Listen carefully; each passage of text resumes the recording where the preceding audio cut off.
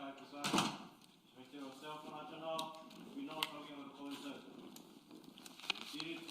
right, thank you. Good morning.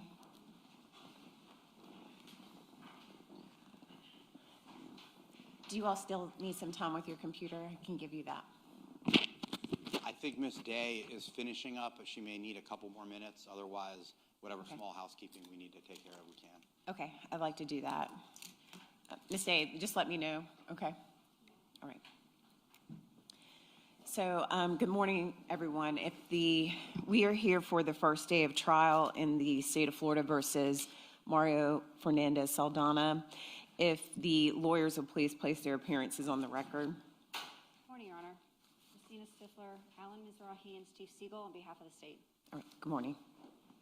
Good morning, Your Honor. Jesse Dreiser here on behalf of Mr. Fernandez, along with Mr. Hill, Ms. Day, Ms. Nepstad, and Mr. Tassoni. All right, thank you. Good morning. Good morning. So I was looking over the preliminary instructions. I want to confirm with the defense that you want me to read the right to remain silent. Yes, we do. Okay. And I believe that the parties spent some time this morning going over evidence that could be pre-marked in evidence. Is that correct?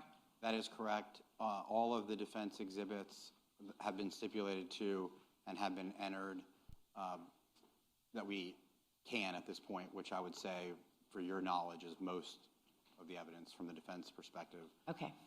And we have agreed to the vast majority of the state's evidence, and that's marked and entered in evidence. All right. So let's, why don't we start, because the state's going to go first, why don't we start with the state's evidence? If you could go over the exhibits that have been stipulated. Yes, Your Honor. And I have a copy of the evidence list for the court. Thank you. Do we have State's Exhibit A coming in as 1 video of BB, State's B coming in as 2 911 call, C coming in as 3 video of scene walkthrough, States D through NN, 2N will come in as States 4 through 40. Those are individually labeled crime scene photographs with descriptions on the evidence list. Have those been printed or are they on disk? Okay. I'll be displaying them with a PowerPoint, but I do have binders for all the photographs. They're all printed and individually labeled. All right, thank you. States 00 through EE will come in as States 41 through 57, evidence technician photographs. States FFF through III will come in as States 58 through 61, surveillance still shots. JJ will come in as States 62, identity photo of Jared Bridegan. States 3K through 3I will come in as 63 through 87, medical examiner photographs. Quadruple J will come in as 88, composite 10 millimeter cartridge casings. 4K will come in as 89, composite of projectiles recovered from victim's vehicle. 4L will come in as 90, tire from crime scene. 4M coming in as 91, a surveillance video compilation DVD. 4N is 92, swab from tire from crime scene. 4O coming in as 93, composite projectiles recovered during the autopsy. 4P coming in as 94, blood card from medical examiner's office. 4Q coming in as 95, buccal swab Henry Tenon. 4R coming in as 96, buccal swab Mario Fernandez. States 4S through 4U coming in as 97 through 99, photographs from recovery of tire at 5239 Potomac. 4V coming in as 100, tire collected from Potomac. 4W through 5U coming in as States 101 through 125, evidence technician photographs, search warrant Potomac Avenue. Each photograph is printed, described in the evidence list and individually labeled. States 5V is 126, cool pad cell phone. States 5W is 127, LG cell phone. States 5X is 128, jacket from garage at Potomac Avenue. 5Y coming in as states 129, Boots from garage at Potomac Avenue. 5Z through 7J coming in as 130 through 166, evidence technician photographs, 1705 University Street, and the Jacksonville Beach Police Department impound lot. Those are printed and individually labeled. 7K coming in as 167, check stubs. 7L coming in. Wait. So 7K.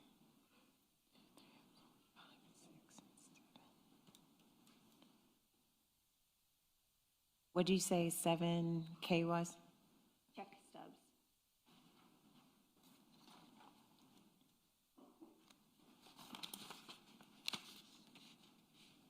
J is 166. Okay. That's the All right. tail end of those Got it. photographs. Thank you. 7L 168, box for boots.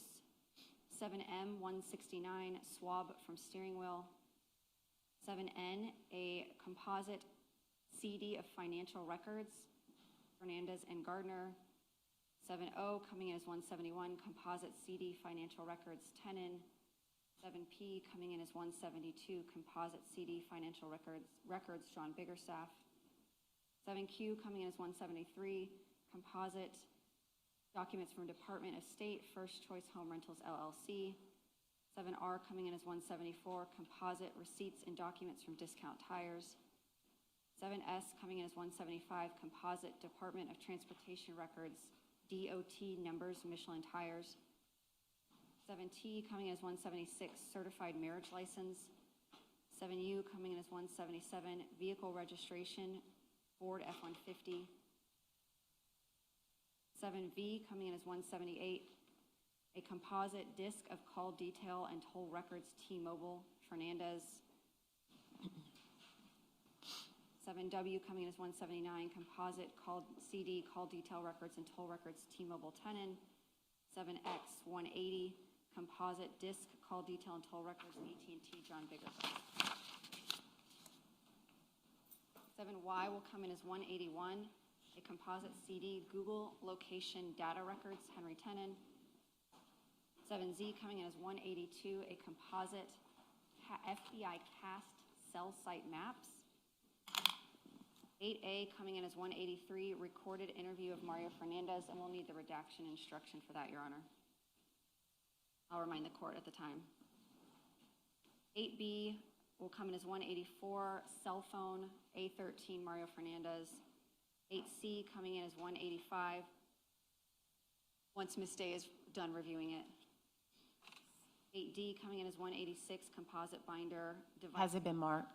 I'm sorry, I believe it has been marked. They're just checking to ensure that the records on the disc match those that were sent. Okay, sorry about that. All right, keep going. So you were on 186. 186, Cellbrite device extraction reports and Google reports, Henry Tenon. 8E coming in as 187, a composite binder, Cellbrite extraction and Google reports, John Biggerstaff. 8F coming in as 188, recorded audio from wire intercept, call 557. 8G coming in as 189, recorded audio from wire intercept, call 1035. 8H coming in as 190, firearms inventory sheet. 8I coming in as 191, a composite ATF certified firearms trace and purchase records. 8J coming in as 192, vehicle keys for Ford F-150. 8K coming in as 193, swab of keys. 8L coming in as 194, composite DVD, body-worn camera footage, Henry Tenon. 8M coming in as 195, composite receipts from Walmart, Pennsylvania. 8N coming in as 196, composite family law docket and filings, St. John's Clerk of Courts. 8O coming in as 197, composite exhibit, notebook and paperwork recovered from garage at Potomac. 8P coming in as 198, Google Map, Jacksonville Beach. 8Q coming in as 199, Google Image, Potomac Avenue House. 8R coming in as 200, booking photograph of Henry Tenon. 8S coming in as 201, photograph of Shanna Gardner. 8T coming in as 202, Google Image of Sanctuary, Google Map. 8U coming in as 203, DVD surveillance flash drives with DVD surveillance clips. 8V coming in as 208, Google image route Wendy's to Marsh Inlet. 8W coming in as 205, Google image Marsh Inlet House. Wait a minute. So 8V, you said 208. 204, Okay, I'm sorry. all right. Google route to Wendy's to Marsh Inlet. 8W 205, Google image Marsh Inlet House. 8X coming in as 206, phone number chart. And then 8Y coming in as 207, photograph of Fernandez and Gardner.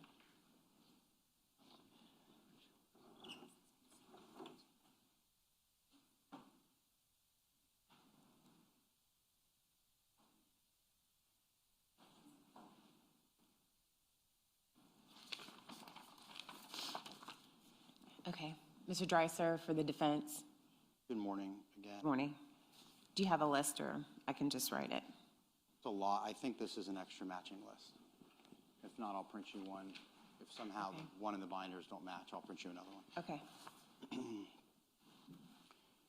So we have exhibit letter A through I, which comes in as 1A through 1I. Oh, okay. It's a composite. Yes, ma'am, but we did break the composites up, so it's clear. Would you like me to read what they are? The record? Yes, for the record. 1A, St. Johns County dissolution of marriage docket, referred to as DOM. 1B, consent final judgment, dissolution of marriage. 1C, former wife's supplemental petition to modify parental responsibility timesharing. 1D, former wife's supplemental petition for modification of timesharing support. 1E, former husband's motion for school determination and request for expedited hearing. 1F, former wife's consent order regarding school choice. 1G, former wife's motion for declaratory relief. 1H, former husband's response for mother's motion for declaratory relief. 1I, consent order on mother's motion for declaratory relief. Exhibit letter B coming into evidence as 2 is the postnuptial agreement. Exhibit letter C coming in as evidence 3, irrevocable trust agreement. Exhibit letter D coming in as evidence number 4, composite receipts from Pennsylvania trip, Walmart, Ruby Tuesday, Spring Hill Suites. E coming in as evidence number 5, Biggerstaff order setting conditions of release. F coming in as number 6, T-Mobile interpreting records packet. G coming in as number 7, evidence technician, otherwise referred to as ET, photo Potomac Ave house, living room / front entryway. H coming in as number 8, evidence technician, photo Potomac Ave house, living room table. I coming in as 9, evidence technician, photo Potomac Avenue house, boots / router. J coming in as 10, evidence technician, photo Potomac Avenue house, lease agreement. K, which has a composite of 11A and 11B. So K coming in as 11A would be composite, 2 ET photos, Potomac Ave house, green camo jacket, which was located in the garage. Okay. K coming in as 11B, composite, 2 evidence technician photos, Potomac Ave house, tan jacket and garage. L coming in as 12A, composite, 2 ET photos, Potomac house, tan jacket. Did I just read that incorrectly? Did I double? No, so 2A is 2 photos, but found a tan jacket in the garage and then tan jacket post-collection. Yes. Is composite? Yes, thank you. Okay. M coming in as 13A is a composite. It's 2 evidence tech photos, Potomac Ave house, tan sweatshirt and closet. M coming in as 13B, composite, 2 evidence technician photos, the Potomac house, tan sweatshirt post collection. N, coming in as 14A, is a composite of 3 evidence technician photos of the Potomac House boots, black and tan boots. N, again, coming in as 14B, composite 3 ET photos, Potomac House boots, tan boots.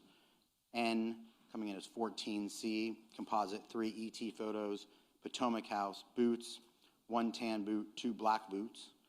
O, which is a 15A through C. 15C. A being composite 3 ET photos, truck, processing, boots, boots in truck, passenger side. 15B of composite 3 ET photos, truck, processing, boots, boots in truck, driver's side. And 15C, composite 3 ET photos, truck processing, boots, post-collection. Exhibit P coming in at 16, ET photo, Potomac Ave House, outdoors, side of house. Q coming in as 17, ET photo, Potomac Ave House, checkbook. R, 18, coming in as 18A, and there's an 18B through C. 18A is a composite of 3 ET photos, Potomac Ave House, Home Depot receipt on floor. 18B is composite 3 ET photos, Potomac Ave House, Home Depot receipt, post-collection, front bedroom. 18C, composite 3 ET photos, Potomac Ave House, Home Depot receipt, post-collection. S coming in as 19A through 19B. 19A specifically is a composite 2 defense photos from evidence view, rental agreement, first page. 19B, composite 2 defense photos from evidence view, rental agreement, second page. Exhibit T coming in as evidence 20, defense photo from evidence view, value pawn and jewelry papers. U coming in as 21, defense photos from evidence view, Advance America papers. V, which is comprised of 22A through 22E. 22A is a composite of 5 defense photos from evidence view, palette ledger, page 1. 22B is composite 5 defense photos from evidence view, palette ledger, page 2. 22C is a composite of 5 defense photos from evidence view, palette ledger, page 3. 22D, composite 5 defense photos from evidence view, palette ledger, page 4. And 22E is composite 5 defense photos from evidence view, palette ledger, page 5. W, coming in as evidence number 23, is a defense photo from Sanctuary Boulevard, Jacksonville Drive. X, coming in as evidence number 24, is defense photo from the intersection of Sanctuary Boulevard and Jacksonville Drive. Y, defense number 25, defense photo from scene, described yellow sign. Z, coming in as evidence number 26, defense photo from Pablo Hamlet parking space. Double A, coming in as 27, defense photo from Pablo Hamlet neighboring complex. BB, coming in as 28, defense photo from Pablo Hamlet smoking area. CC, coming in as 29, defense photo from Pablo Hamlet main building. DD, coming in as number 30, defense photo from rear of Marsh Inlet property. EE, 30, coming in as 31, composite external pole camera surveillance. Just so the court's aware, there is a composite of terabytes of pole camera. We admitted all of it, and then specifically we identified the clips that are likely to be shown as exhibits and small clip exhibits. So you'll see, I think that'll make sense later, but all of it's in, and then it's identified per what we expect to show the jury at trial. Okay. So FF, coming in as exhibit number 32, is a composite. It's 3 clips from Potomac pole camera, August 27th through August 29th, 2022, and it's labeled Biggerstaff because we believe that Mr. Biggerstaff is present for those poll camera clips. GG coming in as 33, composite 20 clips from Potomac poll camera August 9th through September 13th, 2022, Fernandez. HH coming in as 34, a composite 16 clips from Marsh Inlet poll camera March 13th through April 9th, 2022, Fernandez. II coming in as number 35, a composite 3 surveillance clips from 25 Fairway Lane, 2/16/22 between 6 p.m. and 7 p.m., between 7 and 8 p.m., and 8 p.m. and 8:37 p.m. JJ coming in as 36 is a composite of 6 surveillance clips from 65 Fairway Lane on 2/16/2022. You don't have to go through the times, I don't think. Yes, ma'am. KK coming in as number 37 is a composite of 4 surveillance clips from 101 Penman Road South, which is the police station, on 2/16/2022. LL coming in as number 38 is surveillance clip from 882 13th Avenue South on 2/16/22.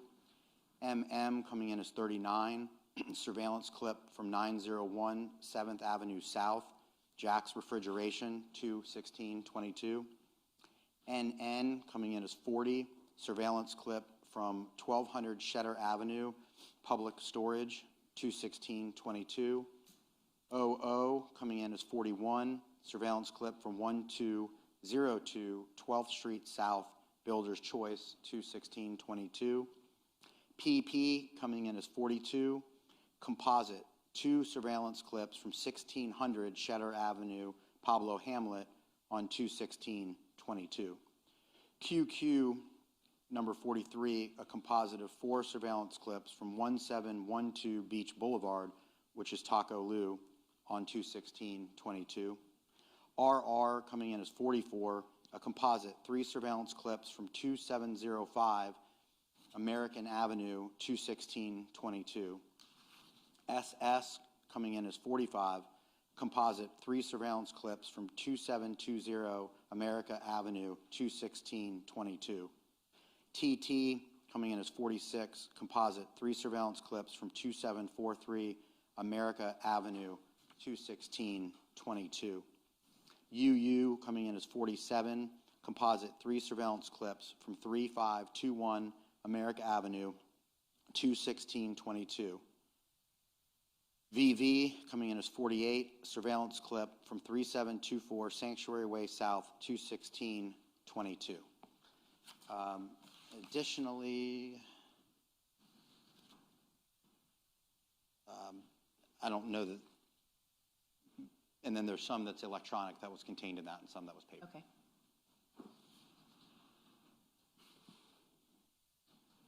That's it. And so from WW on, it doesn't, to W. I'm not sure I understand it. My list continues. Okay. WW is a composite of 13 exhibits. I'll hand it back. Yeah, we added this morning, so that's probably not the additional ones that have been added. They're in, I assume. May I see that? Yes. I think you just have the updated list. Okay.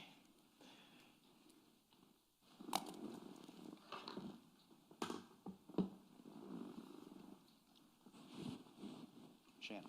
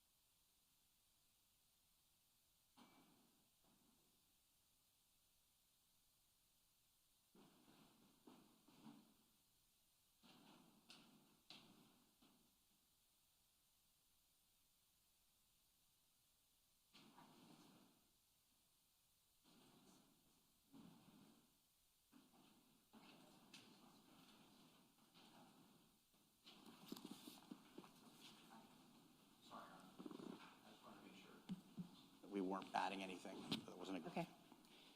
So I left off on double V. I believe so, yes. Double W, coming in as 49. Composite, 13 surveillance clips from 3940 Grande Boulevard, 21622. Double X, coming in as 50. Composite, 3 surveillance clips from 4067 America Avenue, 21622. Double Y, 51. Composite, 6 surveillance clips from Ocean K, HOA, 21622. Double Z, coming in as 52A through 52K. 52A, composite, 11 ET photos of swabs taken from the Ford F-150 steering wheel.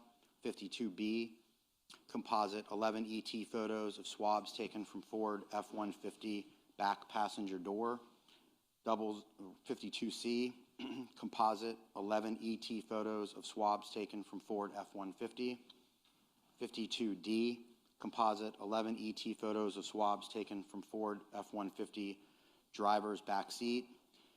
52E, composite, 11 ET photos of swabs taken from Ford F-150 driver's headrest. 52F, composite, 11 ET photos of swabs taken from Ford F-150 driver's seat. 52G, composite, 11 ET photos of swabs taken from Ford F-150 front passenger headrest. 52H, composite, 11 ET photos of swabs taken from Ford F-150 front passenger headrest zoom out. 52I, composite, 11 ET photos of swabs taken from Ford F-150 driver's side window panel. 52J, composite, 11 ET photos of swabs taken from Ford F-150 rear driver's side headrest. 52K, composite, 11 ET photos of swabs taken from Ford F-150 driver's seatbelt. AAA, coming in as 53, a composite, Google searches, bigger staff. 54A, a composite, 7 ET photos from scene, shell casings 1. 54B, composite, 7 ET photos from scene, shell casings 2. 54C, composite, 7 ET photos from scene, shell casings 3. 54D, composite, 7 ET photos from scene, tire zoomed out. 54E, composite, 7 ET photos from scene, tire zoomed in. 54F, composite, 7 ET photos from scene, tire fingerprints. CCC, coming in as 55A through 55F. 55A, composite, 6 pages of Beaches pawn shop transactions. 55B, composite, 6 pages of Beaches pawn shop transactions. 55C, composite, 6 pages of Beaches pawn shop transactions. 55D, composite, 6 pages of Beaches pawn shop transactions. 55E, composite, 6 pages of Beaches pawn shop transactions. 55F, composite, 6 pages of Beaches pawn shop transactions. Triple D, 56A through 56C, composite, 3 ET photos of Ford F-150 truck and house. 56B, composite, 3 ET photos of Ford F-150 truck right side. 56C, composite, 3 ET photos of Ford F-150 truck right rear.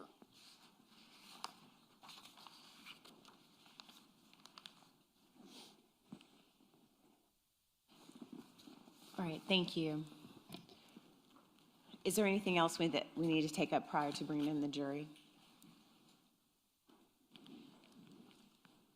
Just that, Your Honor, Mr. Dreiser and I had agreed to stipulation and admission of evidence prior to opening statements. I know the state is using very few, but a few slides of photographs, and I think Mr. Dreiser has a PowerPoint.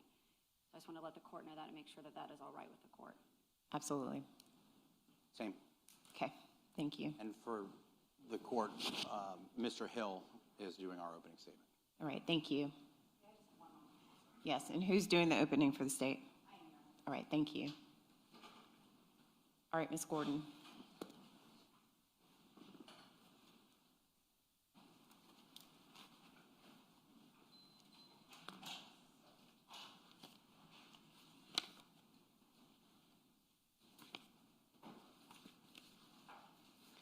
Officer Lim, before she brings them in, just make sure that the lawyer's back in place, okay? I just want her to get them lined up, ready to come in.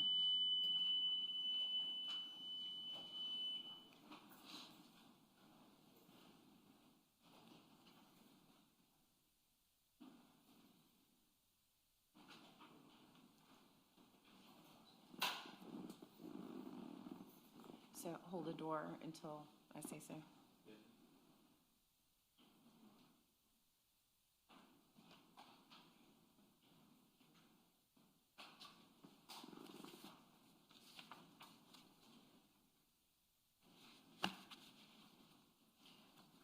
Are both PowerPoints loaded up and ready to go?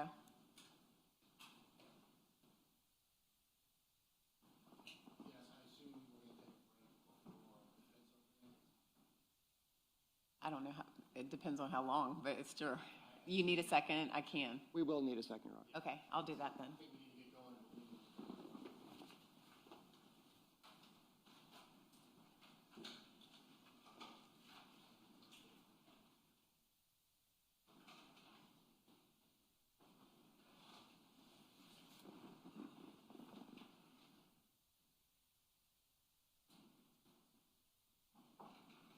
Hold. Are y'all ready? One moment. You ready? Mr. Dreiser? Yes, ma'am. Let's bring in the jury.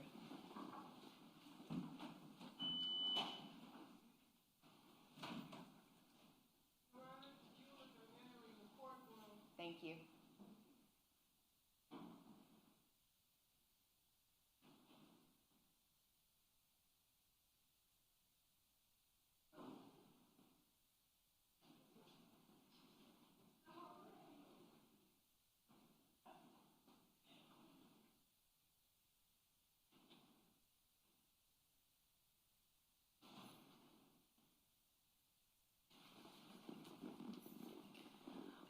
All right, members of the jury, remain standing, okay? Give me just one moment.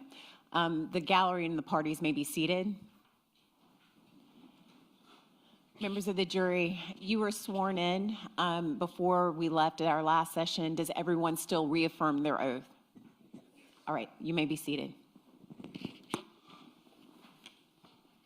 Good morning. All right. Outside of your presence, we've been doing some work that hopefully will ensure that the trial will go smoothly. We've been working, that is both sides and the court have been working to make sure that we can get some housekeeping matters taken care of so that when we start the trial, it will occur more smoothly.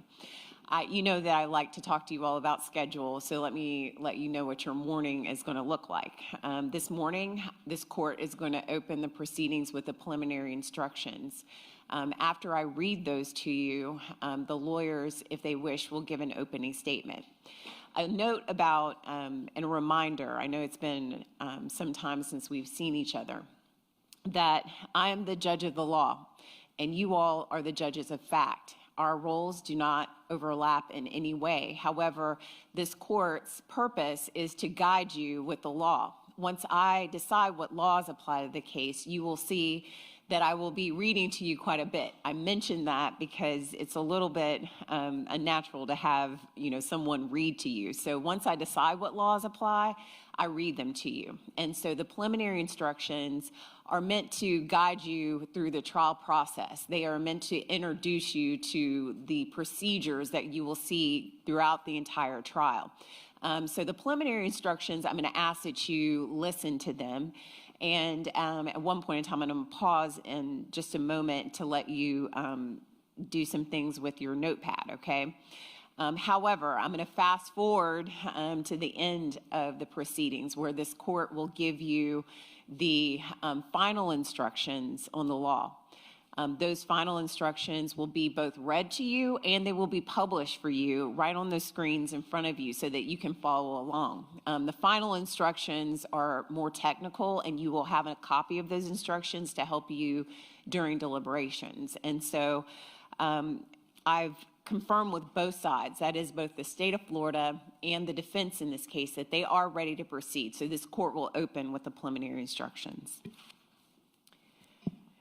Members of the jury, you have been selected and sworn as the jury to try the case of the state of Florida versus Mario Enrique Fernandez-Saldana. This is a criminal case. The defendant has been charged with the crimes of murder in the first degree and solicitation to commit a capital felony. The definitions of those crimes will be explained to you later. You must decide this case based on the evidence presented and the law that I will give to you. Evidence consists of the sworn testimony of witnesses, exhibits admitted into evidence, and anything else that I tell you that you may consider as evidence. Your verdict must be based solely on the evidence or the lack of evidence and the law. The state's charging document, which is called an indictment, is not evidence, and it is not to be considered by you as any proof of the defendant's guilt. I will now explain the different roles that the court and the jury perform during the course of a trial. It is my responsibility to explain the law to you. It is your solemn responsibility to determine if the state proved its accusations beyond a reasonable doubt against the defendant in accordance with the law that I will provide to you. Thus, the province of the jury and the province of the court are well defined and they do not overlap. This is one of the fundamental principles of our system of justice. Before proceeding further, it will be helpful if you understand how a trial is conducted. At the beginning of the trial, the attorneys will have an opportunity, if they wish, to make an opening statement. The opening statement gives the attorneys a chance to tell you what evidence they believe will be presented during the trial. What the lawyers say is not evidence, and you are not to consider it as such. Following the opening statements, witnesses will be called to testify under oath. They will be examined and cross-examined by the attorneys. Documents and other exhibits also may be produced as evidence. After the evidence has been presented, the attorneys will have an opportunity to make their closing arguments. Following the closing arguments by the attorneys, the court will instruct you on the law applicable to the case. After the final instructions are given, you will then retire to consider your verdict. In every criminal proceeding, a defendant has the absolute right to remain silent. At no time is it the duty of a defendant to prove his innocence. From the exercise of a defendant's right to remain silent, a jury is not permitted to draw any inference of guilt, and the fact that a defendant did not take the witness stand must not influence your verdict in any manner whatsoever. The attorneys are trained in the rules of evidence and trial procedure, and it is their duty to make all objections that they feel are proper. When an objection is made, you should not speculate on the reason why it is made. Likewise, when an objection is sustained or upheld by me, you must not speculate on what might have occurred had the objection not been sustained, nor what a witness might have said had the witness been permitted to answer. During the trial, it may be necessary for me to confer with the attorneys outside of your hearing to discuss matters that require my consideration alone. It is impossible to predict when such conferences may be required or how long it will last. When such conferences occur, they will be conducted so as to consume as little of your time as necessary for a fair and orderly trial of this case. Please feel free to stand and stretch if you need to while I'm talking to the attorneys. You all have been provided a notepad and a pen for your use if you wish to take notes. If you would like to take notes during the trial, you may do so. On the other hand, of course, you're not required to take notes if you do not want to. That will be left up to you individually. But regardless of whether you choose to take notes, if you would please put your name on the first page of the notepad that's been provided. If you please do that now.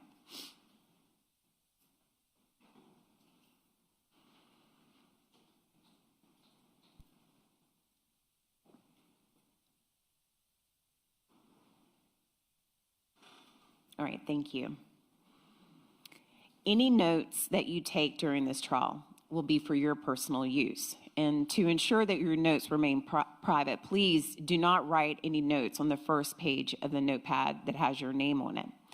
If you wish, you can use all subsequent pages to write your notes.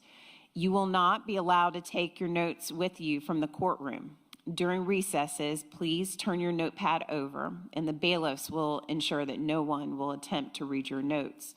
Over the night's recesses, the bailiffs will take possession of your notes and then will return them to you when we reconvene. After the conclusion of the evidence and the arguments of the attorneys and the final instructions on the law by me, you will be allowed to use your notes during deliberations. When you have completed your deliberations, your notes will be destroyed. No one will ever read your notes. This is an important consideration if you do decide to take notes during this trial. Please do not get so involved in note-taking that you become distracted from the proceeding. Your notes should be used only as an aid to your memory. Whether or not you take notes, you should rely on your memory of the evidence, and you should not be unduly influenced by the notes of other jurors. Notes are not entitled to any greater weight than each juror's memory of the evidence.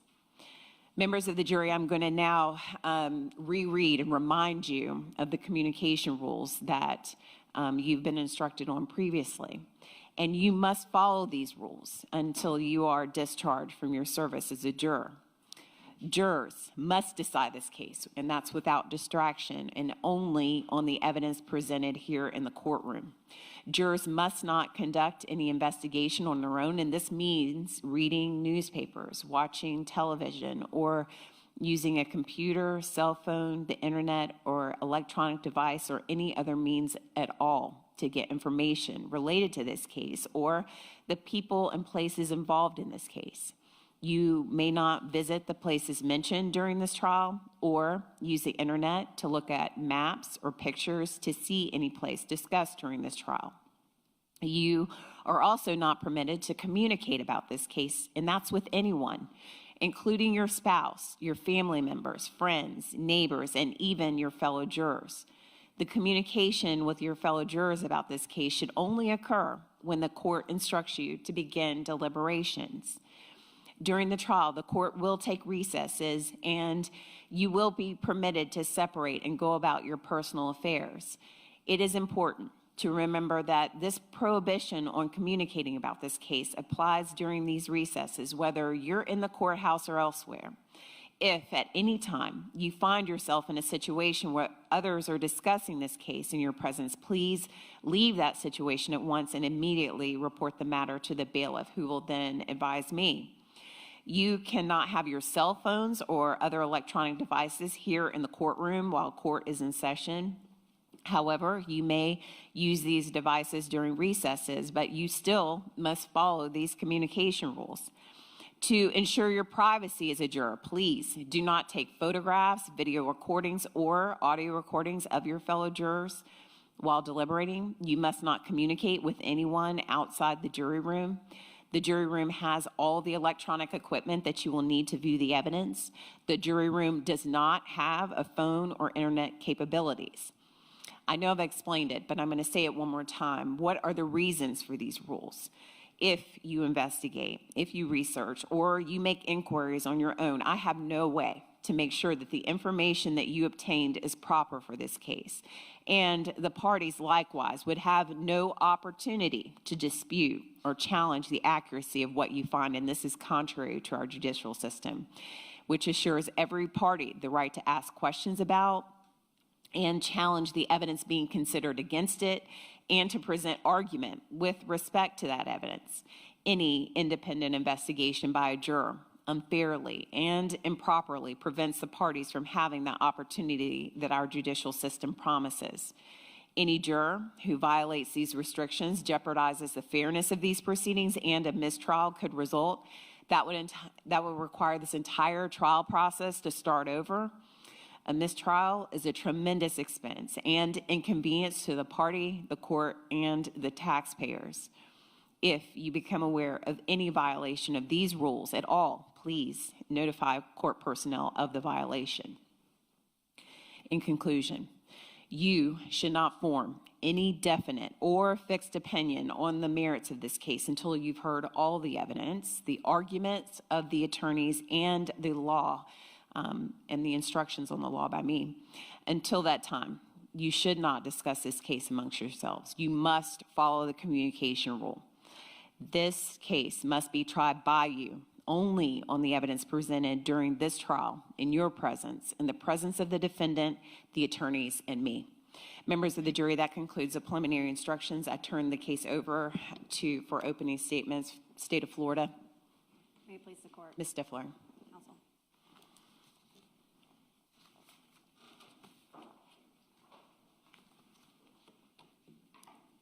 The Sanctuary neighborhood in Jacksonville Beach, Florida, is exactly what it sounds like. It's a small residential enclave of nice homes with golf carts and boats in the driveway. But on the night of February 16th, 2022, Sanctuary was anything but that for Jared Bridegan. Instead, Sanctuary Boulevard South was the site of his execution.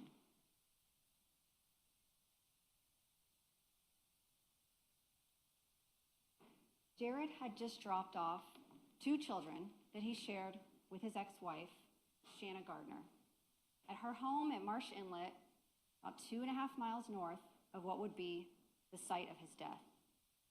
His ex-wife, Miss Gardner, lived there with her new husband, this defendant, Mario Fernandez. Jared dropped his children off and was on his way home to Nocatee, where he lived with his new wife, Kirsten Bridegan, and their 2 daughters. One of his daughters, 2-year-old Bexley Bridegan, was in the car with him. Minutes after he left Miss Gardner's children safely at her home, he reached Sanctuary Boulevard South, where a tire was laying in the road. A dark residential road surrounded on either side by trees with 2 high curbs on each side, one way south, a tree line, and one way north.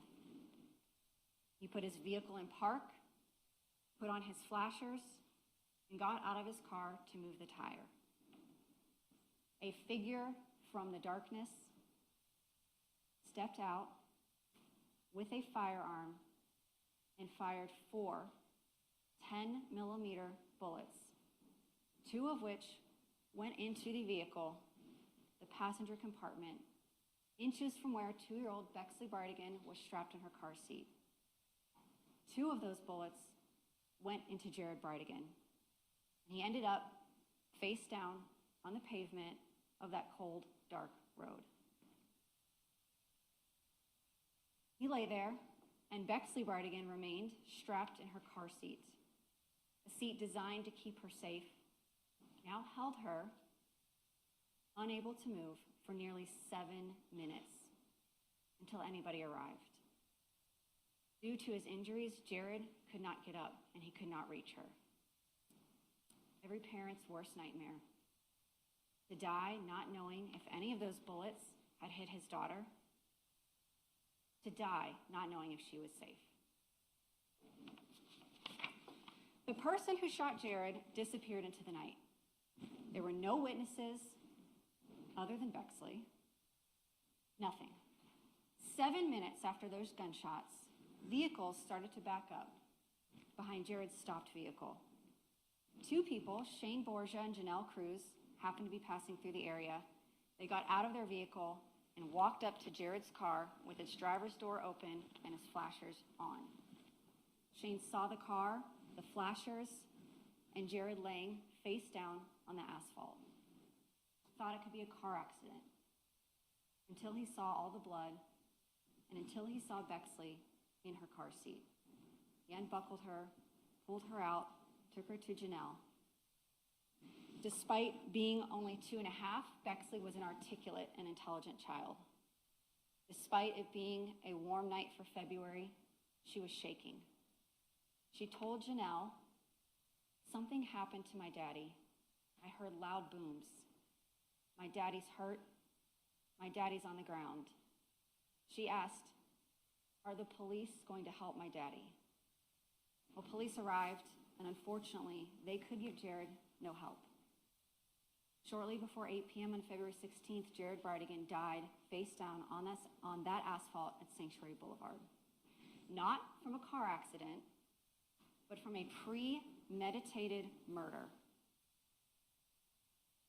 A targeted ambush, a planned tactical ambush with a tire in the road in a dark place where no one would see and no one would know and no one would trace it back to those responsible.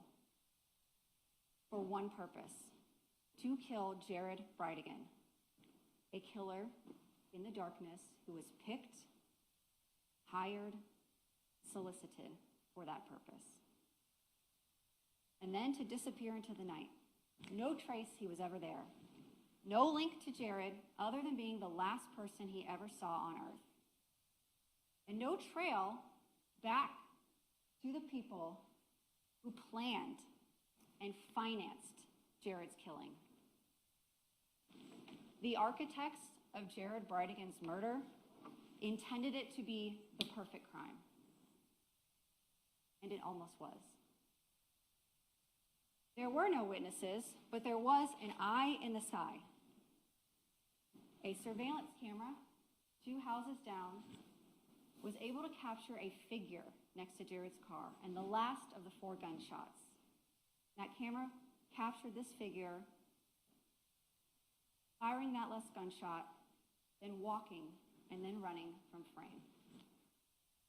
Now, standing here in this courtroom 4.5 years later, it seems obvious, goes without saying, that this was an ambush, that this was targeted. But that night, it was less so obvious. Officers from the Jacksonville Beach Police Department responded. They were young. They were inexperienced with homicides. Homicides generally don't happen in a neighborhood like Sanctuary, or for Jacksonville Beach for that matter, and certainly not a homicide of a man with his child in the car on a dark road. What you will hear is they began a years-long investigation. They used cutting-edge technology and old-fashioned, boots-on-the-ground, knocking-on-doors police work. A man executed in front of his child by a ghost in the darkness. What was clear from that night, though, was that the manner and method of Jared's death was not consistent with a robbery. Jared's wedding ring, his Apple Watch, his phone, his debit cards were all unseen. Bexley was unharmed. That video, the audio of gunshots and the video of that person calmly walking and then running out of sight showed no dispute. There were no voices picked up. There was no indication this was a road rage incident. And then there was that tire.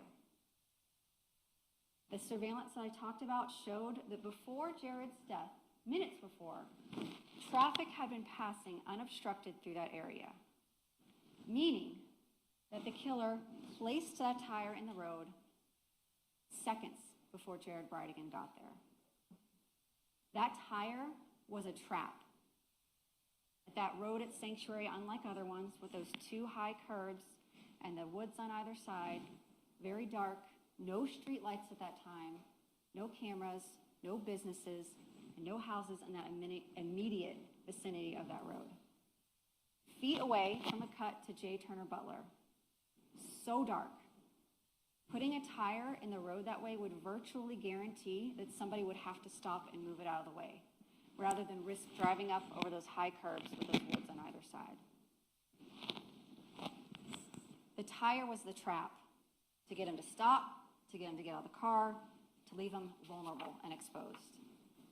That tire was as much the murder weapon that killed Jared Bridegan as the firearm that fired those bullets. So the surveillance clip from police, the figure in the night, the audio of a pattern of gunshots, bang, bang, bang, bang, steady, consistent. All of it combined that night to let the police know what they were dealing with here was not random. This was intentional. This murder was personal.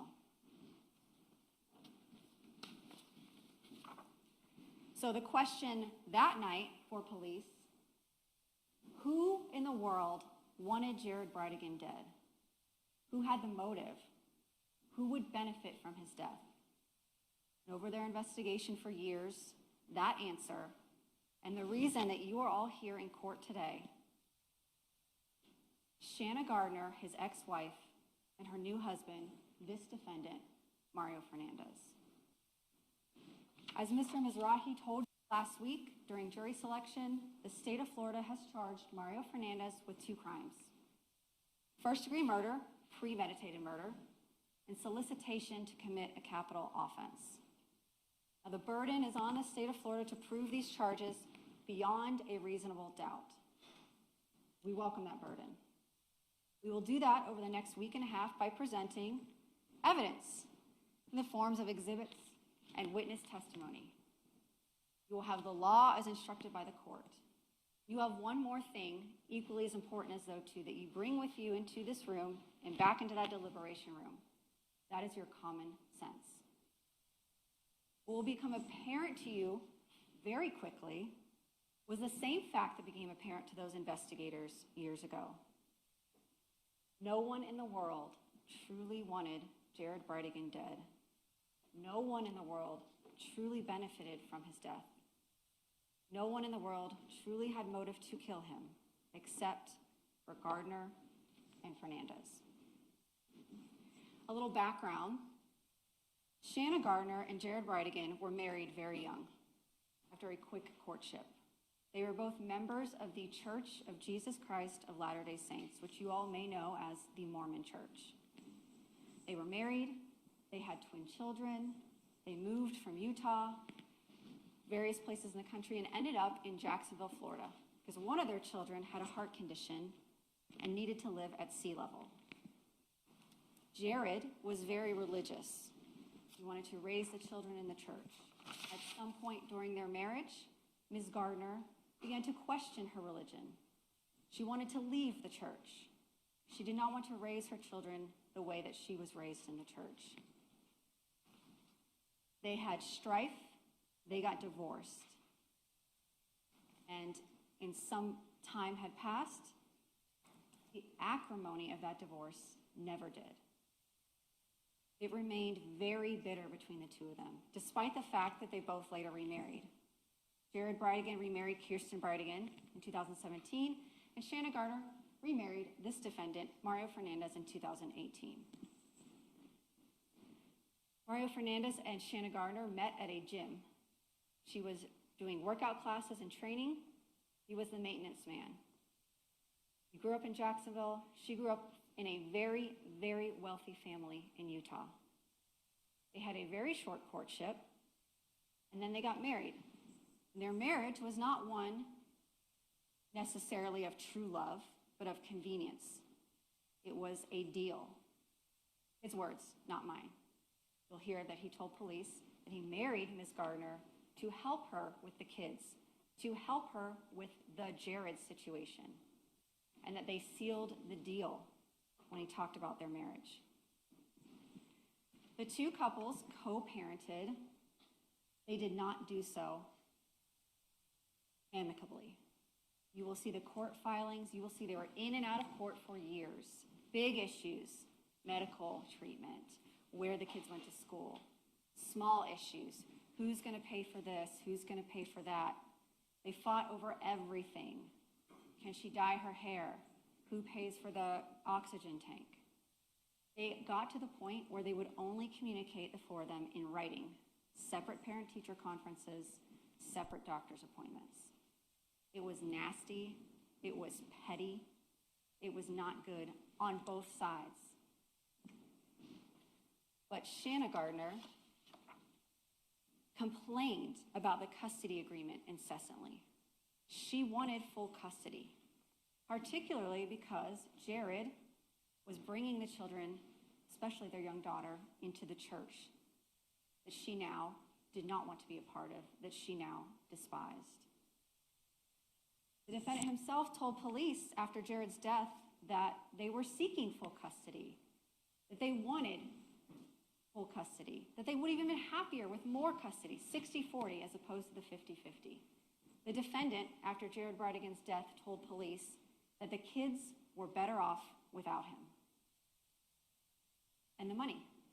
Ms. Gardner was from a very wealthy family, and her parents, in order to protect her assets, set up a trust fund for her, the Shanna Gardner Irrevocable Trust Fund. And this defendant was the trustee. She had in the trust a clause that stated that when she had no more legal entanglements with Jared Bridegan, that she could elect to serve as a trustee of her own trust and gain access and control over her money. Before Jared's death, you may hear evidence that Gardner and Fernandez, this defendant, were planning to separate and divorce. He would no longer be trustee over her finances and live in the nice house at Marsh Inlet that her parents bought for them, and drive his Toyota Tundra that was purchased for him during the marriage. They had also decided to separate. They were not in love. This marriage of convenience had run its course. And then Jared Bridegan was murdered. And Mario Fernandez and Shanna Gardner remain legally married to this day. 4 months after the death, the defendant remained the trustee on her trust. A week after Jared Bridegan's death, the defendant transferred $50,000 from Shanna Gardner's trust into his own personal checking account. 4 months after Jared Bridegan's death, they continued to live together until they separated. He gained half the proceeds of the sale of their home at Marsh Inlet that her parents had purchased. He sold the Tesla that they had during the marriage. He sold the Toyota Tundra they had during the marriage. And he continued to move money around. Ms. Gardner got what she wanted: full control over her children and the freedom to move out of Jacksonville, Florida. 6 months after Jared's death, she left the state of Florida without the defendant, her legal husband, and moved to Washington State with her 2 children into a home purchased by her parents through an LLC. Mr. Fernandez eventually moved to Orlando. The facts I just told you are undisputed. You're going to see bank records, court. I'll sustain it. You can rephrase. The facts that I just described to you come from the records themselves. Bank records, the court filings, interview of the defendant, the witnesses who will take the stand. Clearly, they had motive. They benefited greatly from Jared's death. And the detectives with the Jacksonville Beach Police Department knew this. They heard this. They conducted hundreds of interviews. They pulled bank records. They pulled phone records. They knew that these people had a motive. And although they were suspicious, they did not rush their investigation. They looked at every possible lead, which were few and far between given the nature, the method, the manner of Jared's death. They also learned that other than Gardner and the defendant, there were no other true individuals with actual motive to have Jared killed. Grounds. Okay.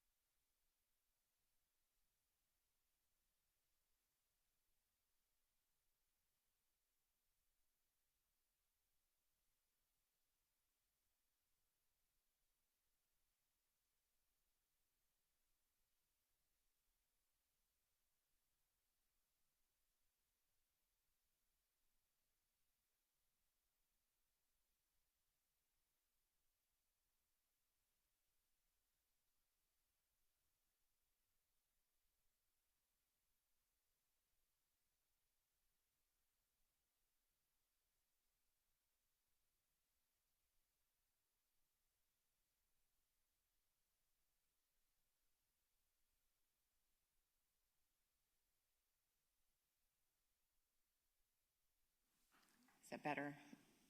Okay. All right, you may proceed. Thank you, Your Honor. You will hear that the Jacksonville Beach Police conducted an investigation which uncovered that there were no other suspects with a true motivation to kill Jared Bridegan. They interviewed Jared's widow, Kirsten Bridegan. They spoke to his family members. They spoke to his friends. They spoke to his coworkers. They spoke to anybody in the past that had any type of argument or dispute with him. They followed every lead they possibly could. They went to his home. They got his work laptop, his hard drive, his personal laptop, his phone. They extracted them. They downloaded them. His widow, Mrs. Bridegan, provided police with passwords and access. She let them into her home and showed them where her husband had kept his firearms. What they learned about Jared Bridegan through his digital life and through these interviews with those that knew him best was that he was a risk-averse person. He worked from home. He had a very small circle, few friends, family, few hobbies. There was no evidence uncovered through their search of his devices or through interviews that he was in any kind of gambling debt, any significant financial debt. He had no criminal record, no history of arrests. There were no drugs in his talk screen, no indication that he was buying or selling drugs, no indication from his devices or for interviews that he was having an affair, that he had an ongoing long-term dispute with anybody, save them. He didn't go out partying. He didn't travel. He lived in Nocatee. He worked from home. And he led a quiet life. He attended church every Sunday and was devoutly Mormon.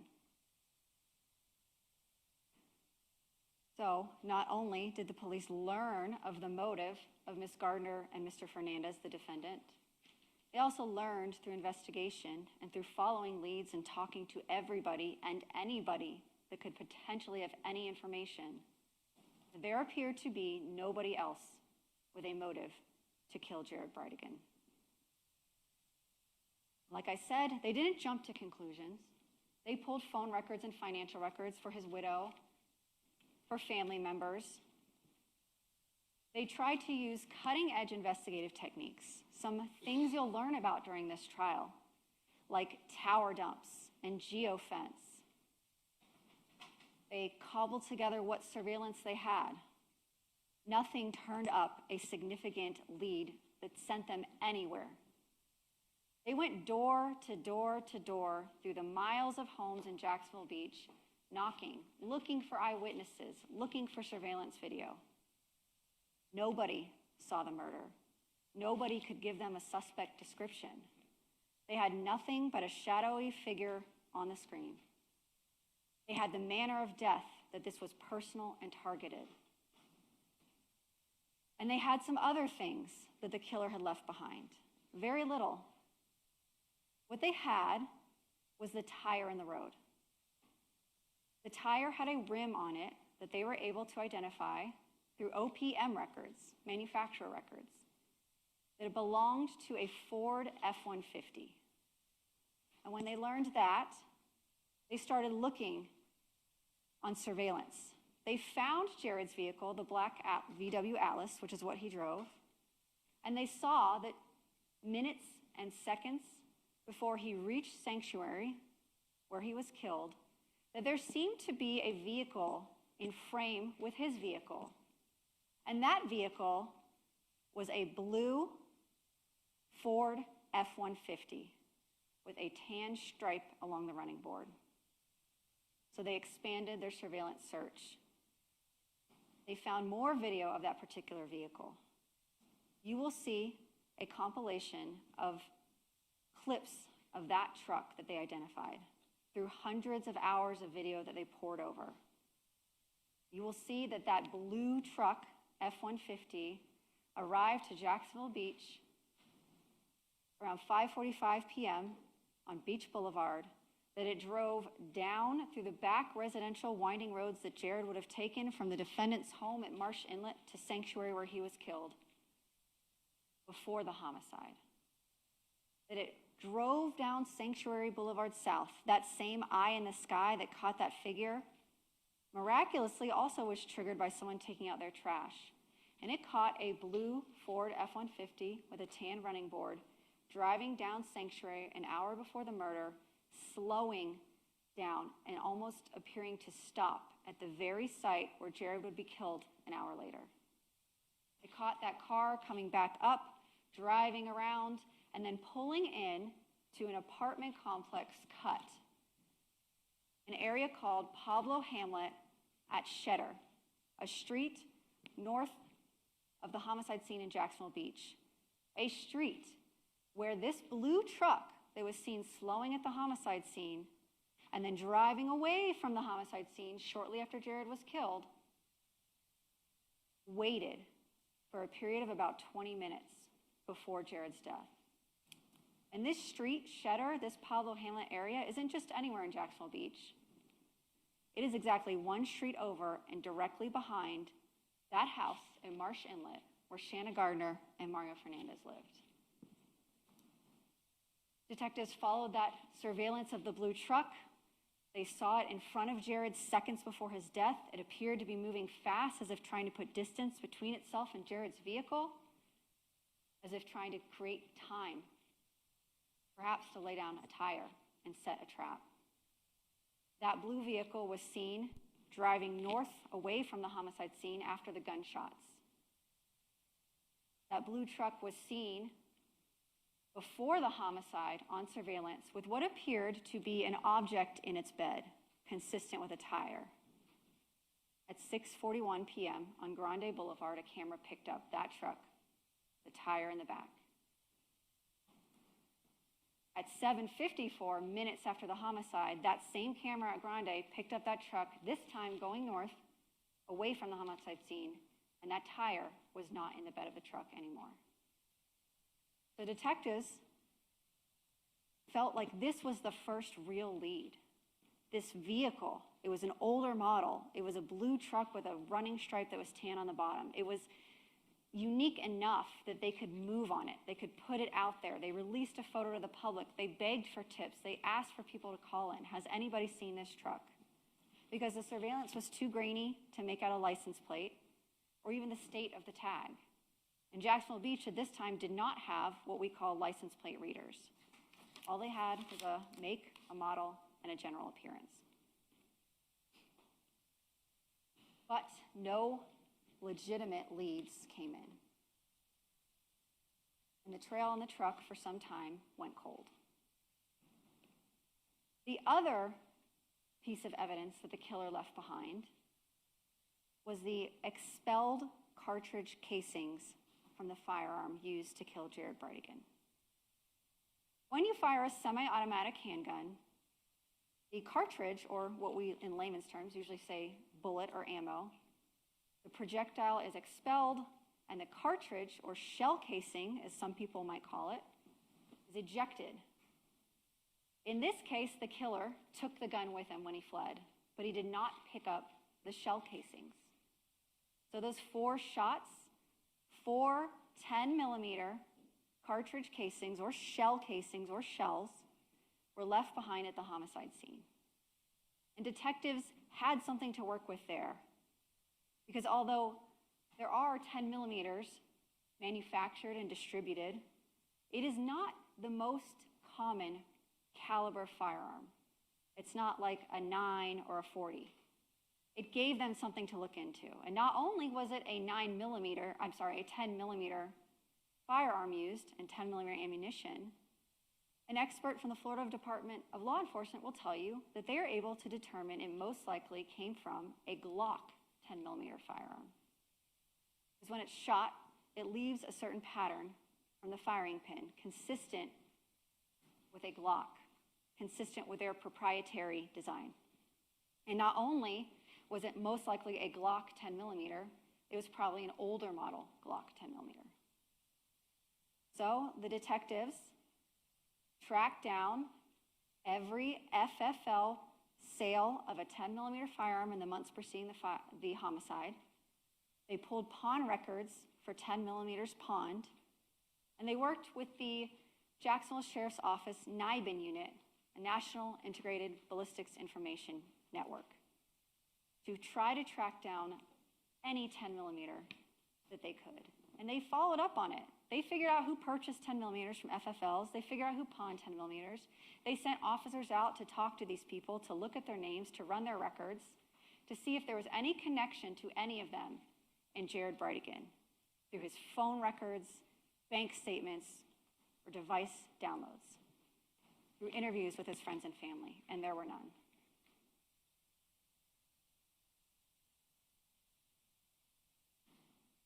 And lastly, they had the time and place of Jared's death as a clue. Although not physical evidence, that gave them information as well. Because the path that Jared Bridegan took from Marsh Inlet to Sanctuary is a windy path through a residential area. It's a cut through. Unless you live in the neighborhood or are familiar with it, most likely you're not driving that route. And they knew that the tire had not been in the road until moments before Jared's death. So they knew the killer had to have known, one, that Jared Bridegan would be in Jacksonville Beach that night, even though he lived and worked in Nocatee. Two, that he would be driving a black VW Atlas. And three, that he would be going down Sanctuary at that exact moment, the right time for the killer to execute his plan and execute Jared. And there were not that many people in the world that knew that Jared Bridegan would be in Jacksonville Beach that Wednesday night, February 16th, 2022, at approximately those times. But some people did, including Shanna Gardner and the defendant, Mario Fernandez. Because part of their custody arrangement for this 50-50 parental time sharing was that on the week that the parents did not have the twins, they would get a date night with them. So on the weeks where the twins were at Gardner and Fernandez's, Jared Bridegan would come to Jacksonville Beach, pick up the twins, and take them out to dinner. And they called it date night. And it was always Wednesday night, every other Wednesday night. And it was always around the same time, between 6:30 and 8 p.m. So the killer had to have known about date night, or that Jared would be there that night, because February 16th, 2022 was a Wednesday night and was a date night. That's why he was there, picking up and dropping off the children. And the killer had to have known that Jared would be in his black VW Atlas. And in order to kill Jared Bridegan and leave no witnesses behind, the killer would have known that Jared would be with his daughter Bexley, but that his wife, Kirsten Bridegan, would not. That she had given birth to their second daughter 6 months ago and had not been going on date night for the past couple months. So the killer had a blue truck, a tire, a 10mm firearm, and information about Jared Bridegan's whereabouts in order to successfully carry out the plan to kill him. And the detectives followed these leads as best they could, and the trail ran cold. And they kept coming back to the names Shanna Gardner and Mario Fernandez as they eliminated other possibilities. They continued to follow every lead. And months passed, and they decided to start expanding their interviews, talk to everybody and anybody, no matter how insignificant they seem, to see if they have any information.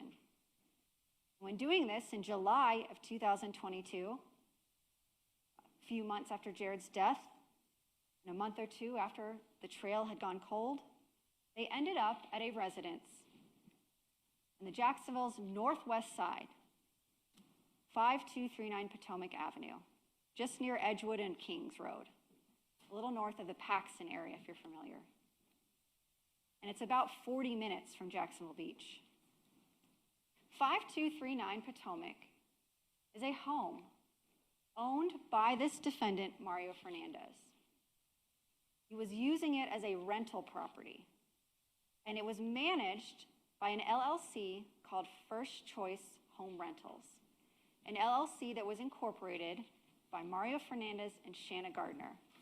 They were joint business partners. This house is not like the Marsh Inlet house or the houses in Sanctuary. You'll see photographs of the house, of the state of its disrepair. Rent there was not expensive. In July of 2022, detectives went to that home because they knew Mr. Fernandez was a landlord and was renting the property, and they spoke to the tenants there. A man named Jeremy Ordway, and another man arrived while they were there, a former tenant named Henry Tenen. And while detectives were speaking to Mr. Ordway and Henry Tenen, they noticed against the side of the house an old tire. It had been put out for garbage collection, and by some stroke of luck, they happened to be there that day and happened to see it before it was taken to the dump. They took that tire, collected it, brought it back to the Jacksonville Beach Police Department, and compared it to the tire left at the crime scene, the tire used as a trap, the tire used to murder Jared Bridegan. And they realized it was the same make and model. It had the same DOT number, meaning it was manufactured by Michelin in the same factory the same week as the tire from the crime scene. That was the first real lead that blew the case open. Here's this tire leaning against the house that this defendant owns. And they realized very quickly that the man that arrived at the house, Henry Tenen, owned a blue and tan, two-toned, older model Ford F-150 Lariat that he had inherited from his father.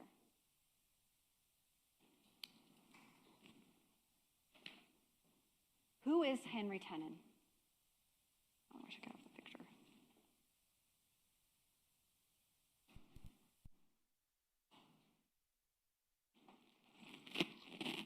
Henry Tenen is a man in his now late 60s and mid 60s around the time of this homicide.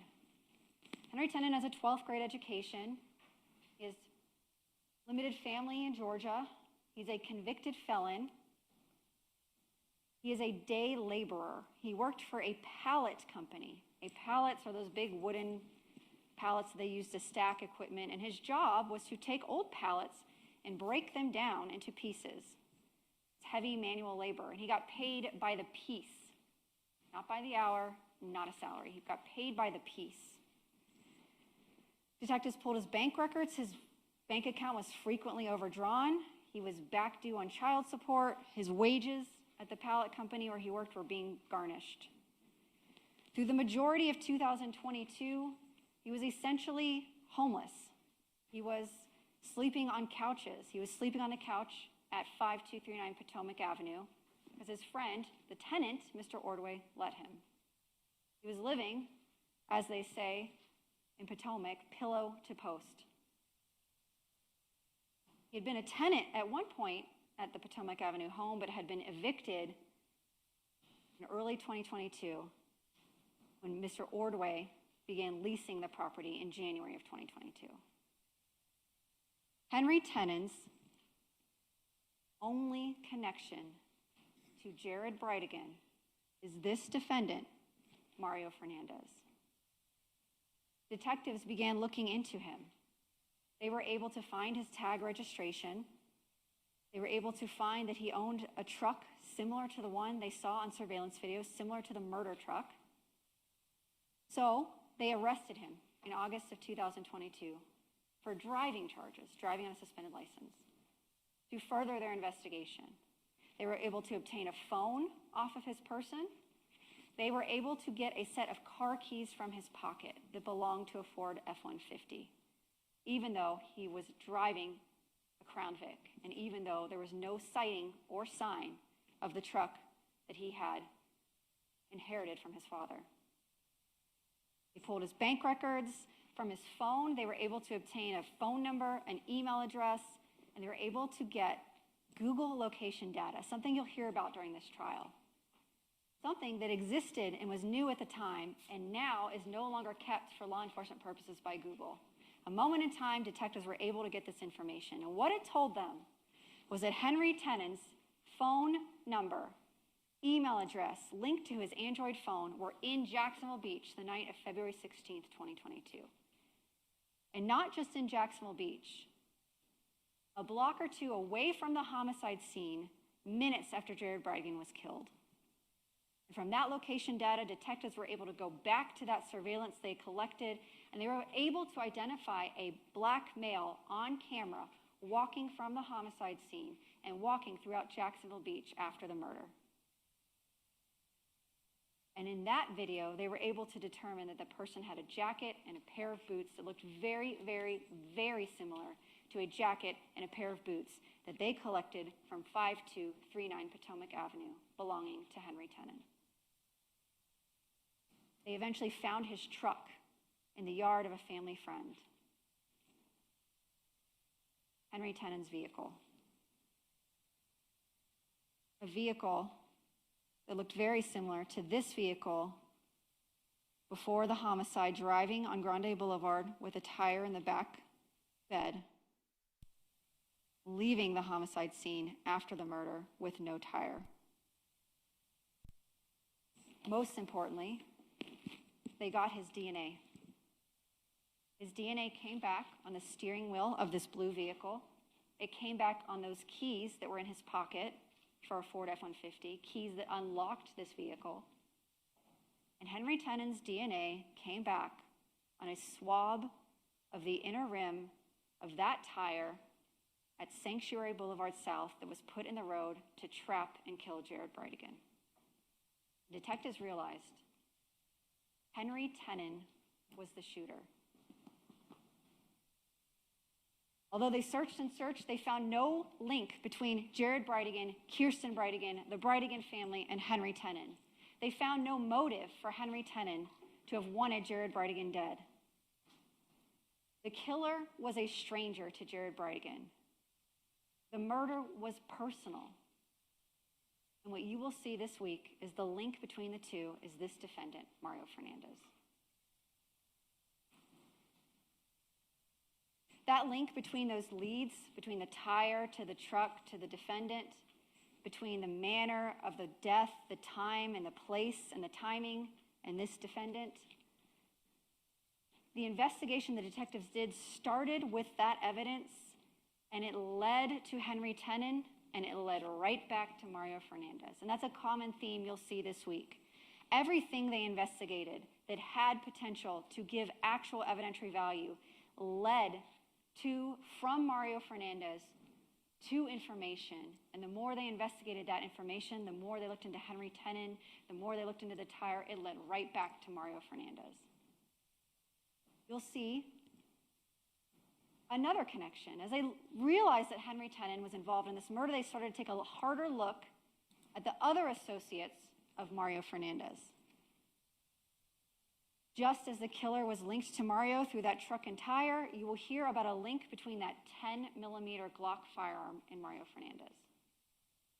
You will hear about Mario Fernandez's friendship with a man named John Biggerstaff. John Biggerstaff and Mario Fernandez have known each other for decades. He went to high school with Mr. Biggerstaff's children, and they maintained over the years an acquaintanceship and a friendship off and on. They would work out, hang out. You will also hear that John Biggerstaff was a former Navy cryptologist and a former JSO reserve officer until he was federally prosecuted for a felony. He and Mr. Fernandez were in close contact in 2022, leading up to the homicide. You will hear that they spent time together in Mr. Biggerstaff's home, in his garage, talking about the custody battle, sharing beers, venting.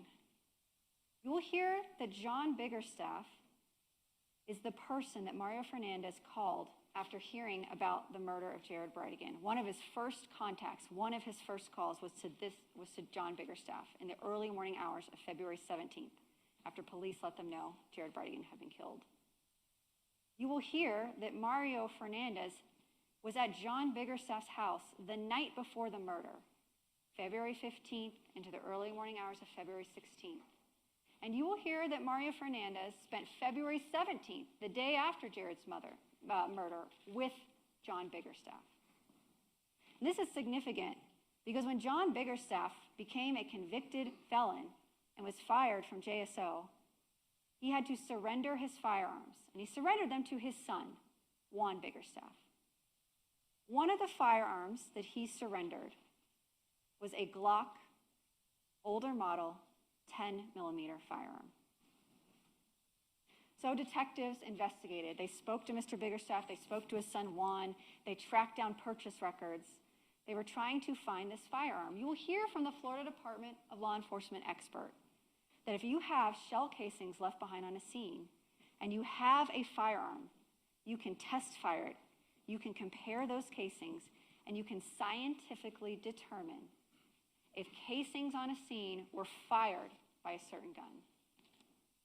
So the police obviously wanted to obtain Mr. Biggerstaff's Glock 10mm to see if it was the weapon used to kill Jared Bridegan or not. And they are unable to do that to this day because Mr. John Biggerstaff and his son, Juan Biggerstaff, have forgotten where this firearm is. They just don't know. They can't produce it. They can't tell anyone where it is.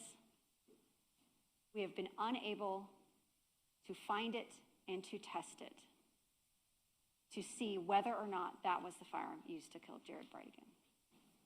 A gun we don't have because the defendant's close friend that he hung out with the day before the murder and the day after the murder can't produce his Glock 10mm firearm. And like Henry Tenen, John Biggerstaff has no connection to Jared Bridegan or to Kirsten Bridegan or to the Bridegan family. Another piece of evidence that we found by starting with Mario Fernandez that led right back to him. Another link between two people who are strangers to Jared Bridegan and this defendant. These links, or coincidences, as they might be called by defense during this case, are numerous.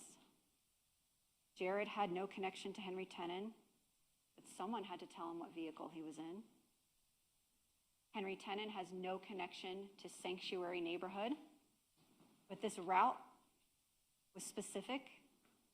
This ambush was pre-planned, given that evidence of that truck driving it before the murder. Someone had to have shown him where to go. Henry Tenen would not have known about date night unless someone told him. And Henry Tenen happened to kill Jared Bridegan with a Glock 10mm firearm, a relatively unusual firearm that someone had to give him. Henry Tenen, a tenant of Mario Fernandez, happened to kill the one person standing between this defendant and remaining in his marriage and profiting from that marriage to Shanna Gardner, and standing between Ms. Gardner and her ability to control her own money, control her freedom, and control her children. Those are the coincidences, as they might call them, you will hear about in the next 2 weeks. And the defendant and Ms. Gardner profited from the death of Jared Bridegan, as did Henry Tenen. You will also hear evidence that when they recovered Henry Tenen's truck, inside the truck were 3 check stubs, still together with numerical markings. And the police were able to go into Henry Tenen's bank records, find those check numbers, and see that Henry Tenen, in March and April of 2022, weeks after Jared's death, deposited 3 checks written by Mario Fernandez, the defendant. He deposited a $2,000 check with a subject line landscaping. He deposited a $3,000 check with the subject line keeping up with the roof. And he deposited a $5,000 check written by this defendant to the shooter that said, "Kickstarter, good luck, exclamation point, exclamation point." Well, you'll see photos of the house at Potomac. You'll see its roof. You'll see its landscaping. You'll see the state of the home. You'll see Mr. Tennant's bank records and the fact that he was frequently overdrawn on his accounts, that he's a day laborer whose wages are being garnished by the government for back-due child support. You will not hear any evidence from the downloads of Henry Tennant's phones or Google accounts that he ever had a Kickstarter. And you will see very quickly that there are no way these are legitimate payments. You will have Mr. Fernandez's Google download, which contains his business dealings with First Choice Home Rentals as it relates to 5239 Potomac. And you'll see the difference between the legitimate expenditures he's giving to LLCs and air conditioning companies with invoices and estimates and scheduled times and emails versus these checks that just magically appeared out of nowhere for $10,000 to a man who earns $15,000 a year breaking down pallets. These checks were a way to hide money for a murder hidden in plain sight to make it look legitimate, with the hope that Henry Tennant would never be identified and no one would ever look that deep. Nobody during this trial is going to be able to take the stand and tell you about the conversations between Henry Tennant and Mario Fernandez regarding this murder. Henry Tennant has been charged. He will not be testifying as a witness, nor will Ms. Gardner.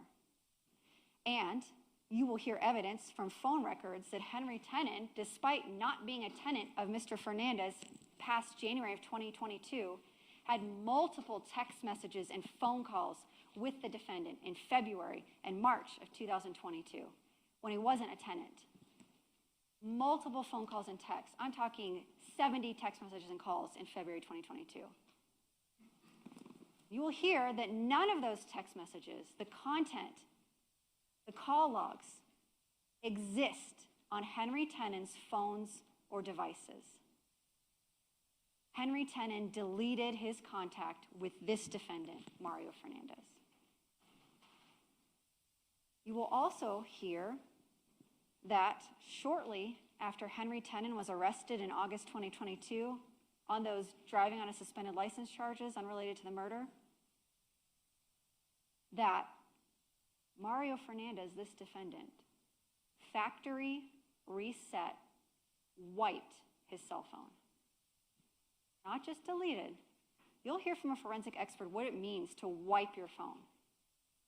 What you lose, all the apps, all the passwords, financial records, banking records, every photograph someone has ever taken on their phone, gone, wiped. After his tenant, ex-tenant, is arrested on unrelated charges.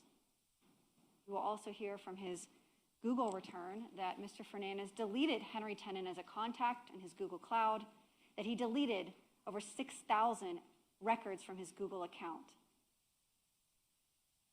This is what we call consciousness of guilt. It's evidence you can consider this week as you evaluate what the state has presented.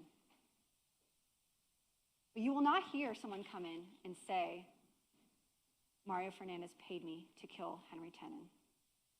Two people can keep a secret if one of them's dead, and for purposes of this trial, Henry Tennant is dead to you. He is not on trial. Shanna Gardner is not on trial. But the evidence of their consciousness of guilt is evidence of this defendant's guilt. We can't say where Mario Fernandez was during the time of the homicide. We know from surveillance, and you will see on the surveillance, that Henry Tennant is on foot for hours in Jacksonville Beach after the murder, about an hour and a half, trying to get out of Jacksonville Beach. You will also see surveillance that the blue truck with that tire in the back that left the homicide scene without that tire is separated from Henry Tennant, which means two people were there that night. One driving the truck, one person, Henry Tennant, murdering Jared Bridegan. Mario Fernandez's cell phone has the ability to tell us where he is through cell site location, your tower. And you'll hear a lot of evidence this trial about it from a lot of experts. But what you will hear is that Mario Fernandez has no cellular data or location data for the time of the murder. And again, you may hear argument of coincidences and network connectivity. But there's data before the murder, there's data after the murder, and there is no data during the murder. And because Mario Fernandez wiped his cell phone, the expert who would have been able to go in and look at his phone and say it was on airplane mode, it was off, it was on, it was at home using Wi-Fi, does not have that information to tell you that definitively. There's no DNA putting Mario Fernandez at the crime scene. There are no eyewitnesses. There's no video footage that captures the individuals or individual in the truck clearly enough to make them out. These things are all true. The phone at home, lack of DNA, no eyewitnesses. But it cannot change the fact that there is no connection between the shooter and Bridegan other than this defendant. It cannot change the fact that this defendant paid a man $10,000 for work that didn't happen and a Kickstarter that doesn't exist. You will also hear about some activity on the defendant's phone and Mr. Tennant's phone before the murder, about a trip that Tennant's phone took to St. Johns County, to Nocatee, to the street where Jared Bridegan lives, 2 weeks before the homicide.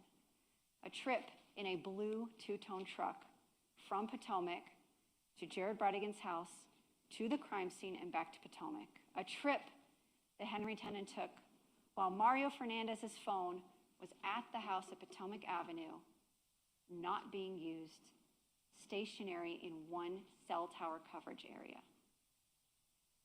No link between Henry Tennant and Jared Bridegan other than this defendant.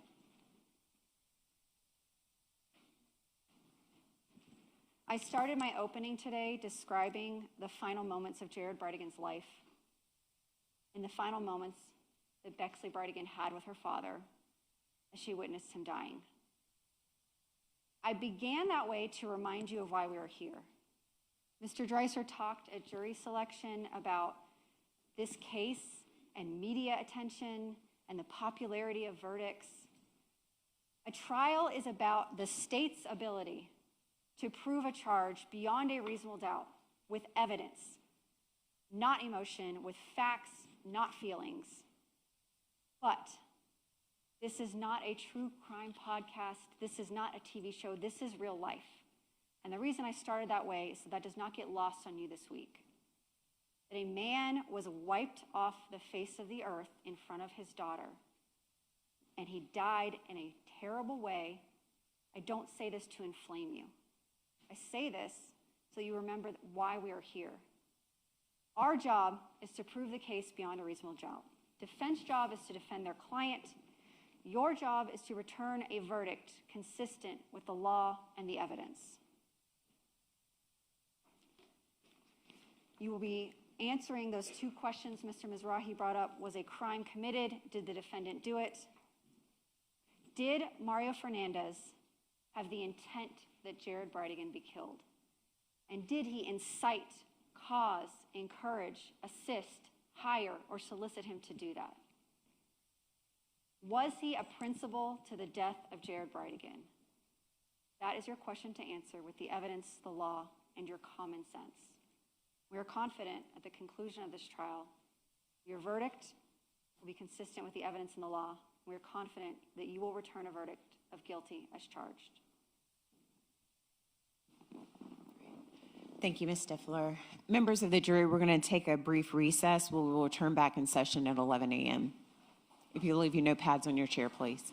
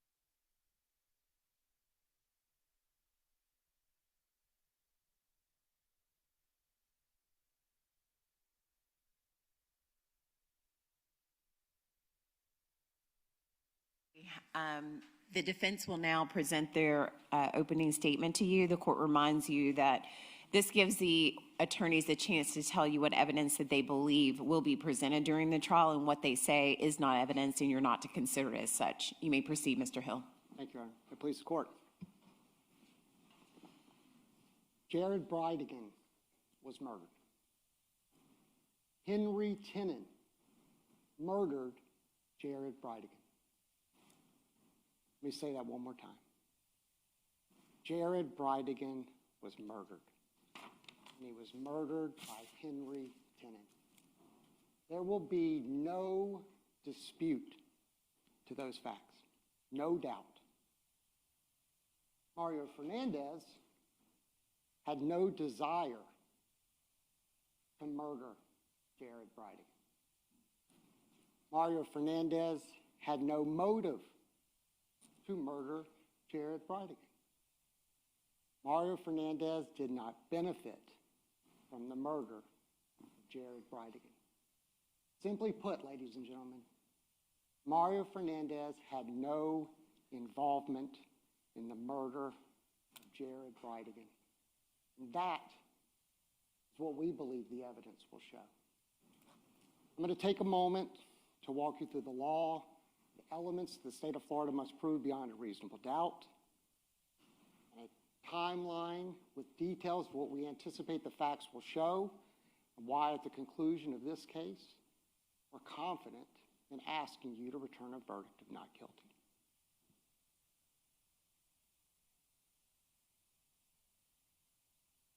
Ladies and gentlemen, the first charge in the indictment, murder in the first degree.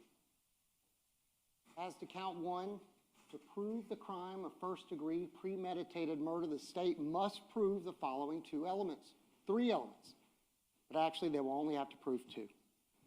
Element one, Jared Bridegan is dead. There is no dispute and no doubt to that element. The death was caused by the criminal act of Mario Enrique Fernandez-Saldana. We anticipate there will be no evidence to support that whatsoever. Henry Tennant murdered Jared Bridegan. Element three, there was a premeditated killing of Jared Bridegan. The evidence will show that Henry Tennant had a premeditated killing of Jared Bridegan. As the state mentioned, they said Henry Tennant is the shooter. There will be no dispute to that fact. So they will seek to prove this case by claiming that Mr. Fernandez is a principal to first-degree murder.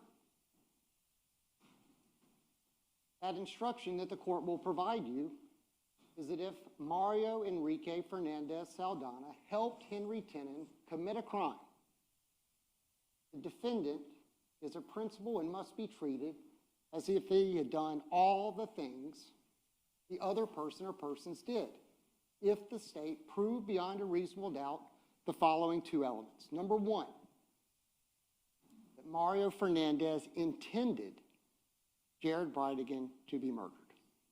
And number two, that Mario Fernandez did some act or said something that was intended to and that did incite, cause, encourage, assist, or advise the other person or persons to actually commit the crime. To be a principal, the defendant does not have to be present when the crime is committed. Ladies and gentlemen, you heard Ms. Stifler.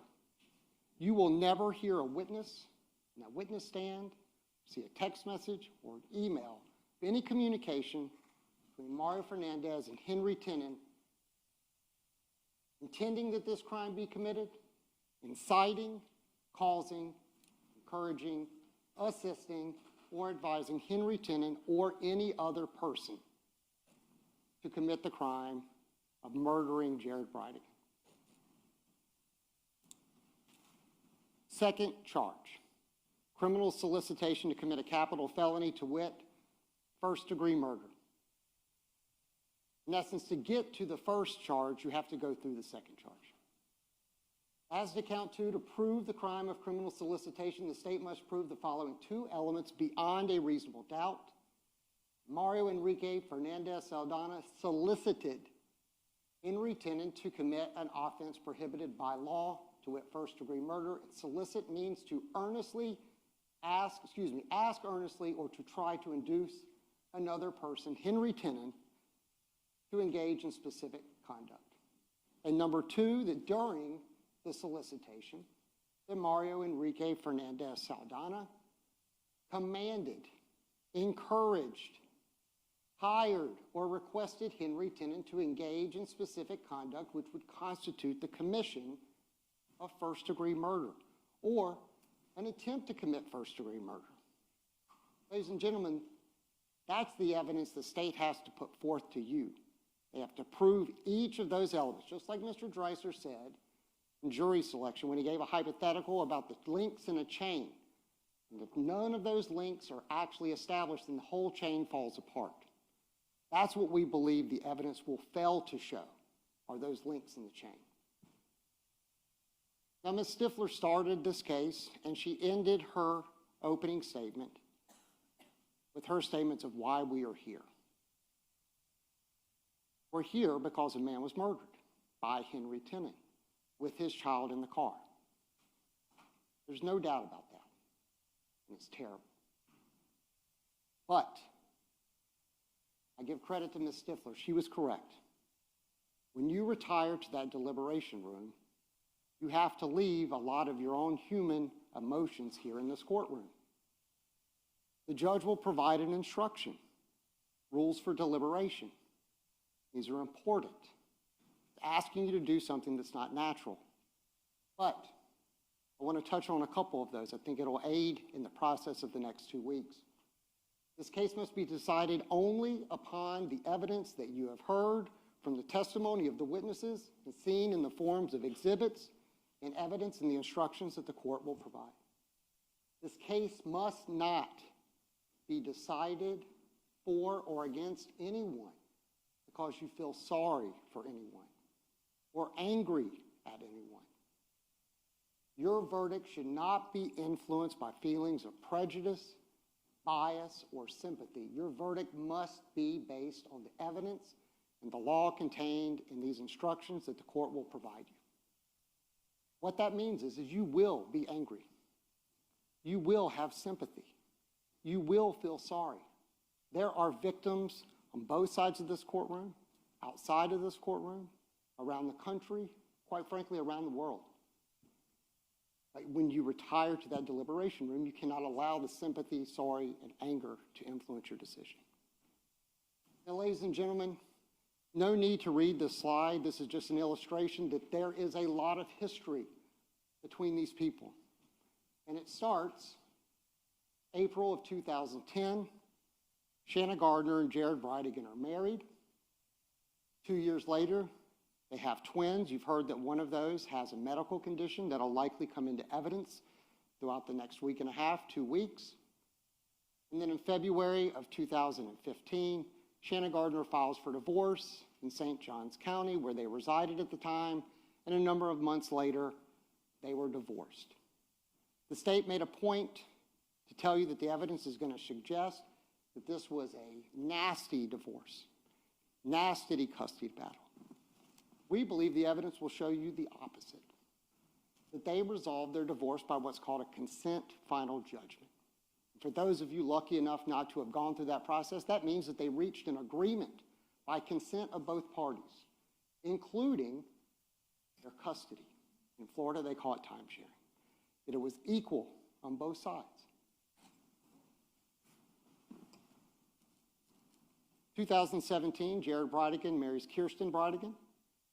The state said that there was short courtships. You'll see that that is somewhat of a theme, short courtships and fast marriages. That doesn't mean that they're not valid marriages. The state would want you to believe that the evidence is going to suggest that Mario Fernandez and Shanna Gardner had a marriage of convenience. Sometimes marriage is convenient, and you'll see that Mario Fernandez will be a good stepfather, and that he'll do an equal role. That's what the evidence will show. But once these parties were married, now with 2 separate households co-parenting these twins. You're going to hear it wasn't always perfect, and the state was correct. You can take your common sense back there. 2 parties have divorced. They're now shifting 2 children back and forth. Would they have arguments? Certainly. Would they argue over school choice, and medical devices, and child support, hair colors? Yes. But you're going to hear that once there were now new spouses, there's going to be a family text, a text chain. You'll likely hear there were thousands of messages between Kirsten Bridegan, Jared Bridegan, Mario Fernandez, and Shanna Gardner. You will not hear anyone take the stand, say there were threats of violence, any types of suggestions of violence. They will say both sides at times would say things they maybe regret, cheap shots at one another, little digs, but no violence.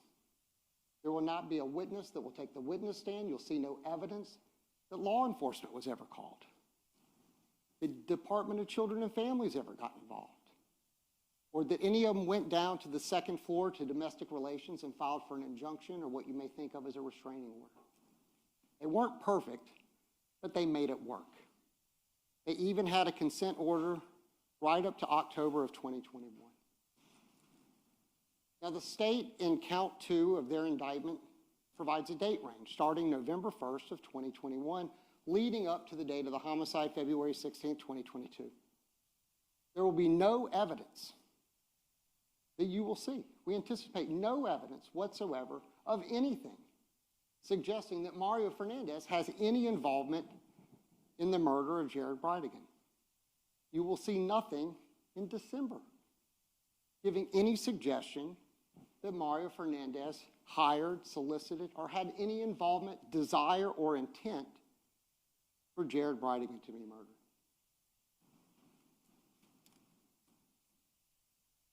I anticipate the state is going to call an FBI agent named Bobby Blythe. And he's going to testify to forensic data.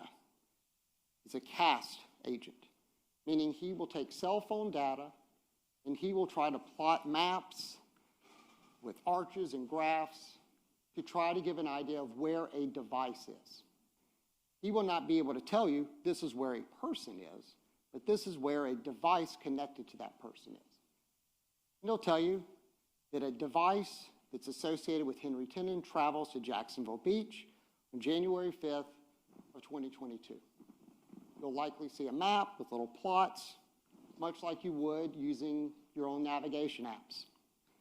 It'll show him in Jacksonville Beach area. It'll show him travel down by the Jacksonville Beach golf course. He will not go all the way down to where the homicide scene is. He'll briefly go down the road that Shanna Gardner and Mario Fernandez live on, but he will not testify that the device ever stopped at that location.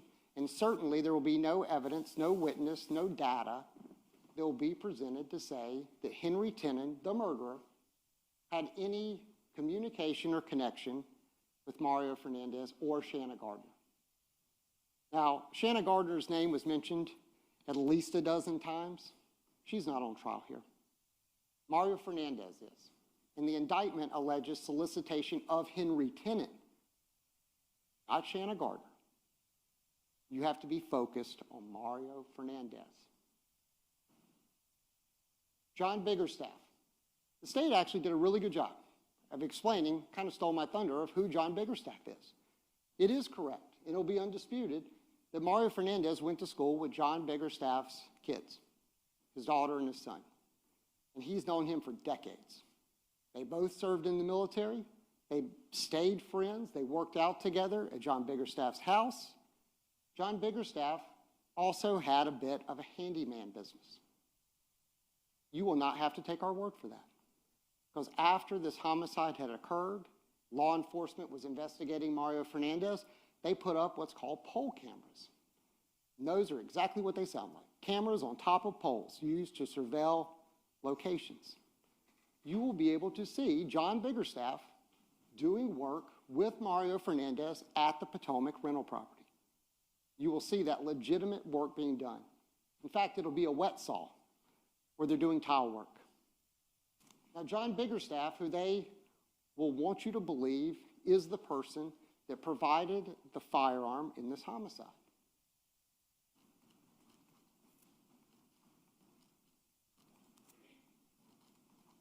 John Biggerstaff did own a 10 millimeter. FDLE will come up on the witness stand and tell you they believe it's a Glock 10 millimeter. They'll also tell you that those have been in production since 1991 and that there's 3 models of Glock that's been produced. And he cannot identify which model it was. And Glock is a for-profit business. You'll hear they produced thousands of these firearms. But they're focused on John Biggerstaff's 10 millimeter. He did own one. The ATF did run what's called a firearm trace summary once they looked at John Biggerstaff. And in June of 2016, 6 years prior to the homicide, John Biggerstaff did purchase a 10 millimeter. It's a 40 Gen 4, I believe. It's what's called a bear gun. It's generally used for hunting. But later in 2010, as the state mentioned, John Biggerstaff is arrested for a federal felony. And as a result of that, he was required to turn over all of his firearms. Starting in October of 2016 until the day that he dies, you will learn that he cannot possess firearms. It would be a federal and state crime if he were to possess firearms. But how will you know that he didn't have the firearm? Because his son will come in and testify that as a result of those release conditions, he helped fill out a firearms inventory, an affidavit, and I've highlighted number 7 on that affidavit, which will show you a Glock 40 Gen 4 10 millimeter with the serial number BBG L770. Later that year, he becomes a convicted felon. John Biggerstaff will take the witness stand and said he did not possess a firearm. He will also tell you that they offered him immunity. And his statement remains the same.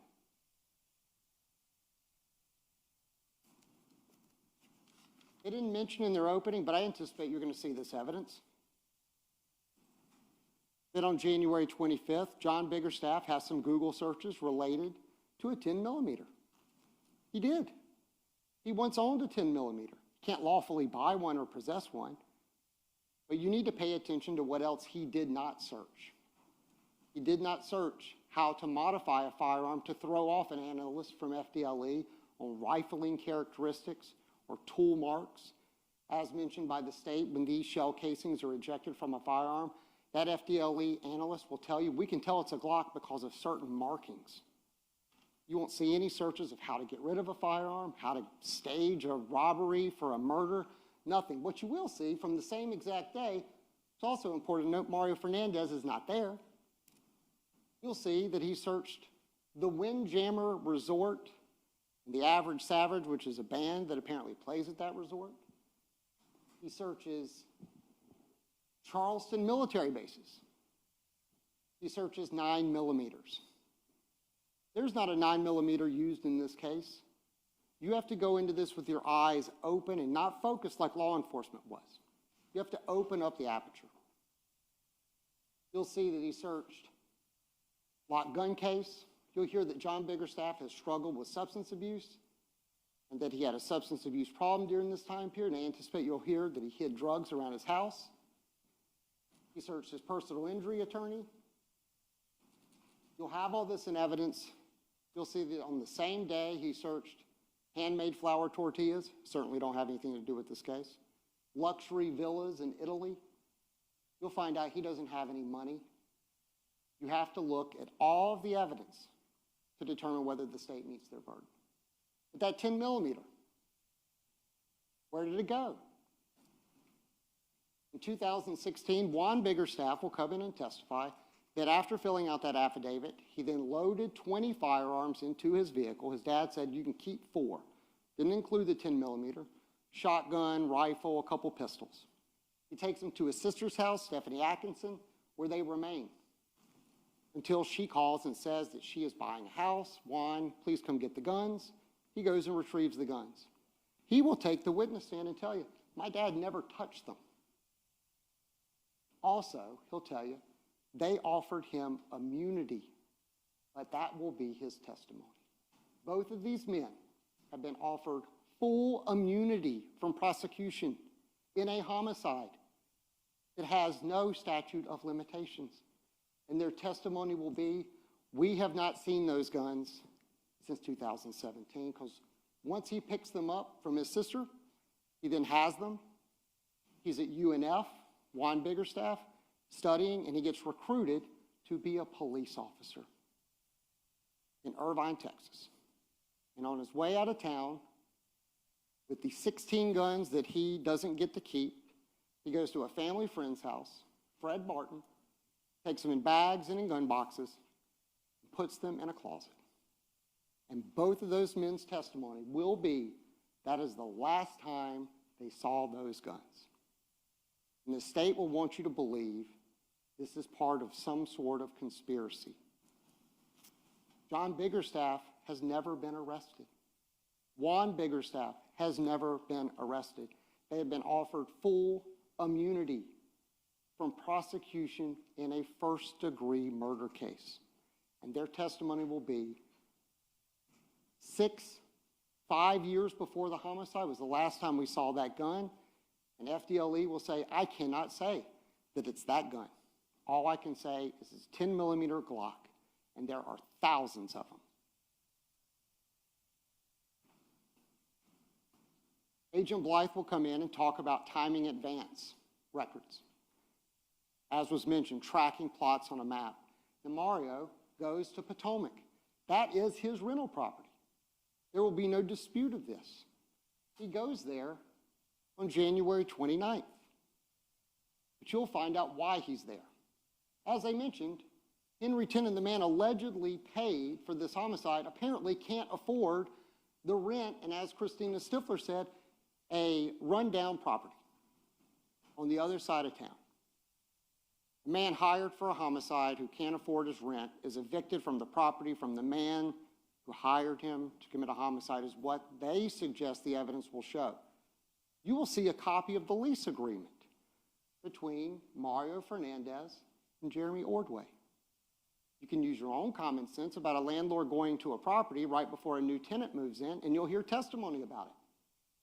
And what Agent Blythe will tell you is that studies will suggest, and again, use your own common sense, that most people are within an arm's reach of their cellular device, unless they're sitting on a jury, I suppose. But otherwise, the devices are near them or on them. But the state will try to suggest through the evidence that you'll see that Mario Fernandez travels with Henry Tennant, or I should say Henry Tennant's device, to Nocatee and then out to Jacksonville Beach on what they will likely refer to as a dry run, scoping out the scene in order to plan and premeditate this homicide that Henry Tennant committed. The evidence will show that Mario Fernandez's device is at Potomac. And in fact, Agent Blythe and any other law enforcement officer, they will not be able to say that Henry Tennant and Mario Fernandez actually saw each other, only that their devices were in the general area. But there will be no dispute that Henry Tennant's device travels south down 95, goes to the Nocatee area, the Beacon Lake area, and up to Jacksonville Beach, all while Mario Fernandez's device remains at his rental property.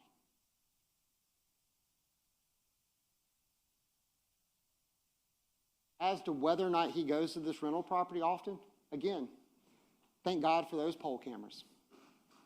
You'll see Mario Fernandez countless times at his property, coming and going, tenants coming and going, air conditioning companies coming, him doing work at his property.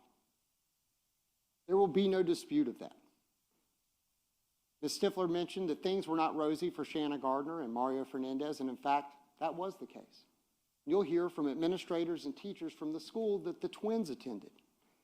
And they'll testify that, yes, we were told things weren't going great. They'd done some marriage counseling, but things were rocky, and they anticipated getting divorced. They were going to get separated. This was at the beginning of the school year in January of 2022. But what they will also testify to is that Mario Fernandez, in this so-called marriage of convenience, was an active and involved stepfather. That he would attend parent-teacher conferences. And they'll tell you, despite what the state said about this acrimony in this child custody issue, is that it is very common. And they accommodate divorced couples. And they gladly do separate parent-teacher conferences. Not uncommon. This was not a result of just Shanna and Jared having problems. This is something that happens because far too many Americans do get divorced and do have to raise children. But they'll testify that Mario Fernandez helped with homework, school projects, he picked children up, he dropped children off. He was involved. February 15th, the day before the homicide. Mario Fernandez, once again, back to Potomac, as he normally does. He is not an absentee landlord. He's involved. It's not a high-profile, wonderful, beautiful house out at the beaches. It's a rental property for lower-income people. And what he would do is go over and do work and try his best to make this property as best as he could. And he would hire people to help him. Henry Tenen will be there and leave. Again, there'll be no evidence submitted to you that there's any type of agreement, contract, solicitation, incitement, encouragement, nothing to suggest that Mario Fernandez has done anything to get Henry Tenen to commit this homicide.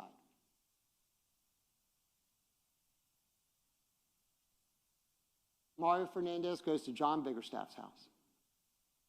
What the state did not tell you, but will be in evidence, is you will actually see why Mario Fernandez was there. You will hear testimony of why Mario Fernandez was there, because 4 days later, Juan Biggerstaff is getting married. He's going to be driving back from Texas with his fiancée on February 16th and getting married on February 19th. And that Mario is going to help with tables and chairs. He drives a truck. Nothing nefarious about it. The state did not mention that in their opening, but the evidence will actually show you that. You'll hear from John and Juan, who will tell you, we've known Mario for decades. He was kind enough to help set up tables and chairs for the wedding that was going to occur 4 days later for a police officer and his new wife. There will be no evidence at all of a firearm or anything to suggest involvement in a homicide. Juan Biggerstaff will walk through that door. John Biggerstaff will walk through that door. They've never been arrested. Their story has always been the same, despite being offered that immunity.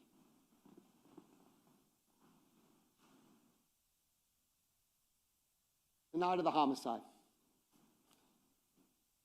Agent Blythe will testify that Mario Fernandez's device enters Jacksonville Beach and goes to Marsh Inlet, and there'll be a lot of testimony about that, as to whether or not that device ever left that residence till 9:30 the next morning. Now, ladies and gentlemen, February 16th, 2022. It was a terrible day. There are a lot of people in this courtroom and a lot of people watching. That day destroyed the lives of so many people. We will never, ever say otherwise. What Henry Tenen did that night was unconscionable. And he will be held to account for that at a later date. The state has brought in evidence.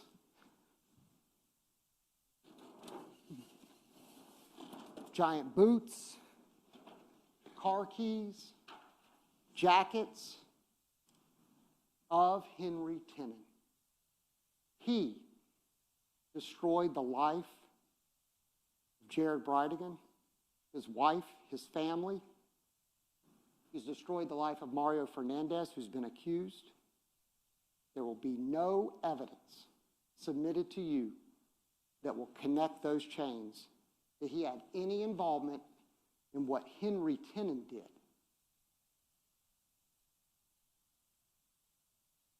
Jared Bridegan came and picked up his children for his date night. You'll see video of this. It'll be heartbreaking knowing where that ends. He takes the children to a Jacksonville Beach barbecue place called the Bearded Pig.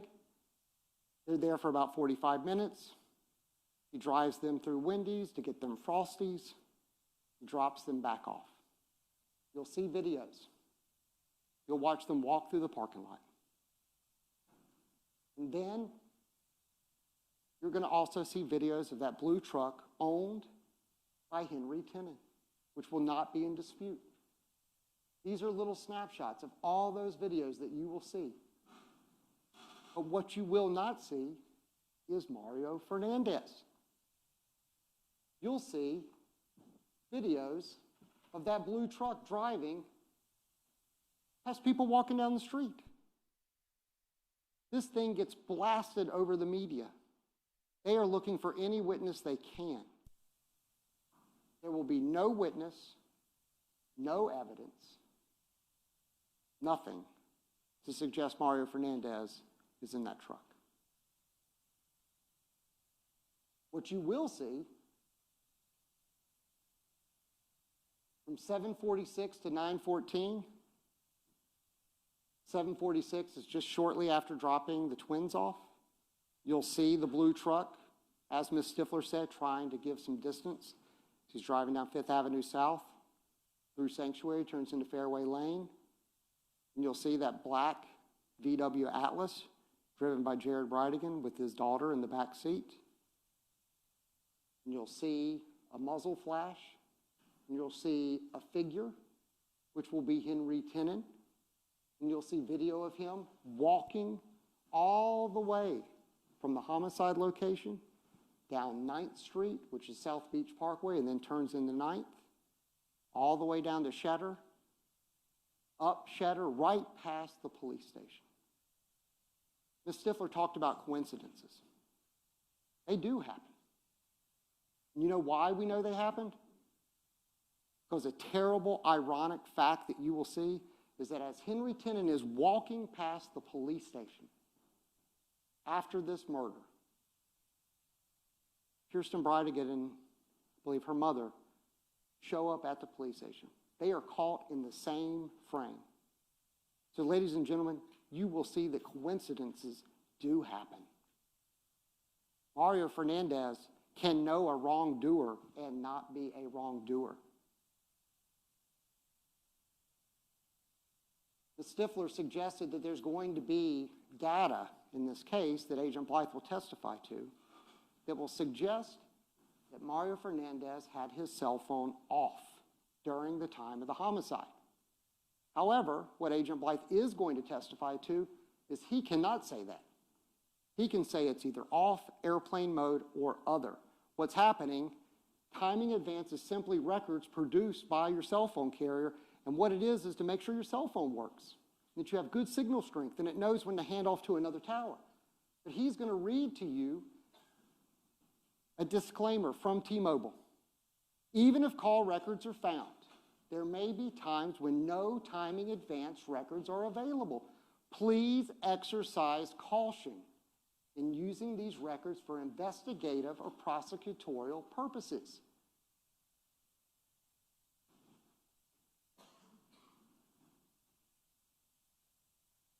What Ms. Stifler didn't mention, but the evidence will show, is there were other gaps. 1205 to 1243, and there's going to be a lot of gaps. You'll hear testimony. Mr. Dreiser will cross-examine Agent Blythe. There'll be another expert that will testify. This happens all the time. But the reason 1205 to 1243 will be significant is at 1236, Detective Lamont and Detective Burrell from the Jacksonville Beach Police Department are now under the unfortunate task of notifying next of kin that Jared Bridegan had been killed. They will testify they left Jacks Beach Police Department at 1236 and that Marsh Inlet is just a couple blocks down the street. And they show up during one of these gaps. But there's another gap. It happens almost instantaneously. 1205 to 1243 communicates for a second, then right back to 1243 to 1:14 a.m. is what the data will suggest. And why you know Mario Fernandez is there is because those detectives will testify that they were standing right there speaking to him and Shanna Gardner in their house, identified by their driver's license. They weren't called in advance and said, we're on the way. And so when the state will be suggesting that that earlier gap was because Mario Fernandez turned his phone off during the homicide, you will actually have a conflict in the evidence from a detective that's going to say, I looked right at the man and his wife. Cell phone off, or is it simply an engineering gap? And you'll hear testimony, you'll be reminded of that disclaimer that they're not to be used for investigative and prosecutorial purposes, because sometimes they just don't exist. As Ms. Stifler mentioned, during the same time period, the scene is being processed. I anticipate you're going to hear from evidence technician Jarman from Jacksonville Beach, who's going to say, we're out there, we're collecting anything, we're putting placards on the ground. That's going to be in these boxes. You're going to take them back into the deliberation room. You'll be able to look at the shell casings, everything. They did find evidence that night of Henry Tenen. You're going to hear they found DNA on the tire placed in the road of Henry Tenen, not of Mario Fernandez. They swabbed everything. You're going to hear, in fact, we asked them to swab something. We have no burden. But we asked them at our own peril to swab something they found that wasn't tested. And there was no evidence of Mario Fernandez. No physical evidence. No witnesses. No videos. You'll be shocked how many videos you will see. They went door to door to door to door, getting every ring camera, every surveillance camera. They went to the Beaches Hospital to look at their cameras. They scoured everywhere they could for any video they could find, and they never once saw Mario Fernandez. The state will want you to believe during that gap that somehow he evaded every camera that nobody could possibly know where they are, but was never, ever seen. There's not a fingerprint, a hair, DNA, nothing, other than the killer, Henry Tenen. As I mentioned, the detectives go at 12:36. During one of those timing advance gaps, they'll testify that as trained law enforcement officers, again, you can use your own experience. They do patrol. Now they're detectives. One will be a corporal. They're trained to look at observations. They'll testify to the observations they made. They'll also testify to the lack of observations they made. Nothing of any evidentiary value occurred when they went to that residence, other than Shanna Gardner crying about having to tell her children and Mario Fernandez being present right there when that information is being disclosed. They will not testify that he hid in the back room. They will not testify that he was sweating profusely 4 hours after this homicide that he's supposed to be the mastermind of. They will give you no observations, other than we showed up, they were there, they answered the door.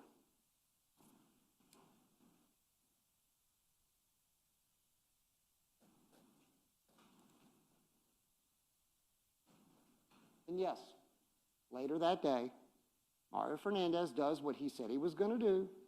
He goes to John Biggerstaff's house to help with the wedding. And you'll hear that from those witnesses. You'll hear that Mario Fernandez and Shanna Gardner go in for a voluntary interview. As the state said, there were deletions of Google information. They won't tell you what it is. They want it to be some sort of evidence of a homicide, but you can use your own common sense, your own experience. They'll testify, it could be deleting spam emails. It could be deleting pictures. It could be anything, but we can't tell you what it is. You have to look at this with your eyes wide open and use your own common sense. The state did not mention this in their opening, but they, I anticipate, will make some sort of feature about this. Is that after the interview, Mario Fernandez goes on a road trip to Pennsylvania.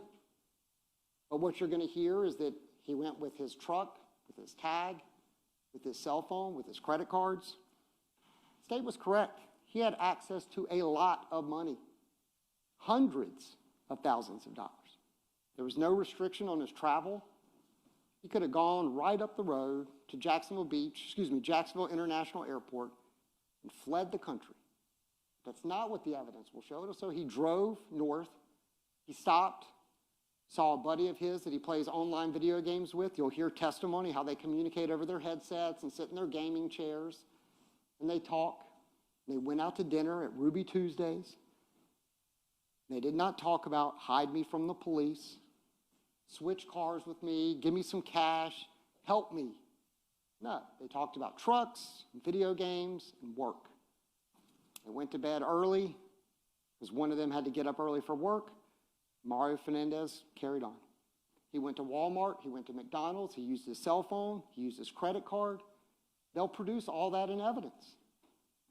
It will not be evidence of a man running from the law. Several days later, he drives back. Straight route to Jacksonville. Right back to Jacksonville Beach, to his home that he shares with his wife, a couple blocks from the police station. And again, there will be no evidence that he's trying to disguise himself, hide his location, or anything. He goes right back to where the police came to see him the very first time. And then on March 9th, they released to the media the blue truck, blasted everywhere. Every news station, social media, every law enforcement officer in North Florida is looking for this blue truck. You'll see the videos of it driving through Jacksonville Beach. Then they start to look for the 10 millimeter. The state suggested that they looked everywhere. They went to a pawn shop in Jacksonville Beach. They went to Beach's Pawn on 3rd Street. They found 6 transactions. For a gun that's not supposed to be that common, at a pawn shop, they found 6 of them. Henry Tenen was also going to a pawn shop. Guess what they didn't do at that pawn shop, which was look for a 10 millimeter. They did not expand this search. They looked in Jacksonville Beach, and they looked at Mario Fernandez, because as the state tried to say, who else would have the motive to do this? They don't know who's driving the truck. They don't know who actually solicited Henry Tenen. There'll be no evidence to suggest they do. It took them 30 minutes to get to Henry Tenen in their opening. Payments. They want you to believe that Henry Tenen was hired on credit. That a man that doesn't have 2 nickels to rub together, he makes $15,000 a year breaking down wooden pallets. He's evicted from the property that Mario Fernandez, the guy that's supposed to have hired him, they're going to suggest that he's been paid. He does get paid. He gets paid in the form of checks, 2 checks on the same day. One for landscaping, one for roof work. Boy, thank God for those poll cams. Because as much as the state wanted to say that this property just wasn't nice, didn't mean work didn't get done. And you're actually going to hear a recorded phone call that I'll get to in a moment that will actually hear Mario, not even knowing that he's being recorded, commenting on how good of a day laborer Henry Tenen is, and that this was during COVID, and that called out a contractor to take down a tree, and they wanted to charge $3,000 for one tree. You'll hear the phone call. It'll be in evidence, and you can listen to it in the back between 2 people who didn't know they were being recorded.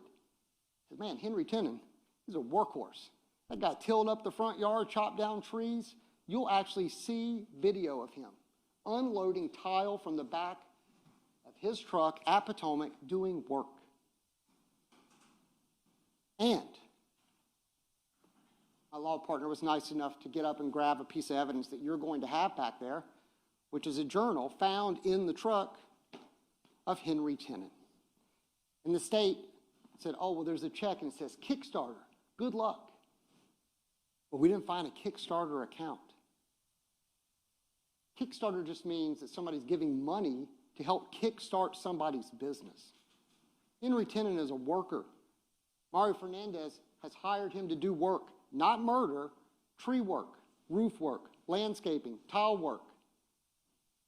You're going to have Mr. Tenen's business plan because he wanted to be his own boss. You'll hear from his girlfriend. You'll hear from other people. that say Henry wanted to start his own business. He wanted to do his own pallet business. He was tired of working for somebody else. He wanted to work for himself. And he wrote out a business plan that you'll be able to take back there and go through page by page with prices and what he anticipates his revenue to be. Mario Fernandez, who had at the time access to hundreds and hundreds and hundreds of thousands of dollars, gave money to a guy that had helped him around his own house and invest in his business that he wanted to start. That's what the checks say. That's what the poll cameras will show. You'll never see any tie to a homicide. And after that last check, you'll never see any other payments. They want you to believe that the evidence is going to show he got hired on credit and took 3 checks. They were hiding in plain sight. Mario Fernandez's name is on the check. The business, the LLC he has with his wife is at the top. It's got his account number. It's written to Henry Tenen. It's a contract for work, not for homicide. Mario Fernandez, Shanna Gardner go in for a second voluntary interview, and Mario Fernandez provides his DNA voluntarily. There's a jacket you can't see over in the corner. There's these boots down here. There's keys over here. Everything beautifully put in these boxes. They'll be great for Henry Tenen's trial. They have no relevance whatsoever for you to consider the elements in which you have to decide to see if the state has overcome their burden, because nothing on these connects to Mario Fernandez. Mario Fernandez could probably fit half his body in those boots. They will have no evidence to suggest it has anything to do with Mario Fernandez and the homicide of Jared Bridegan. Henry Tenen gets pulled over, as they said, was for investigative purposes. He gets arrested for driving on a suspended license. They find an old rusty shotgun in the trunk of the car. Has nothing to do with the homicide, but as they said, Henry Tenen's a convicted felon. He goes to jail. They go to Potomac. They notify Mr. Ordway that Henry Tenen has been arrested in connection to a homicide. They search Potomac.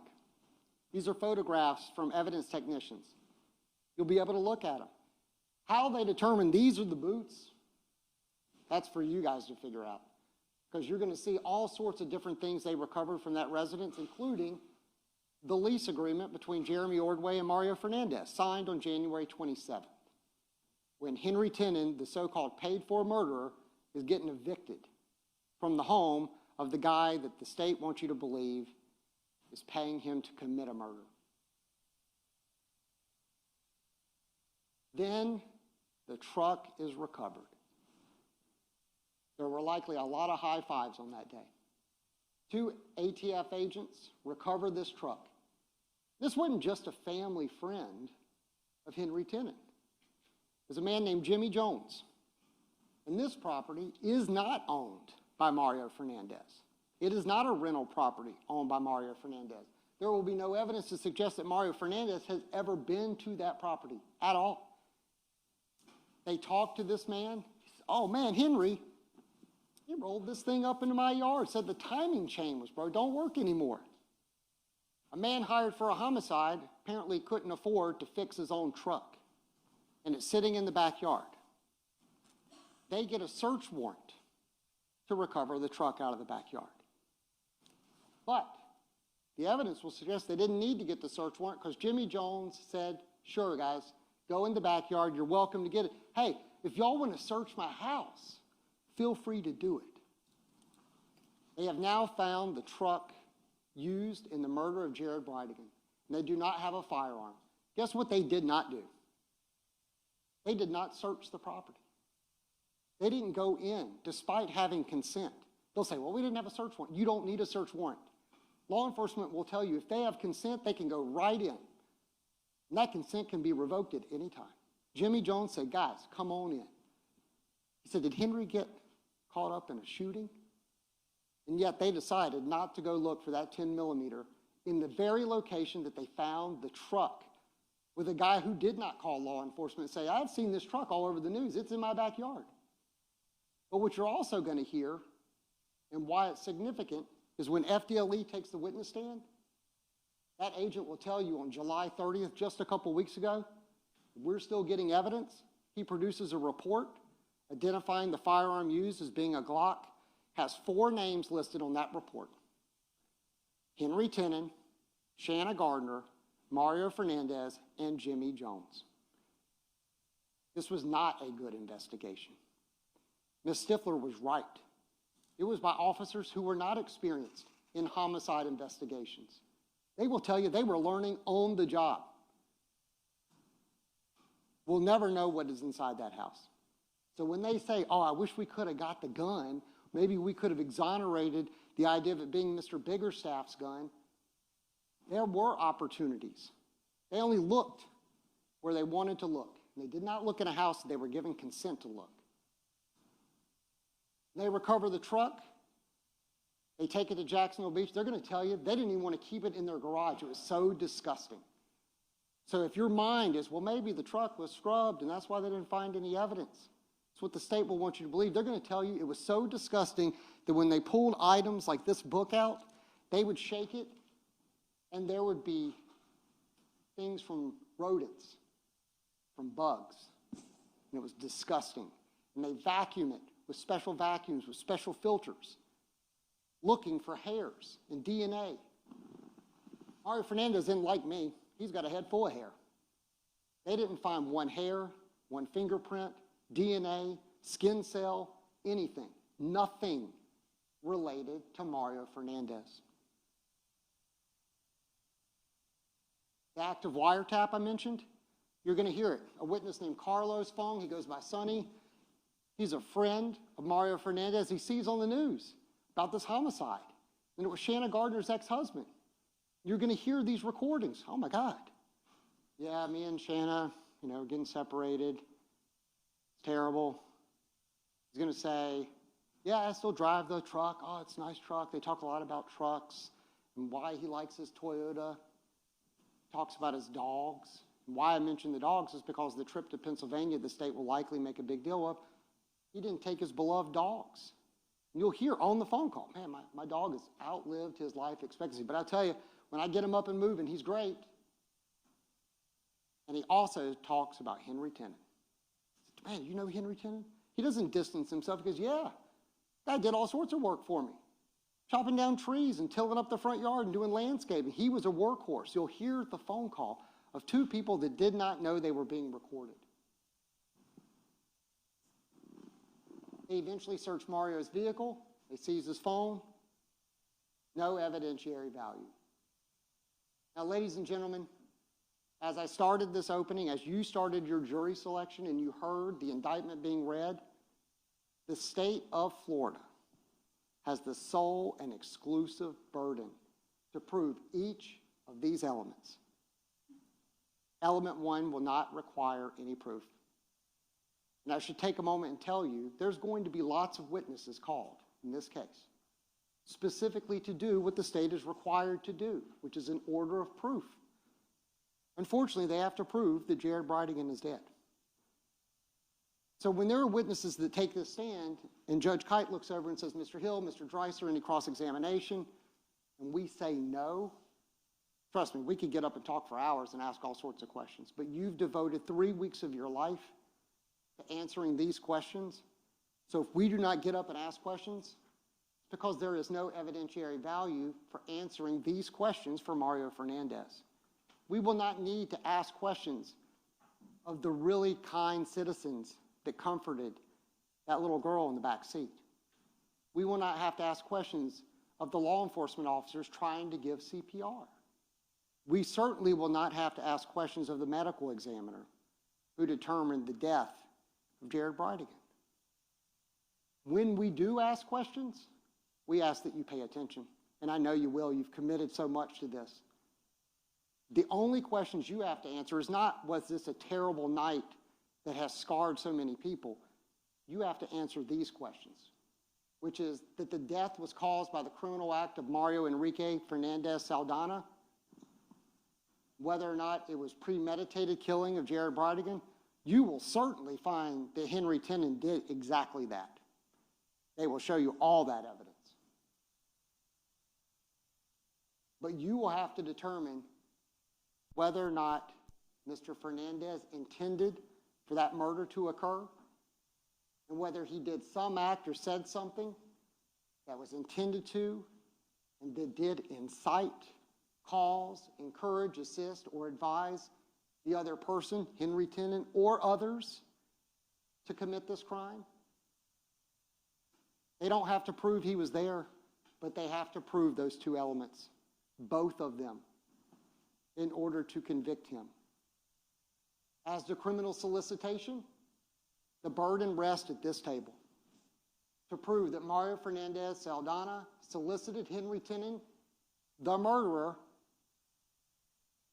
to commit an offense to which first-degree murder, and that during the solicitation that Mario Enrique Fernandez-Saldana commanded, encouraged, hired, requested Henry Tennant to engage in specific conduct which would constitute the commission of first-degree murder. That is their burden, to prove beyond and to the exclusion of a reasonable doubt. And the judge will read you this instruction. You will carry it with you back there. We talked about it in jury selection. The defendant has entered a plea of not guilty.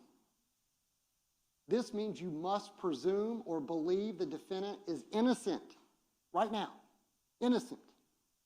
This presumption stays with the defendant as to each material allegation in the indictment through each stage of this trial, unless it has been overcome by the evidence to the exclusion and beyond a reasonable doubt. To overcome the defendant's presumption of innocence, the state has the burden of proving the crime with which the defendant is charged was committed, and the defendant is the person who committed the crime. The law does not require proof beyond all doubt on the part of the jury before it returns a verdict of guilty. A mere possible, speculative, imaginary, or forced doubt is not a reasonable doubt.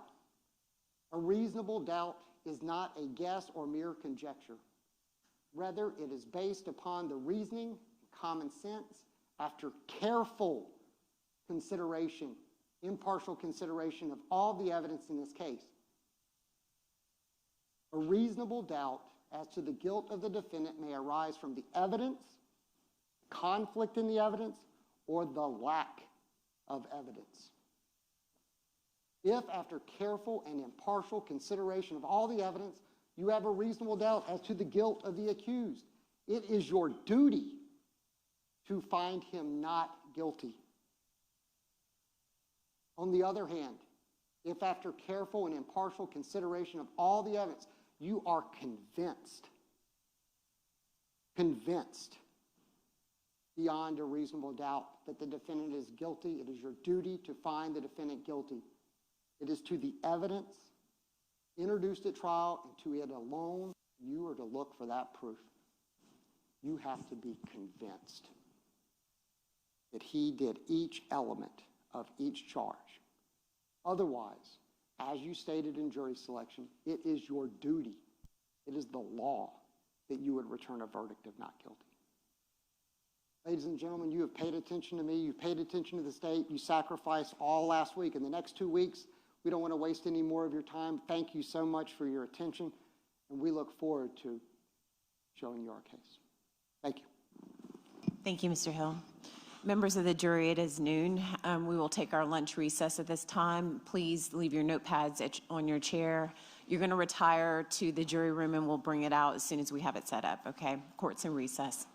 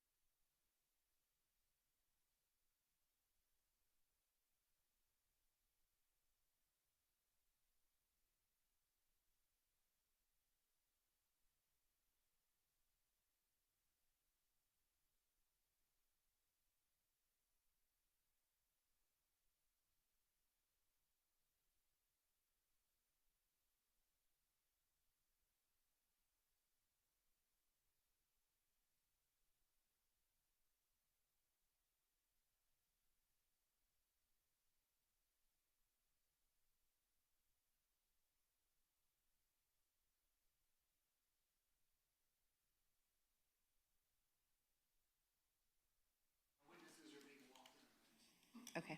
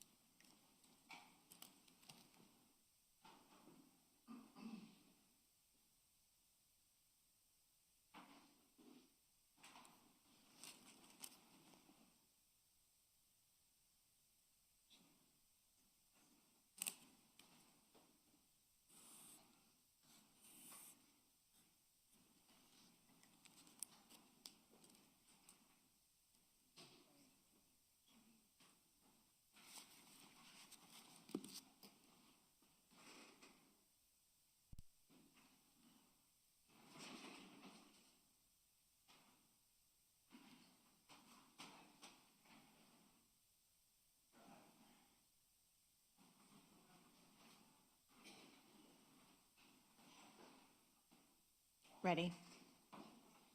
All right, Mr. Holman, if you please get the jurors.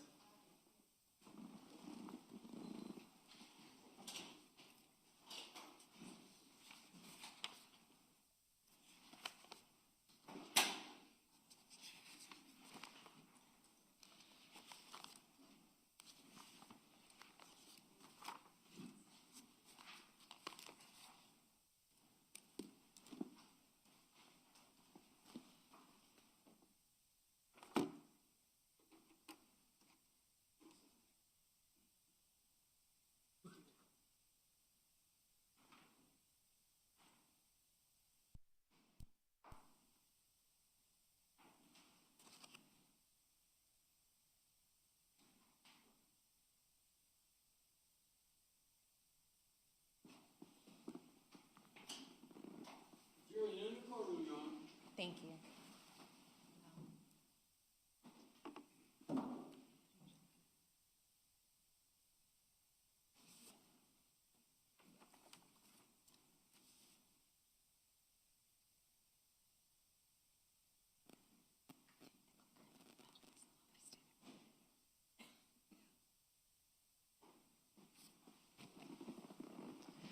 All right, welcome back, everyone. Everyone may be seated. Members of the jury, we hope that you enjoyed your lunch. Just to remind you where we are procedurally, the state and both the defense have given their opening statements. I turn to the state of Florida to open its case by calling its first witness. Your Honor, the state calls Janelle Cruz. Janelle Cruz, please.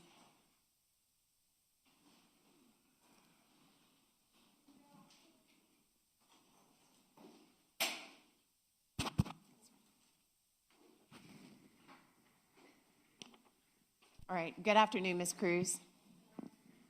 If you could walk all the way forward, please. Please raise your right hand to be sworn in. Ma'am, do you solemnly swear or affirm the testimony you're about to give will be the truth, the whole truth, and nothing but the truth, so help you God? Right this way, ma'am. Ms. Stifler, is your microphone on? Okay. You may proceed. Thank you, Your Honor. Good afternoon, ma'am. Good afternoon. Could you please introduce yourself to our jurors and spell your name for our court reporter? My name is Janelle Cruz, Jonellecruz. And Ms. Cruz, where are you from? I am originally from Guam, residing in Kansas City, Kansas.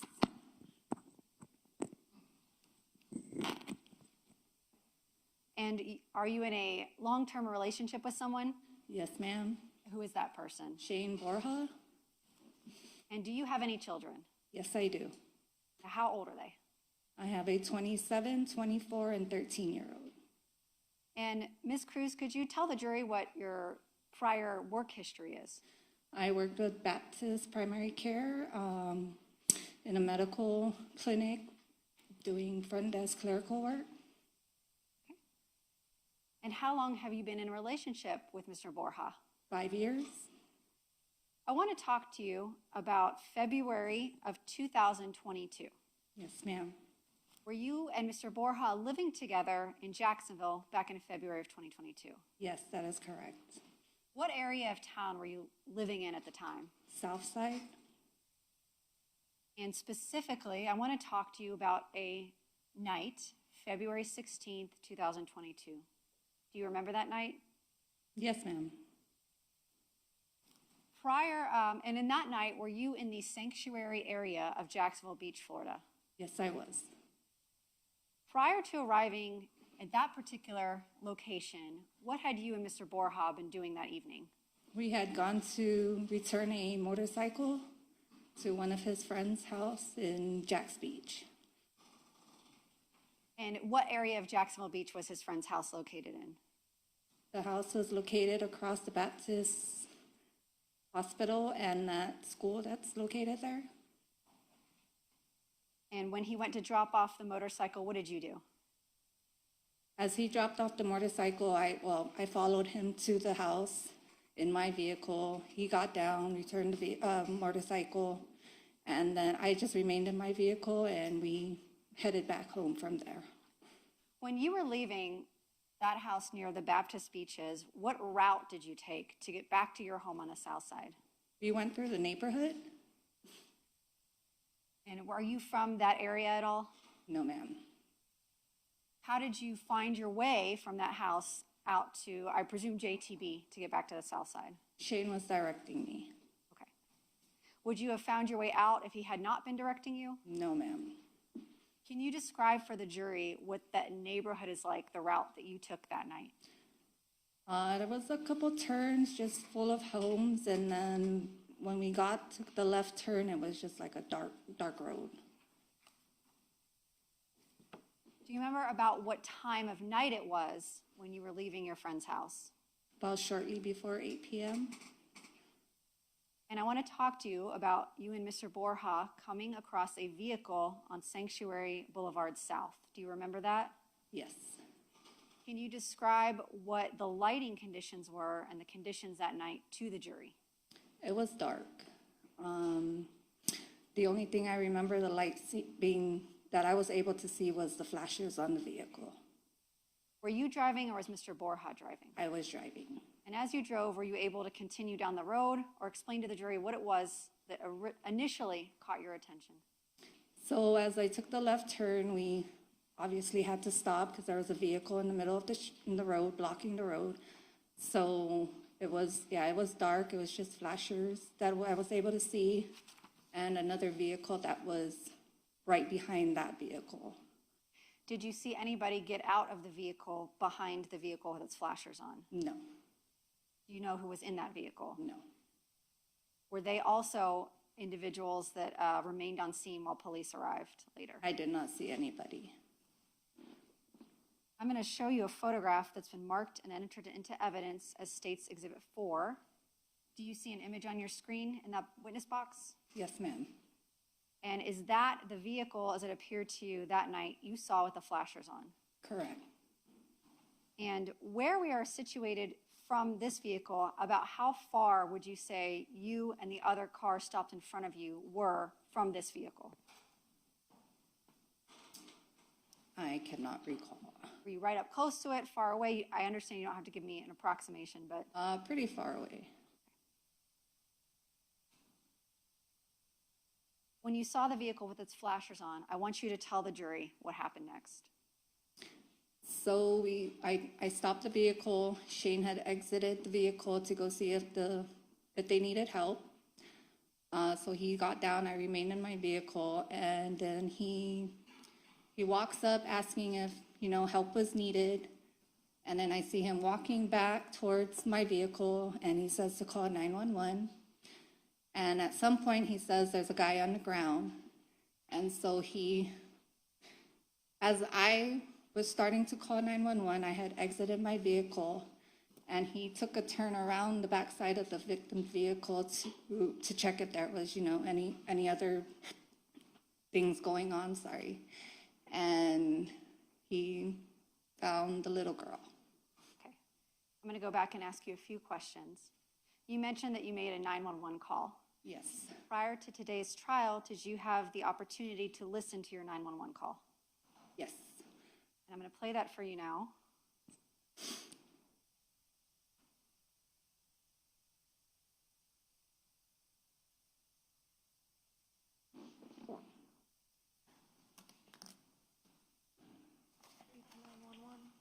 JSL transfer. Hi, yes, I'm calling. There's a guy in the middle of the road on America Avenue. And I'm pausing it. This is, for the record, State's Exhibit 2. Ms. Cruz, is that your voice? Yes. Let me inquire. Can the jurors hear that okay? Okay. I'm not sure if somebody else caught it in. Hello? What's he doing? He's, like, the car is open, and he's laying on the ground. I'm not sure what's We're out on going America. on. Right when you take a left on America going out, I believe to Sanctuary, maybe? What kind of car is it? Is he by? It's a black SUV. Is that a Nissan Toyota? Is that a Nissan Toyota? Is it only him on the ground? What's he doing? He's just laying there. I'm not sure if he's having a heart attack or something. And he has a little kid in the car. My husband right now is holding her. She was crying. So I think it's just him and this little girl. Okay. And you think it's a medical emergency? It might be. It looks like he stopped the car and just laid on the ground, on the road. Is he bleeding? Can you talk to him, or? Is he awake? Is he conscious? Is he conscious, or he's unconscious? Unconscious? Okay. Let me get fire. I've got officers on the way. Let me get the fire department on the way also. Okay, thank you. Uh-huh.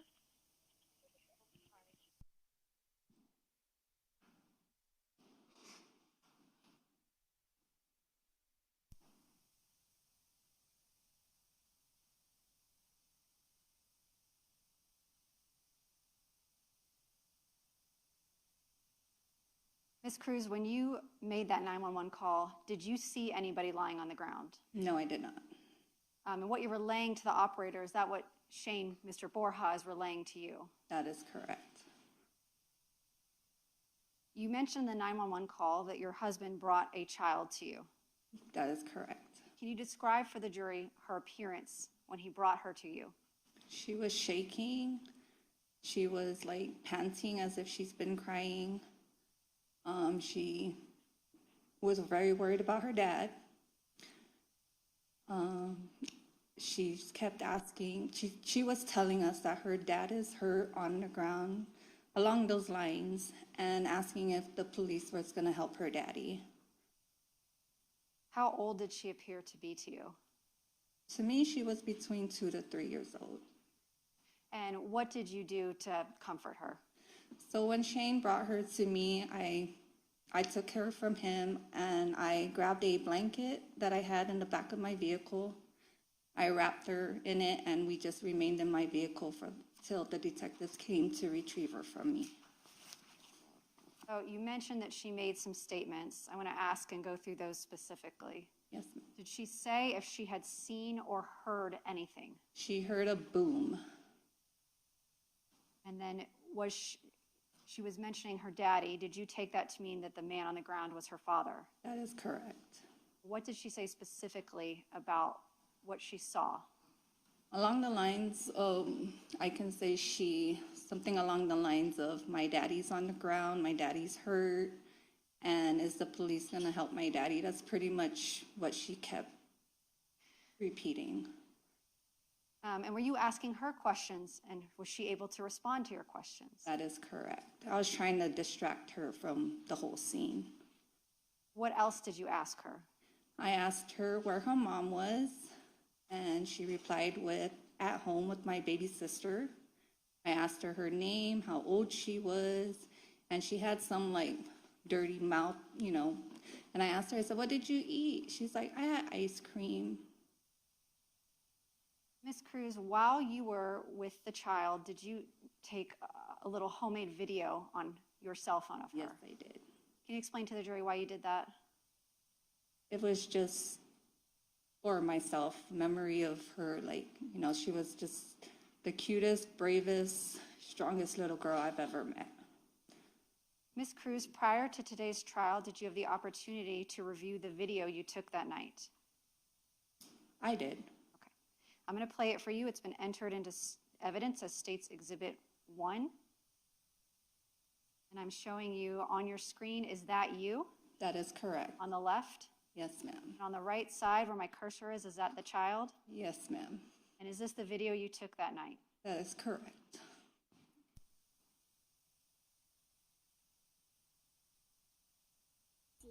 Brooksy? And when were you my age? When I was your age, I can too. Yeah, when you were my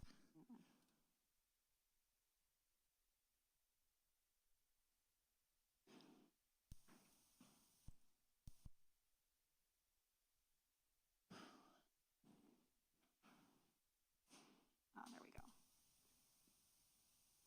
All I'm right, going to restart it. yes, ma'am. Publishing State's Exhibit 1.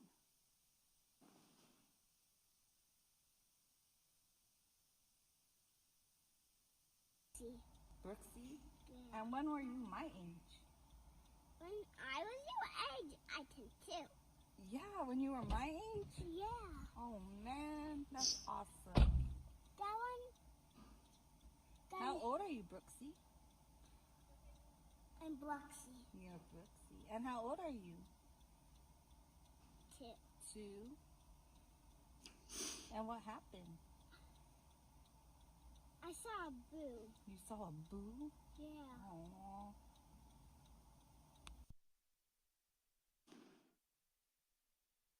Ms. Cruz, we can see in the video that you're inside of a car. Are you inside of your car?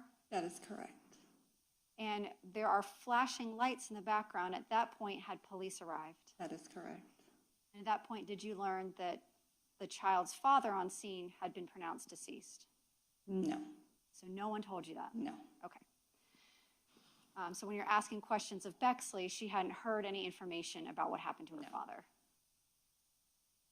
Did you continue to care for her on scene? I did. And did the police allow you to maintain care of her? That is correct. Did you make any statements to the police that night? No, I did not. Did Shane, Mr. Borja, your boyfriend or husband? Yes, he did. I want to ask you some names. Had you ever seen or met the child in this video, Bexley Bridegan, before February 16, 2022? No, ma'am. And have you ever seen her or met her since then? No. And her mother, Kirsten Bridegan, have you ever had contact with her? I've reached out to her just to give my condolences and to, you know, check up on the little girl and give my prayers for her. When would that have been? Probably couple weeks after. Ma'am, before you and Mr. Borja got up to the victim's vehicle, did you see anybody on foot or in a vehicle leaving the scene? No, ma'am. Have you ever heard the name Mario Fernandez-Saldana other than in regards to testifying in this case today? No, ma'am. May I have one moment, Counsel, Your Honor? Yes. No further questions. Thank you, Ms. Cruz. All right, thank you. Cross-examination. Your Honor, we don't have any questions for Ms. Cruz. Thank you. All right, thank you. Ms. Cruz, may she be excused? Yes, Your Honor. All right, thank you, Ms. Cruz. You're excused. State, call your next witness, please. State calls Shane Borja. Shane Borja.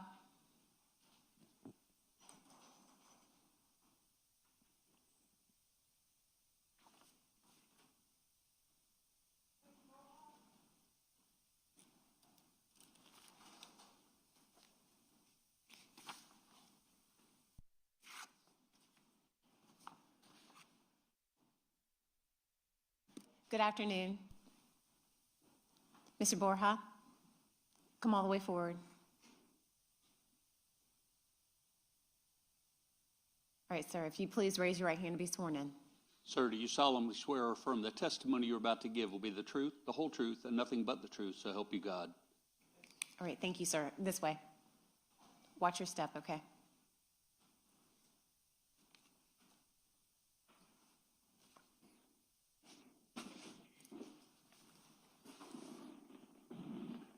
You may proceed. Thank you, Your Honor. Good morning, sir. Can you see me over here? Good morning. Or good afternoon, I guess. Yeah. Could you please introduce yourself to our jurors and spell your name for the record? I'm Shane Borja, Shane Borja. Mr. Borja, what do you do for a living? I drive semi-trucks. And are you currently living here in Jacksonville, Florida? No, ma'am. Where do you live currently? Kansas City, Kansas.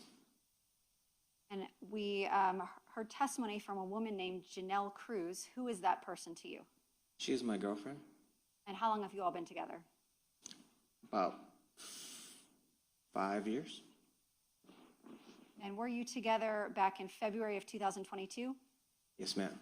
And back in February of 2022, were you living here in Jacksonville, Florida? Yes, ma'am. I want to talk to you about a night, February 16th, 2022. Do you remember that night? Yes. And were you in Jacksonville Beach that night? Yes, ma'am. Can you tell the jury what it was you and Ms. Cruz were doing in Jacksonville Beach that night? So I was returning, we just came from a motorcycle ride that day, and I was returning it to my friend. And yeah, that's when we left her house and then we took a back road and we came across the victim in his vehicle, blocking the road.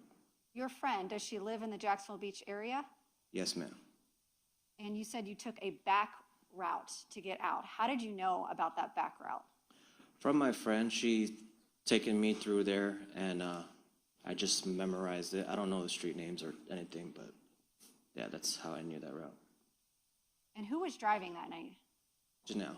Were you directing her on which roads to take and where to turn? Yes, ma'am. And you said that you came upon the victim's vehicle. Can you describe for the jury what you first noticed as being unusual when you approached the victim's vehicle?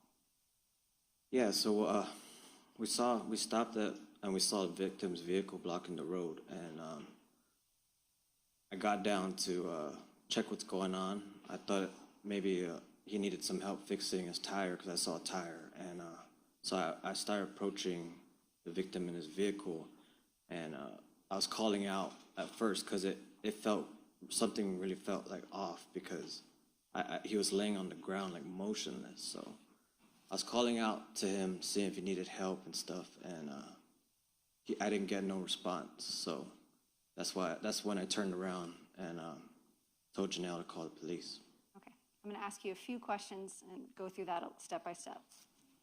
Can you look at the screen in the witness box? Do you see an image on your screen? Yes. This has been entered into evidence as State's Exhibit 4. Does this photograph give a good picture of what you saw when you approached the victim's vehicle that night? Yes. And going to State's Exhibit 33, does this picture appear to be the tire you saw in front of the victim's vehicle that night? Yes. Were there any other cars kind of backed up because the victim's vehicle was blocking the road? Yes, there was one car in front of us. And did you talk to the people inside the car? No. Did you see who was inside the car? No. Did they ever talk to the police that night like you did? I'm not sure of that. When you approached the victim's vehicle, well, how far away were your car and this car from the victim's vehicle? Quite a ways. I'd say like maybe 2 bus lengths. Okay. as you approached the victim's vehicle, were you alone when you first approached? Yes, ma'am. You mentioned that you saw someone lying on the ground. Can you describe for the jury how he was lying, his position? Yeah, he was face down, like facing towards the driver's side of his vehicle. Yeah, just he was lying motionless in a pool of blood. Was the driver's door open like it is in this picture? Yes. And were the flashers or hazard lights on? Yes, ma'am. You mentioned now that you saw blood. Can you describe for the jury what you initially thought you were coming across? Yeah, at first I thought it was he was changing his tire or something, needed help, so I got down to try and help. And then when I saw the blood, that's when I thought that there was a car accident. And did you look around to see if there were any other cars or people in the area that could have been involved? Yes, that's when I started walking around the vehicle to see if there was another car in the woods, see, if maybe someone else needed help, but I couldn't find anything. You didn't see any other cars or any other people? No, ma'am. And then what did you do next? I was just trying to figure out what's going on. I already knew the police were coming, so I was just trying to see, if there was an accident, like I said, and if someone needed help. And then I walked around the vehicle, and that's when I saw the little girl in the back seat. I'm showing you it's been entered into evidence as State's Exhibit 35. Is this the interior of the victim's vehicle? Looks like, I believe so. Did you remove the little girl from a car seat in the back of the vehicle? Yes, ma'am. Prior to removing her from the vehicle, you mentioned that you were calling out to the man on the ground. Did you hear any response from him while you were calling out? I didn't get no response, but I did hear, I guess, the blood and, gurgling. Yeah. He was not able to answer your questions or give you any information, though? No, I knew that, I knew he wasn't there anymore. When you got the little girl out of the car, can you describe to the jury what her demeanor was like? She was, panting, and she seemed very in shock, and she knew something happened to her father. She was saying, my daddy on the ground. I couldn't really make it out, but I knew she's trying to explain to me. And what did you do with the little girl? I just grabbed her. It was my only instinct was just to grab her, and I just held her, and I was trying to comfort her as I brought her over to Janelle. Where did you go after you gave the girl to Janelle? Where did you go? I think I went back to the vehicle, and I still tried to do some of my own investigation, but I was just trying to figure out what's going on because I didn't understand it. I didn't know. I was trying to see if he hit something and got in an accident, so that's what, yeah. And then I went back to my vehicle and waited. Did you wait on scene until police arrived? Yes, ma'am. And did you speak to police on scene? Yes, ma'am. And then that night, as you were on your way home, did you return and go to the police station and give them a more kind of formal statement than the one you gave at scene? Yes, ma'am. Were there other bystanders on the scene by the time you left? Yes, there were a few. Police? There were police and some civilians. When you first walked up to the victim in his vehicle, were there any other civilians around that had seen what happened or that helped you out in those first few seconds? No. Besides the car in front of us, it was just me. And those people inside that car never got out? No. Prior to this case, did the name Mario Fernandez mean anything to you? No, ma'am. And prior to this case, did the name Jared Bridegan or Kirsten Bridegan or Bexley Bridegan mean anything to you? No, ma'am. Or the name Shanna Gardner? No, ma'am. Or Henry Tenen? Who? Okay. Yeah, I think that answers that. We have a moment with counsel, Your Honor. Yes. No further questions. Thank you, Mr. Borja. Thank you. Cross-examination. We have no questions for Mr. Borja. Thank you. All right, thank you. Mr. Borja, may he be excused? Yes. Okay, thank you, Mr. Borja. You're excused. State, call your next witness. State Car Sergeant Lawrence Smith. Lawrence Smith.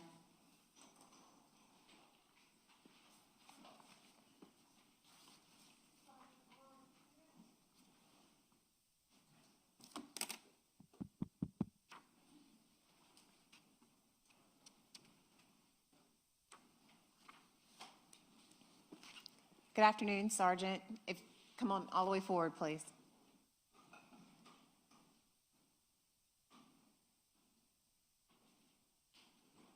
Please raise your right hand to be sworn in. Sergeant, do you solemnly swear or affirm the testimony you're about to give will be the truth, the whole truth, and nothing but the truth, so help you God? All right, this way, sir.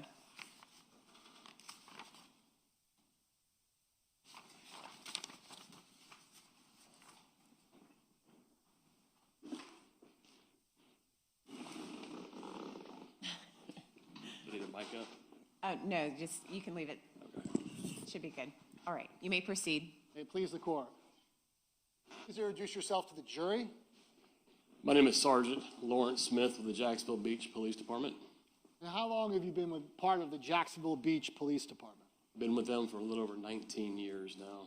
Give the jury an idea of your training and experience that allows for you to be a sergeant in the Jacksonville Beach Police Department.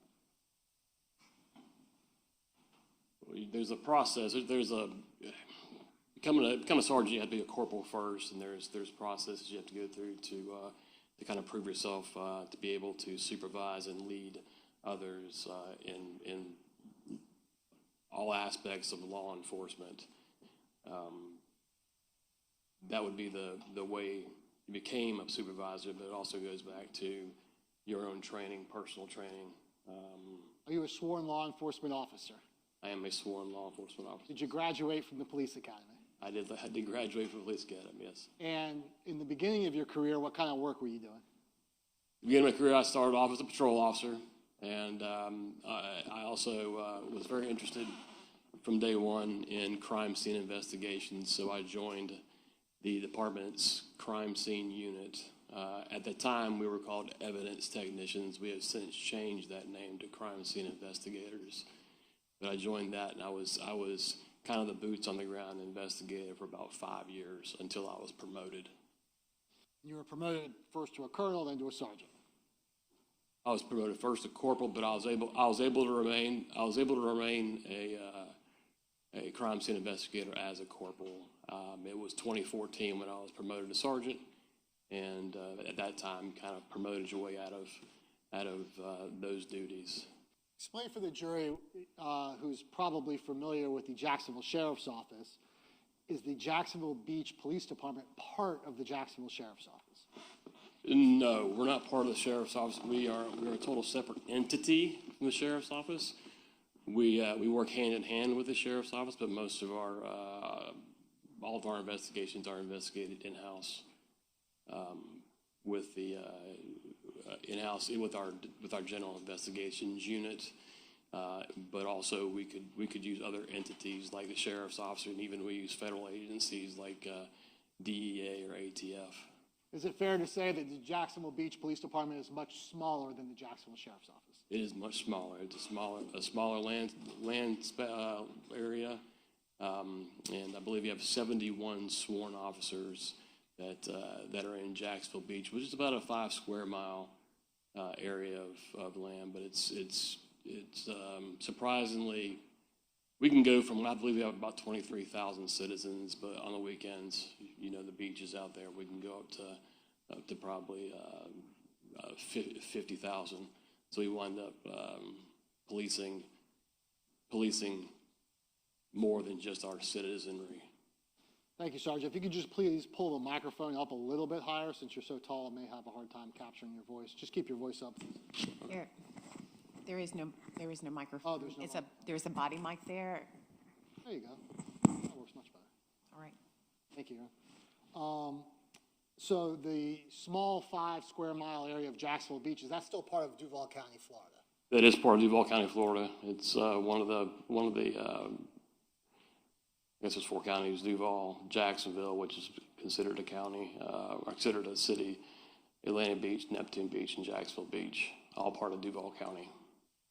So I want to turn your attention to February 16th of 2022. Were you working that evening? I was. And when did you first become aware that there was an incident in Sanctuary Parkway in Jacksonville Beach? I believe it was late. It was around 7:50 or so in the evening. So it was either dusk or becoming or dark as it was. We were on the north end investigating a domestic dispute. The majority of the squad was there on that call, and we started receiving dispatch calls to somewhere in South Jacks Beach. The calls, I would say, the dispatchers knew something was going on, just couldn't quite pinpoint it, but they were receiving enough 911 calls to realize that something was happening, so they started dispatching us down there until things got figured out while we were en route, basically. And did you hustle down there? First call came out, I believe, might have been a vehicle assist. Wouldn't respond. You wouldn't hustle down over a vehicle response, but the frequency of the calls picked up, and by the time I got to where I was, to about Beach Boulevard and 3rd Street, I was going in emergency mode based on the information that we were getting from dispatch. So were you the first or one of the first police officers to arrive on the scene? Yes, it was. Nobody could really describe exactly where this occurred. It was everywhere from, we were dispatched kind of to a general area of a quarter mile, I would say. Every different call, nobody quite knew exactly how to describe the road that it occurred on. And I went down, I happened to be the first to come across the road that it was on, which was Sanctuary Boulevard. And Sanctuary, I guess if you're going south on it, it dead ends into Butler Boulevard. Yes, Sanctuary is a feeder from the residential area of Jacksonville. It's a feeder road into J. Turner Butler Boulevard. I guess the other side of Butler, just a little bit further south, turns into St. Johns County. Yes, very, very close, very close. It was close to not being in Jacksonville Beach. It's very close, quarter mile. Describe for the jury what happened when you arrived at this vehicle, what you saw. Well, I guess you have to kind of describe the road to make this understand. It was a 2-lane, one lane road, if that makes sense. It was a north and south travel lane, but each lane lane was wide enough for one car, and there's curbs on each side. And there was one of those lanes that went south, and then there was kind of a ditch, and there's one of those lanes that went north back to Jacksonville Drive, which is the opposite side of JTB. These lanes, once you entered these lanes, you were committed to going to JTB. There was no backing up or turning around, or if you were in there and there was a problem that was in there, you were stuck in there. And that's what I found when I got there. I found a bunch of cars stacked up behind the victim's vehicle with the hazard lights on. Cars were just stationary, sitting there. And that was probably a good 200 feet of cars. I don't know how many cars that would be. I had to, because the lane is so narrow, I had to drive pretty much in the grass on the curb to get around everybody. And that's where I came across the Volkswagen in the road with Mr. Bridegan. Would you describe this area as dark? This area is, I would have to say, by far probably one of the darkest areas in Jackson Beach, if not the darkest area in Jackson Beach. It's dark enough to where you safely say at night with no moon, you can't see the hood of your car. It's that dark. And this area of Sanctuary Parkway, are there homes that are adjacent to the road, or is it woods?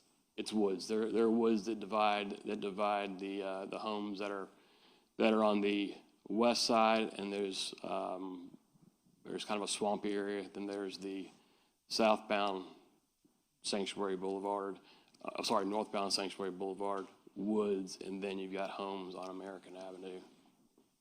So you get out of your patrol vehicle? Yes, I got him. I got to the scene. I noticed Jared on the ground. His flashers were on. I get to the scene. I see Jared lying there. Jared's face down in a pool of blood. I sort of get focused on him. Our initial response, we're trained to make sure that, one, that the scene is safe, make sure the scene is safe, make sure the scene is not active. That's our first thing. We've got an overload of sensory when we get to a scene like this because we don't know what we have, and we're trying to figure it out very, very quickly to get the scene safe and figure out and integrity of this case.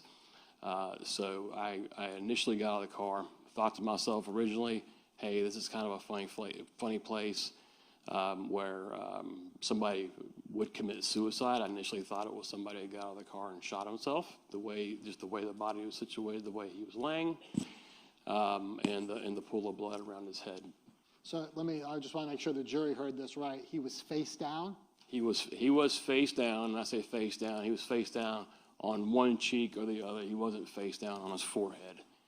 He was face down on I don't remember which cheek it was, but one cheek or the other cheek. Meaning his stomach, his belly button was on the...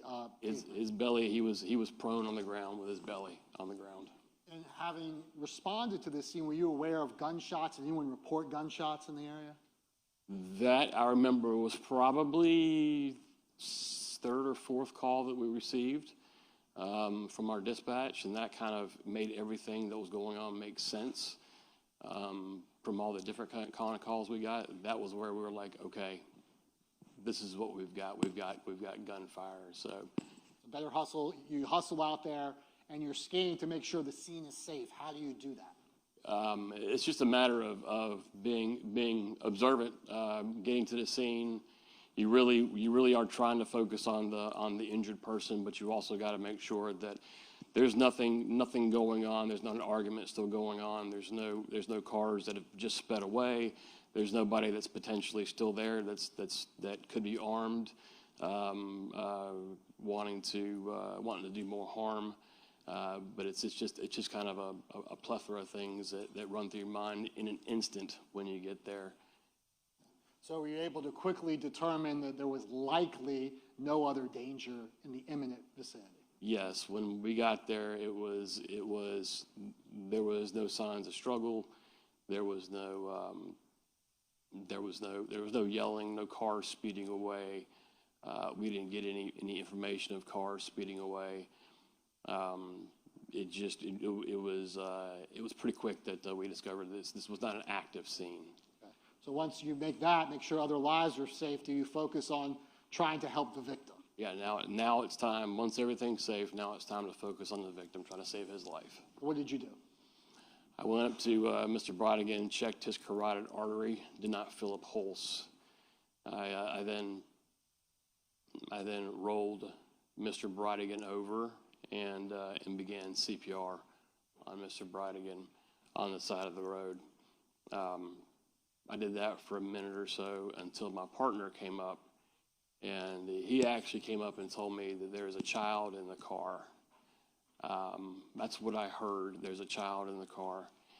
He actually said there was a child in the car. I heard there is a child in the car. So he said, let me take this over. You need to do what you need to do supervisory wise. So I passed off my portion of the CPR. I passed off to him. He continued CPR. I went to the car. There was no child in the car. And come to find out, the child had been taken out of the car just prior to us being there, and he saw the child being carried back from the scene. I never saw that. I never saw the child. And so you're no longer doing CPR because you're kind of the senior officer on the scene. Yeah, he knew that I had things I had to do right now. Things were calm. We're working on CPR. That's usually a one person job until you get relieved. You relieve yourself through the process of it. But he did CPR until Jack's Fire Rescue arrived. You've already described how quickly everything's happening and how you're getting little pieces of information. What kinds of information were you gleaning while you were doing CPR on Mr. Bridegan? Well, like I said, my initial thought was that he committed suicide. I don't know why. I don't know why that came to my head, but it was my initial instinct. And as I rolled him over, I noticed 2, if not 3, shell casings under or near his body. And at that point, obviously, I realized that it was more than just a suicide. Typically, people don't shoot themselves multiple times. Absolutely not. Okay, Yes. fair enough. And there was no gun on the scene. Didn't see a gun. Did you notice anything on his hands? Yes, I did notice. Well, I've got. Excuse me. Yes, sir. Take your time. I've dropped the mic a dozen times. It's still on? Did I break it? Okay. When Jack's Fire Rescue, when they come out and they pronounce somebody deceased on a scene, out of dignity for the person, they usually put a sheet over the deceased body just to cover him up out of respect. This sheet was over his body, but his left hand was still out of the sheet, and I noticed the ring on his left finger. I noticed his wedding ring on his left finger hit me in a way that an emotional way for me. I'm married 30 years. I saw that ring, and I just thought, wow, we're about to give somebody the worst information of their life. Okay. Did you also, during this process, notice the pockets of Mr. Bridegan and whether or not he had been turned out? In other words, was there any sign of a robbery? There was no sign of a robbery. I believe his phone was still in the car. I believe his wallet was attached to his phone. His pockets were not turned out. There was no indication. I don't think any time, as when I was there, I thought that robbery was even part of this incident. Didn't know what happened, but I didn't think robbery didn't take a priority on this one. So at that point, you see the multiple shell casings. It's a homicide. Someone's calling the phone, because you mentioned the phone was in the car. Do you recall that someone kept repeatedly calling Mr. Bridegan's cell phone that was in the car? There are on this is almost 5 years ago, and there are memories that kind of come and go, but there are very few vivid memories I have of this case. They were all kind of emotional. One being the ring on the finger, and 2 being when Kirsten started calling. When I saw on the infotainment center, the center console, where you have your music and all that stuff, somebody calls, their name pops up. I saw Kirsten's name pop up. And then probably 3 or 4 minutes later, I saw the name pop up again. It stuck with me that her name is very close to my wife's name. So I kind of read that as my wife's name. So it touched me in a way. And then as the evening or as the scene progressed, the frequency of those calls came in more and more, almost like you can tell it was a panicky, where are you? You should be home by now. What's going on? Mr. Mizrahi? I think it's relevant to show who's calling the victim when he's been shot and killed, so I think that's relevant. Okay. Let me see you at sidebar.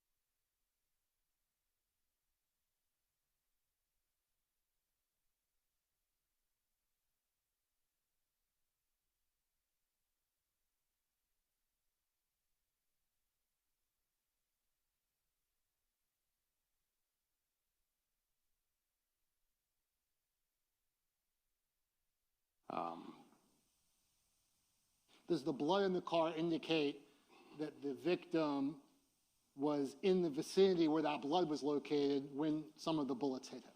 Yes, and some of the bullet strikes in the car would lead one to believe that the person was shot inside the car. And obviously, when you got there, I think you've already indicated that the door to the Volkswagen was open and the flashers were on. Yes, sir. Did you notice the tire? Yes, I did. There was a tire that was mostly in the middle of the road, enough for a road obstruction in the road in front of the vehicle. And I noticed the Volkswagen was kind of cantered on the road to where it was possibly he might have been getting out of the car to move the tire, or the tire was definitely impeding his traffic. And you don't know whether the tire had been moved by the victim to any extent, if at all? No idea. We'll go through a few of the pictures so you can describe what you've already described so the jury can get a visual of them. Okay. We'll go through them relatively quickly. We're going to call another witness to go through them in detail. But was a video, a walkthrough video conducted by one of your evidence technicians at the scene? There was, yes. Is that what we see here in State's Exhibit 3? I'm not seeing it moving, but I believe it is. It's not moving, but that's a still of it. Okay, so yeah, more than likely that is. With the flashlights, it was so dark back there, you had to use flashlights to kind of light the scene for the camera. So flashlight would make it, yes. Now that I hit the button, you can actually see it moving. Yes, and there's a lot of flashlights going around.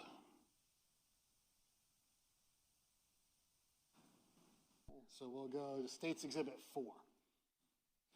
You were describing the two lanes. If you could use your picture up on your screen to show the jury the southbound lane, they can see obviously the vehicle, and then the northbound lane. Is it a touchscreen? It is a touchscreen, just like Okay, 99. so this is going to be the southbound lane, kind of curves around and goes out to JTB. And this is the grass median right here that I talked about, kind of a swampy area here, about 20 feet or so of grass. It gets wider and it gets narrow in certain spots. And here is the northbound lane. You can see the two curbs here that would make it possible for anybody, this is happening on the same side, make it possible for anybody to either turn around or go around somebody. And now we're going to fast forward to some pictures that show Mr. Bridegan, albeit with the sheet covering him. Just for everyone to know. Showing you State's Exhibit 8 and then State's Exhibit 9. What are we looking at here? We're looking at Mr. Bridegan's body next to the vehicle. This is after he has been rolled over by me for life-saving try or life-saving attempts. What stands out with this, like I said earlier, his ring finger was outside of the white sheet, kind of near the curb. So I actually requested another blanket just to cover his hand.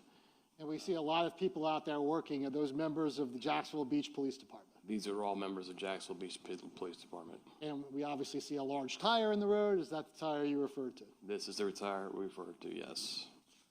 Okay, I am going to fast forward now to State's Exhibit 20. Again, there is some images of Mr. Bridegan in these photographs. So fast forwarding to 20.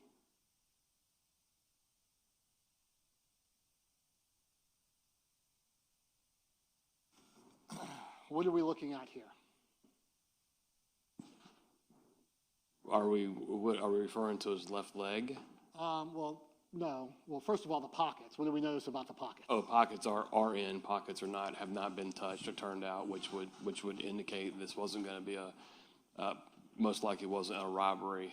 You think pockets be turned out, wallets be taken, cars. See that rescue had tried some additional life-saving measures. That's not something you did. That's something rescue did. That's rescue does to check for any sort of life or any sort of, I'm not sure what they're looking for, but See some placards here. Is that going to be marking of potential evidence like shell casings and projectiles?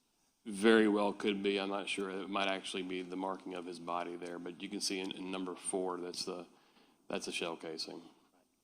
So that's what you described when you got there. You're like, oh, wait a second, this isn't just suicide. Yes, this is when I rolled him over and I started seeing these things, and it really kind of brought it together.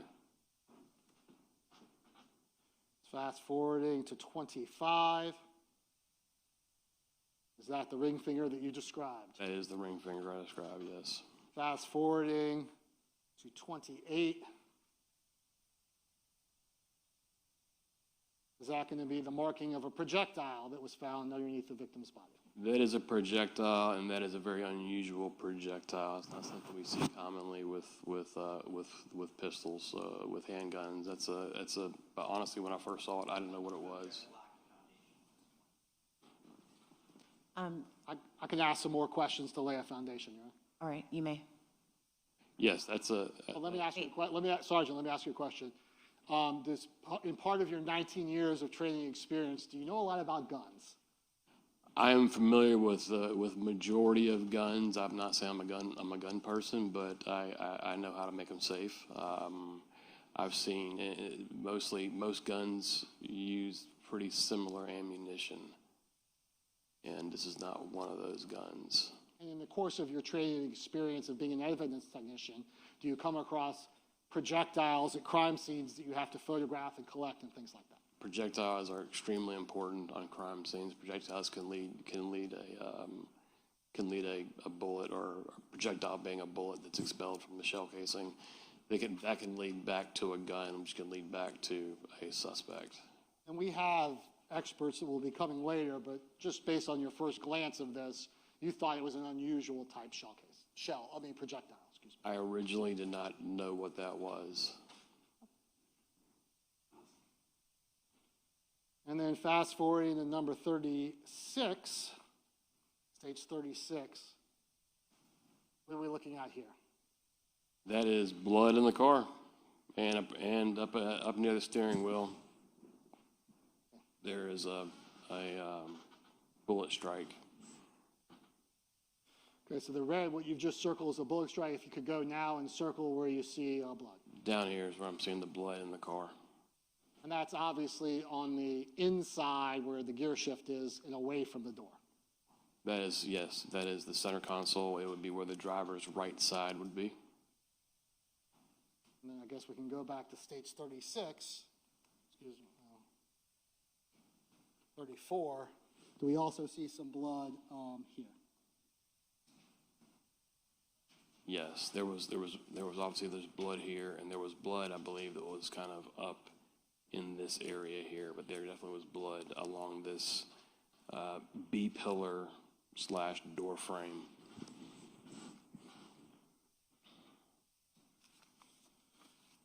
As a sergeant in Jacksonville Beach, were you the lead investigator, or did other detectives take control of the investigation of the case? I was not the lead investigator. I was the lead investigator is going to be part of our GIU unit. They're the ones that take over. I supervised. I was not the lead CSI either. I supervised the unit, the CSI unit, as kind of a support role for them. Extra eyes, a little more. Just basically in a supportive way to help them get their job done. Worrying about things about search warrants and the importance of certain evidence. So just because you've been doing it for a long time, you kind of helped out and watched out, but you were not the lead investigator. I was not the lead investigator on this, no. Have a moment, Your Honor? Yes.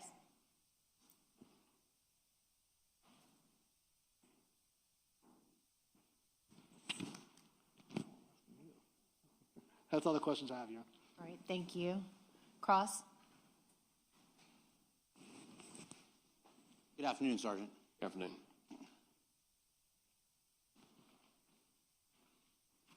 You told the jury just how dark it was at the sanctuary where this homicide occurred. Did I understand that correctly? Yes, sir. Okay. That's a really short distance between where that dark road starts and JTB starts, correct? Yes, I would equivalent to about two blocks, 2 city blocks. And although Jack's Beach isn't huge, relatively, that's a very small part of Jack's Beach. Yes. And you being a law enforcement officer in Jacks Beach, as long as you have, you know that it's not dark everywhere in Jacks Beach, correct? No, this is definitely probably the darkest area in Jacksonville. Sure. But as soon as you leave that area, you get into residential neighborhoods that have streetlights. Either you get onto J. Turner Butler Boulevard, or you get into a residential area with street lights. Yes. Right. And if you, let's say you go to JTB, of course, that has streetlights. Yes, sir. And if you go toward where the shopping center is on the back road, like Nor Grande, there's Jacksonville Drive. Yeah, Jacks Drive leads you right to 15th Street, right? The road that goes from Jacks Beach all the way up toward the police station. That's gonna be South Beach Parkway, which turns into 9th Street. Okay, South Beach Parkway, where the hardware store is, and all those businesses. That would be Marsh Landing Parkway, South Beach Parkway. And that's all J. Turner Butler, those are all kind of in the same area. They kind of intersect in the same area there. But my point is, it's all well lit in that area. Oh yes, it's all well lit. Going all the way up toward the police station. I would say yes. The lights are amber lights. I say not well lit, but amber lit, and you can understand the lights are. I mean, it's not like this, but there's definitely lighting. And there's sidewalks where people are walking up and down all the way up to the police station. Yes. And there's parks that you pass. Yes, there's a park, South Beach Park. Okay. So when you talk about just how dark it was that night at that time, you were talking about just a very, very small part of Jacks Beach that was so dark you couldn't see the hood. Very small area of Jacks Beach that is consistently dark. Right. Thank you very much. No further questions, Your Honor. All right, thank you. Any redirect? No, Your Honor. May this witness be excused? He's excused for now. He is subject to recall, Your Honor. All right, Sergeant, do you understand what that means? Yes. Okay, thank you. Just stay in contact with the attorneys, okay? All right, thank you. Thank you, Your Honor. Just briefly approach without the court reporter. Yes.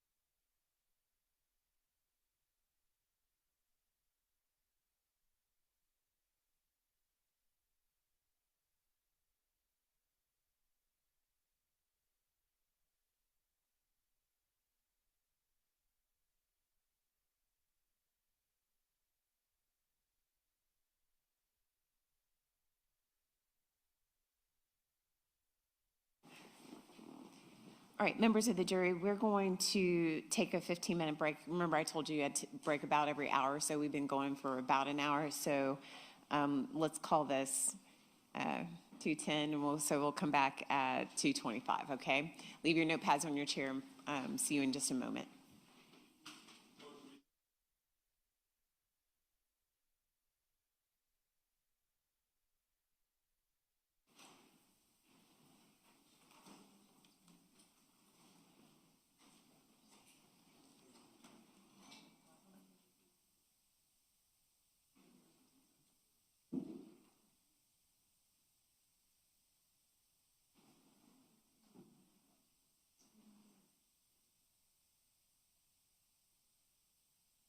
All right, thank you.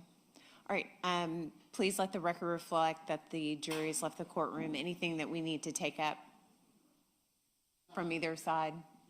Okay, the court will be in recess. Actually, Mr. Holman, tell him we'll come back at 2:30, okay?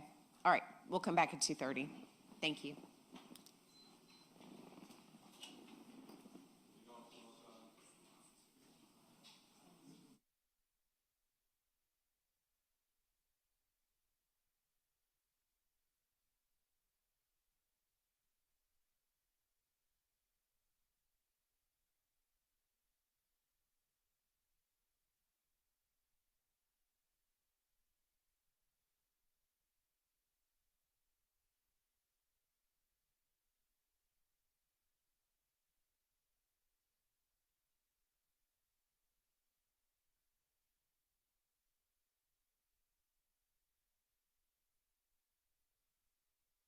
Matters, it was the understanding of the parties that the rule had been invoked. Is that correct from both sides? Yeah, I always tell them this is whether the rules. Are you invoking the rule? That's what I'm asking. I have no objection to it being invoked. Sure. I'm not. We would invoke the rule, Your Honor. Thank you. The only thing that I will put things on the record is Mr. Bridegan and I did agree for the rule, our experts can watch our experts. Okay. Right, Marcy's Law. Okay, thanks. We're in recess.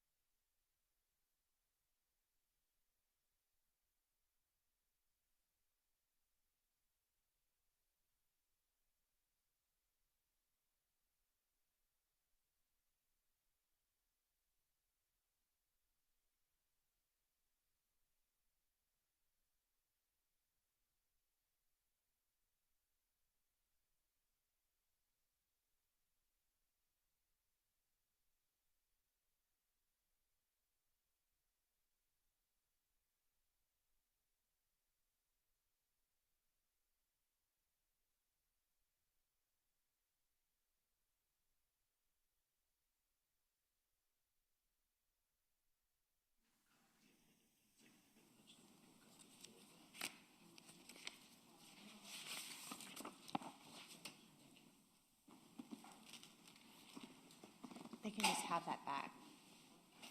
They can have it back.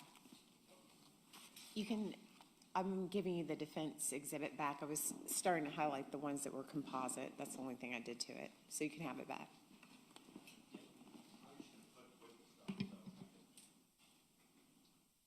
Do you have one or no? He's going to scan it and email it to us, so we'll have a copy. At least I'll have one binder.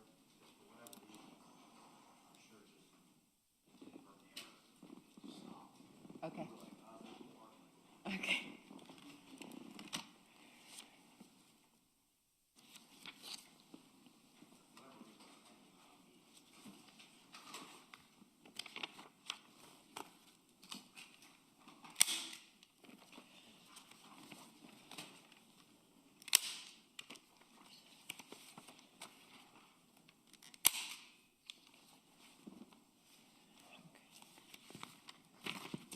Give me just a second.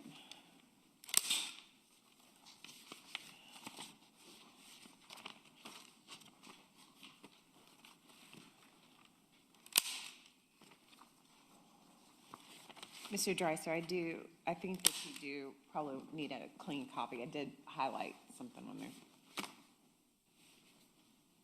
At some point, you want to replace it, okay?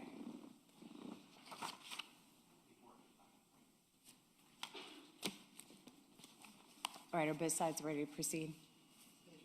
Okay. All right, Mr. Holman, if you could get the jurors. Is the defense ready as well? Okay.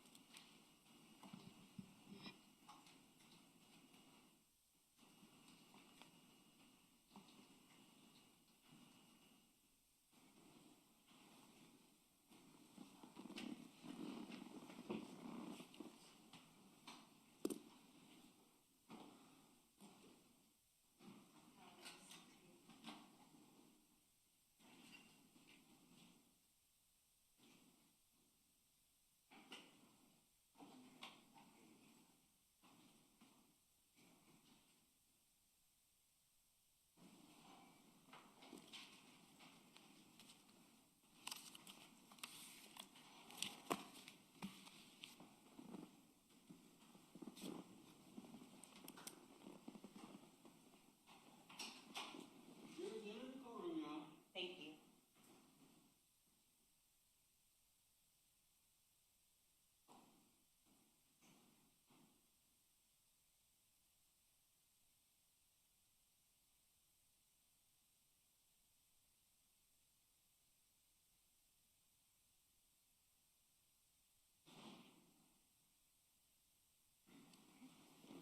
Thank you.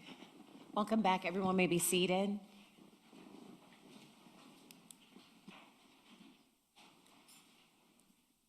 Ms. Stifler, and call your next witness.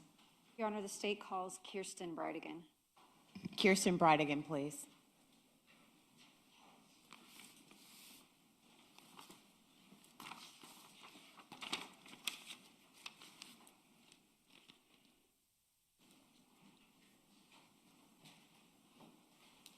All right, good afternoon.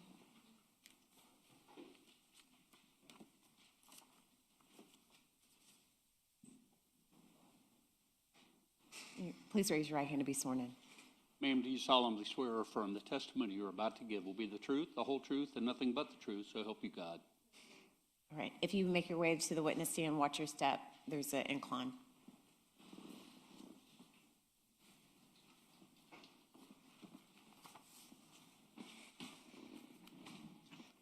You may proceed. Thank you, Your Honor. Good afternoon, Mrs. Bridegan. Good afternoon. Would you introduce yourself to our jury? My name is Kirsten Bridegan. And Ms. Bridegan, are you the widow of the deceased victim in this case, Jared Bridegan?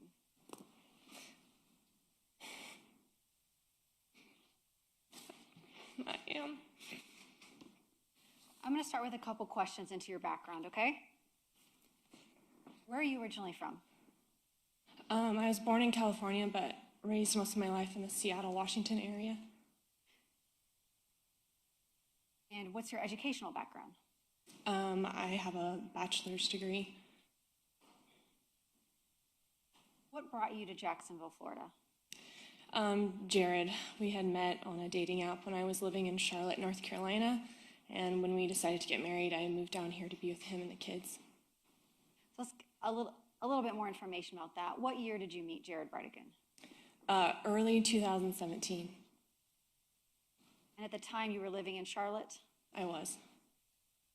And you all developed a relationship. Tell the jury very briefly how it was you came to get married and end up here in Jacksonville. So like I said, we met on a dating app, and then he drove 7 hours up to Charlotte to take me on a first date. We spent basically an entire day together on that first date until he drove home, and then we just kept doing long distance and FaceTiming and until we decided to get engaged and then get married later that year.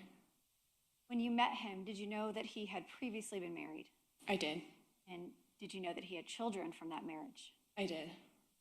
Before you got married, did you have the chance to meet them and get to know them? I did. We spent a lot of time after he and I had kind of established a relationship, spending time with his kids to make sure that that would be a good fit for all of us. So after you and Jared were married, you moved here to Jacksonville, Florida. And where in Jacksonville did you live?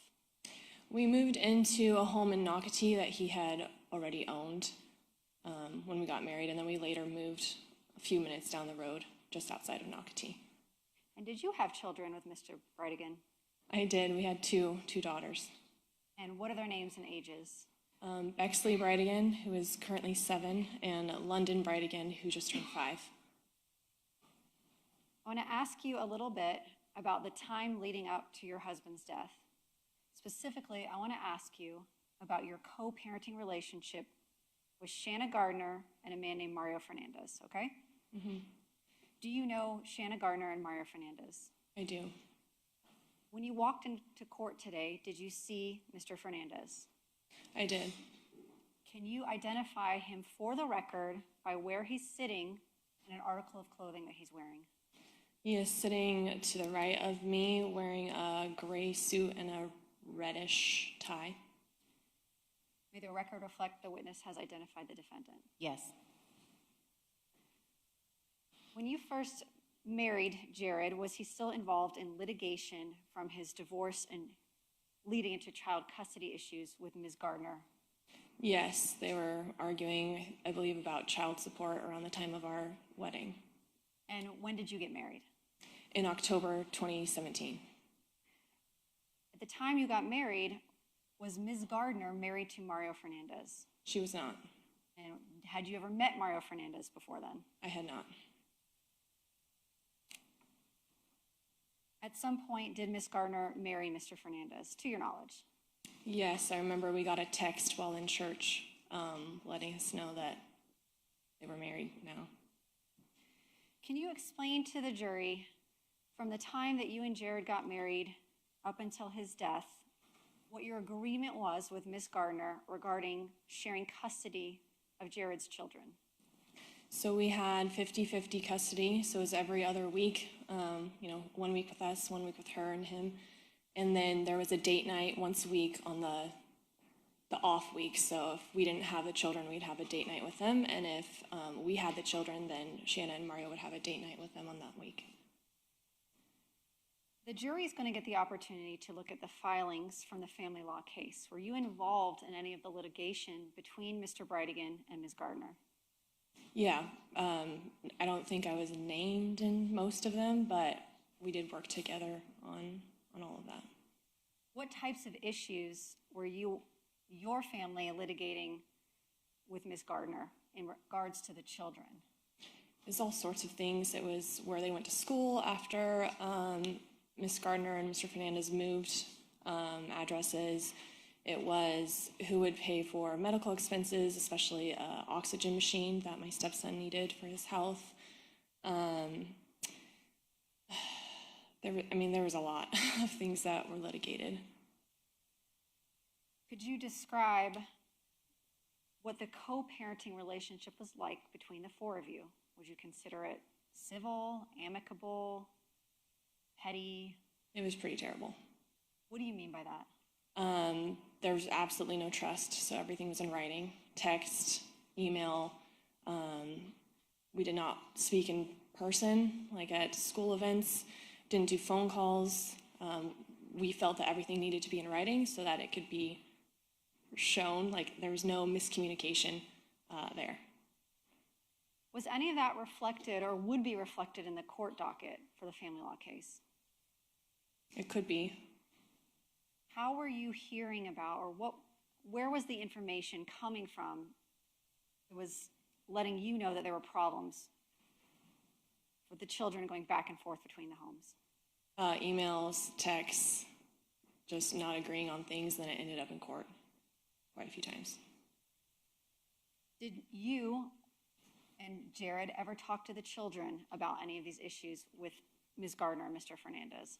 We tried our hardest not to. Sometimes they would bring up things to us that they had told us had been spoken to by the other side, and we would address it. But we tried to keep that stress off of their shoulders. But were there times when you and Mr. Bridegan had discussions with Ms. Gardner and Mr. Fernandez, back and forth, vice versa, whichever, of the children telling them something about you all, or you all hearing something from them about them from the children? Yes, many times.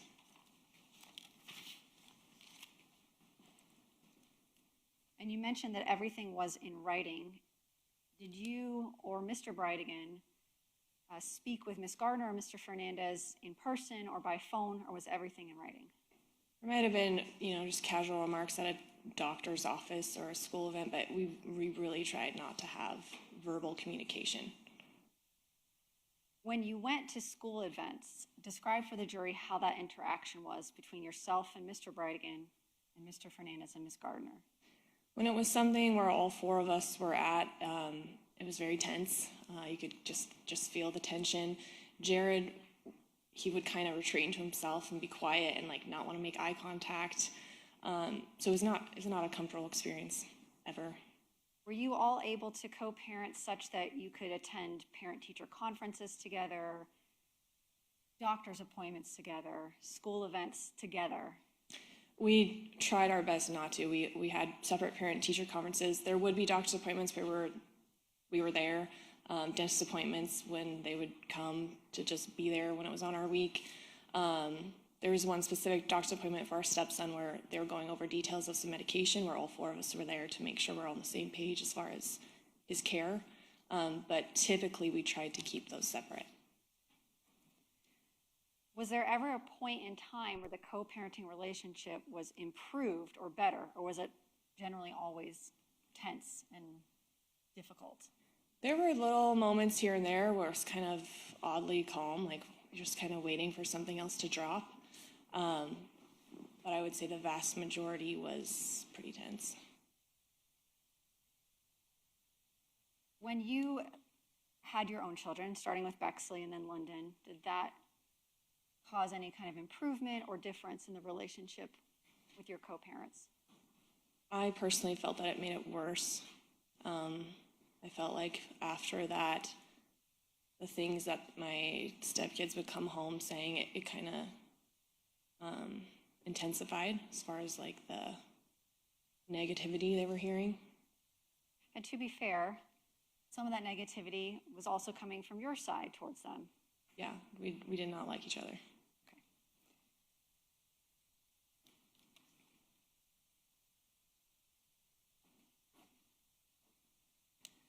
Tell me about you mentioned the custody agreement. Was that something that everybody was on board for, 50-50 custody? No. There was one specific thing that was a pretty contentious point where Shanna had wanted to allow overnights with step-parents, specifically Mr. Fernandez, without her present, and we just were not comfortable with that and fought back really hard. Even saying, I will not get alone overnights with the kids to make sure that he doesn't get overnights with the kids, and that was a big one that we fought over time and time again. Before his death, were you and Jared interested in or attempting to increase your share of custody of the twins? We were not. To your knowledge, were you involved in any litigation, or did you have any indication that Ms. Gardner was attempting to get more share of custody of the twins? There were some things that my stepdaughter had told us that. Response. I can rephrase it. Okay. Without saying what your stepchildren told you, did you and Mr. Bridegan speak with an attorney or take any steps based on an indication that you might have to fight a claim for more custody on the part of Ms. Gardner? Same objection, Your Honor, until there's some kind of proffer, not because of what she heard from someone else, but she's bootstrapped to something. We have to do that outside. Let me see you at sidebar.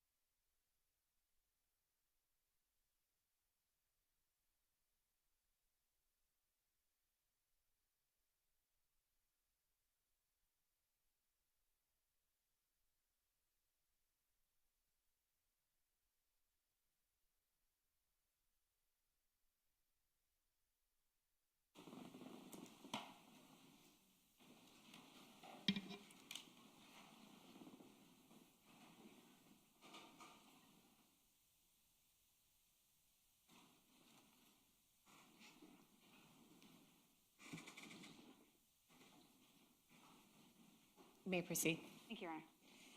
Mrs. Bridegan, you can answer the question. Let me re-ask it. Without saying what the children talked to you about or your conversations, leading up to Jared's death, were you and Jared making arrangements and preparations for a potential, I won't say battle, but litigation regarding a custody claim by Ms. Gardner? We were. That includes speaking to your family law attorneys, Yes. gathering documentation. Yes. Okay. Leading up to Jared's death, were you also making arrangements for Jared's daughter, your stepdaughter, to be baptized in the Mormon Church? Yes, she had expressed a desire to do so. And did you and Jared, were you practicing members of the Mormon Church before his death? We were. And were you taking her to services, or is that what you call them, services? Yes. Yeah, we were. Okay. And were you helping her prepare for the baptism, making sure that she had the appropriate outfit, the appropriate classes or training or whatever it was she needed to do in order to get baptized? We were. In our church, children are usually baptized at the age of 8, and she was 9. And we just wanted to make sure she knew what that meant, what a baptism means, what it means to make that decision for her life. So yes, we were talking about it at home. She was receiving what they call lessons, like just going over, the beliefs and everything. And she and I had talked about picking out a dress, and then she actually ended up going shopping for one with her mom. Okay.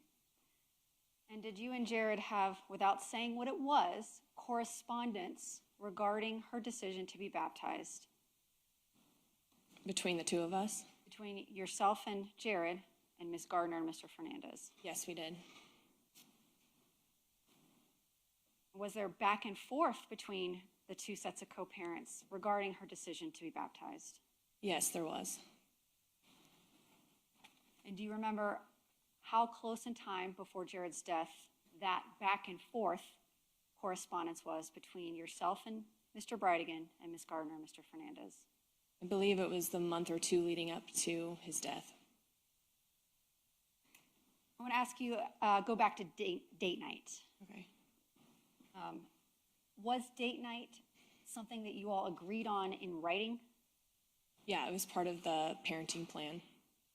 And what was the schedule for date night? So it was Wednesday nights on the week that the parent A didn't have the child, then parent A would get Wednesday night, date night. And it was always Wednesday evenings. The time itself shifted slightly, like a few months before Jared died because of, am I allowed to say names or just step? Since we're talking about minor children, for purposes of the record, you can refer to them by their initials. So I'll ask you that. Jared's children with Ms. Gardner, are male and female children. We're going to call them A, B, and LB. Are those their initials? Yes. Okay. Okay. So the time shifted slightly because AB was now in a different gymnastics schedule. Where did she do her gymnastics? At a facility just a few minutes down the road from our home. In Nocatee?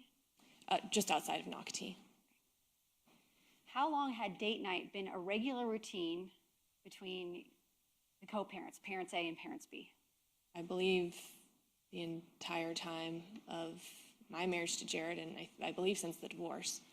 So several years? Yes. And was it always Wednesdays in the evening? Yeah, as far as I can recall, it was always Wednesdays. Did you participate in date night?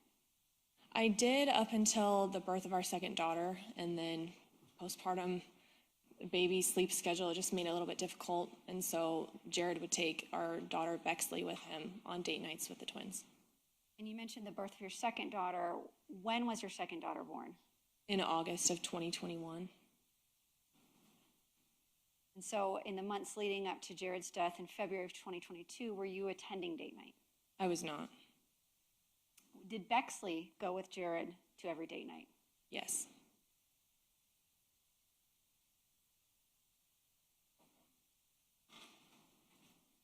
I want to talk about February 16th, 2022. Prior to, was that a date night? It was. And how did you all make the plans for what you would do on date night? Did you coordinate with the other parents, or did you just pick up the kids and do what you all wanted to do with them? Yeah, typically there wasn't any coordination. It was just, this is the time you pick them up, you do whatever you want to do, and then the drop-off time was the same. For date night, how did the drop-off and pickup work? Did you go ring the doorbell, hand the children off? No, we typically just pull up to the driveway of the other home, text here, and the kids would run out and get in the car, and then drop off. You pull up and just make sure the kids get inside. And that was vice versa, both sides is how it worked? Yes. And you said text. Did you have a group text with yourself, Mr. Bridegan, Ms. Gardner, and Mr. Fernandez? Yes, we did. And is that where all the written communication regarding the kids happened? That and email. So on February 16th, 2022, what had you been doing the day leading up to that evening's date night? I believe I had taken our two youngest to the store. We had done some chalk outside on the sidewalk. It's just a pretty average day. Jared had been working from home, so he was inside most of the time. Yeah, that's as much as I can remember right now. And that evening, did Mr. Bridegan leave your residence in Nocatee to go to the scheduled date night? Yes, he did. Was there any change in the schedule that night in particular? No. Mm-mm. What vehicle did he drive to date night? We had two vehicles. He typically drove well, I want to say always, but there might have been a time he didn't, but typically it was the black Volkswagen Atlas we had. And what other type of vehicle did you have? We had a Chevy Suburban. And who normally drove the Suburban? Whoever had all of the kids. So that was our big family car, but when we didn't have everybody in the car, we drove the Atlas. And when he went on date night, did Jared typically take that Atlas? Yes. So when Jared left for date night, what did you do that evening? I was at home. I put our daughter London to bed. My parents were over that night. We were watching some sort of show after she was in bed. Just normal evening at home. Did you have any communication with your husband that night while he was at date night? I did, and AB was also texting me from his phone during date night. Did you know where they were going to eat dinner that night? I believe AB told me. While she was there, she let you know what restaurant they were at? Yeah, I believe so. But you did not know prior to Jared leaving what their plans were that evening? No, he didn't typically make plans ahead of time. So it's just spur of the moment, what he was feeling like? Yeah. Did you know what time he picked the children up based on that group text that you shared with Mr. Bridegan, Mr. Fernandez, and Ms. Gardner? Yeah, there would have been a here text in that group chat. And while you were getting texts from Mr. Bridegan and from AB, was there anything unusual in their communications that caused you to be nervous or upset or think something was wrong prior to the actual homicide? Not at all. Did anything to you seem out of the ordinary for a typical date night? No. And at some point, did you actually call and speak to your husband that evening? Yeah, so I was on the phone with my brother, and Jared called me, and I three-way merged it. We all chatted for a little bit, and then my brother hung up to let Jared and I talk. And I remember Bexley telling me, "Mommy, we got ice cream." So just to pause you right there. Yeah. When he called you, do you remember what time of night it was? It was after it was after 7:45 when he would have dropped the twins off at their mom's house. And was there anybody else that you could hear in the car besides Jared Bridegan and your daughter Bexley? No. Were you on speakerphone? The car phone, yes. Okay. And just normal conversation. Was anything about that conversation unusual to you? Did Jared seem upset? Did he seem fearful? Had you have any indication that something happened out of the ordinary that date night? No, everything seemed fine. Bexley seemed happy. She got ice cream. Like, everything seemed normal. And during the conversation, tell us how the conversation ended. Without necessarily saying what was said, how did you get off the phone with Jared? It was strange, and I remember feeling like it was strange because after I was like, all right, well, love you, we'll see you soon. he was just quiet. And I was like, okay, it was kind of weird, and hung up. But it was like a pause and just quiet at the end. Do you remember what time around you got off the phone with him? I mean, it's somewhere in between like 7:45 and 7:52 maybe. And he had already dropped the children, your stepchildren, off and was heading home, presumably to Nocatee. You were expecting him to show up. Yeah, he had said he was coming home.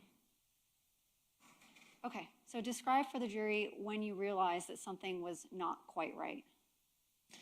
Well, I was sitting on the couch with my parents, watching a show, and then, I'd already talked to Jared. He was on his way home. And then the time when he would usually be back passed, and I, didn't think much of it. It's like, okay, maybe hit traffic or something. And then it got a little bit later, and that's when I just had this just feel. Did you try reaching out to him by texting him or calling him? Yeah, I texted and called him. Did he answer or respond? He did not. And what did you start doing then? I kept calling him, and I would give it a little bit. I remember telling my parents, like, something's wrong. And they were trying to reassure me, like, it was probably fine. And I kept calling, and eventually I looked on my phone, like, was there an accident? Like, is there any news report of anything that would have caused him to delay? And I couldn't find anything. Yeah. So what did you do then? So then I got in the car.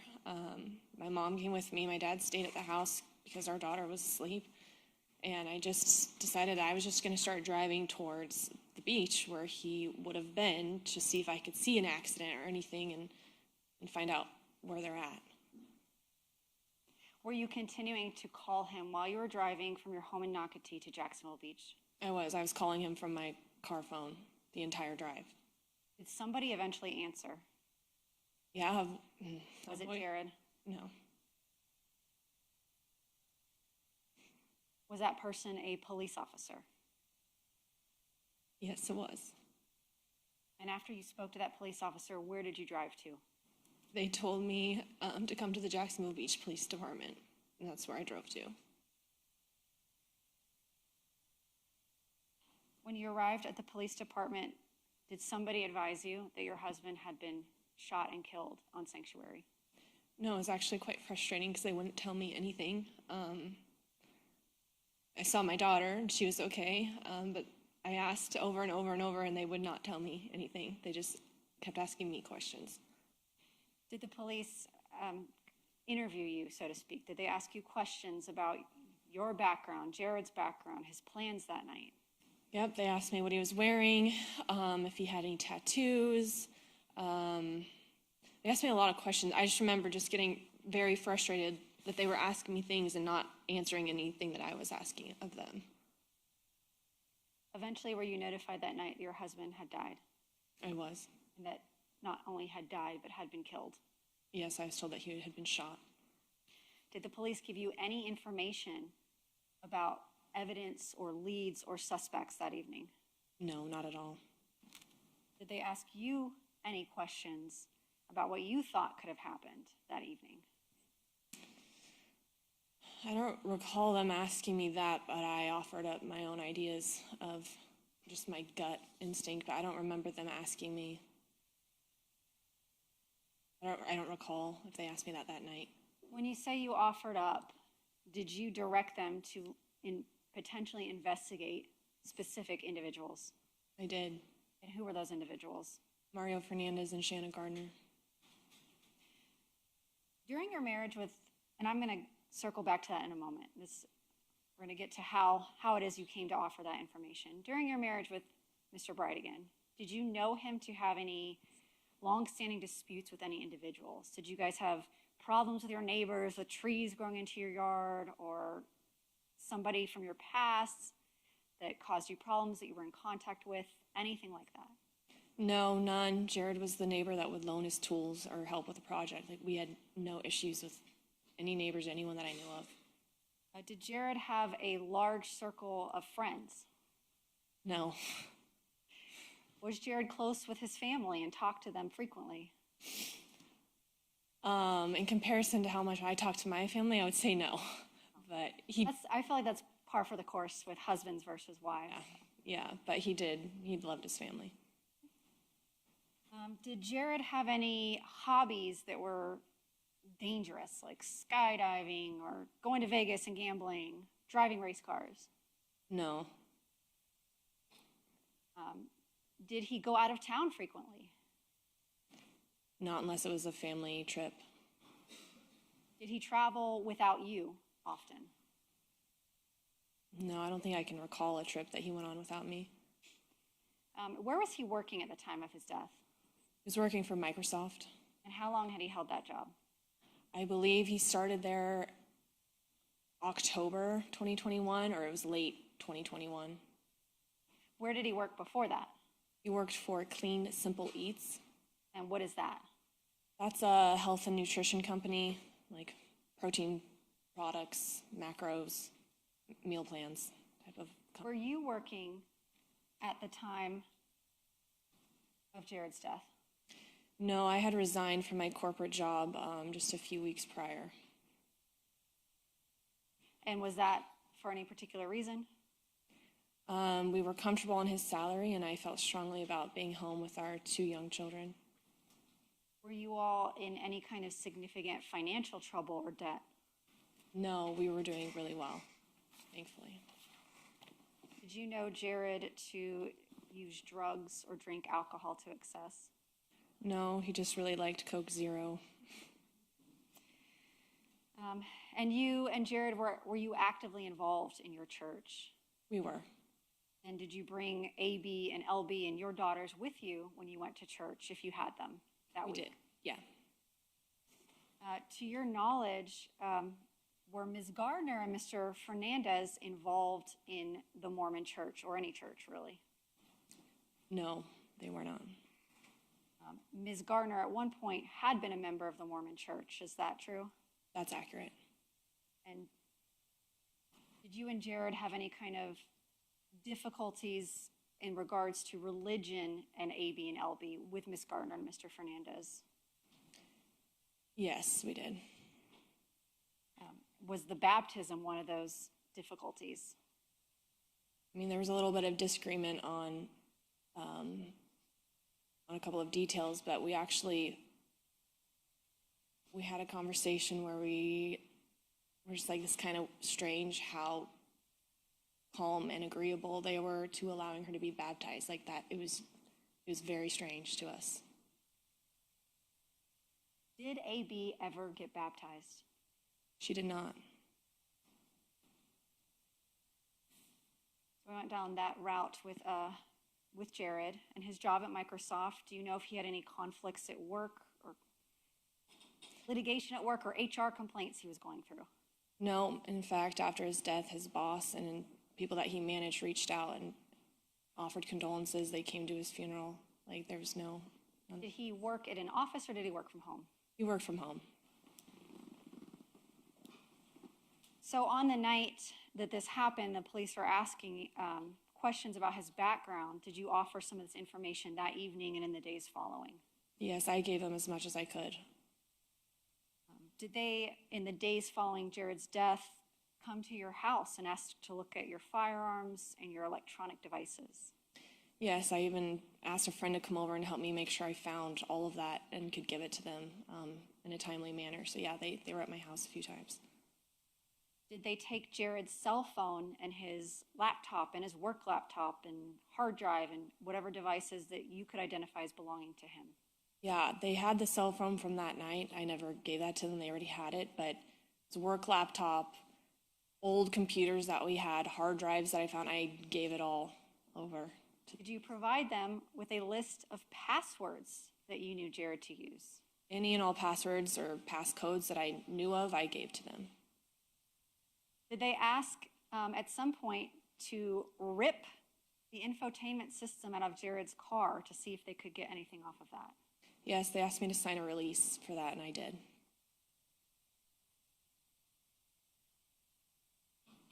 I'm going to go through a couple photographs with you.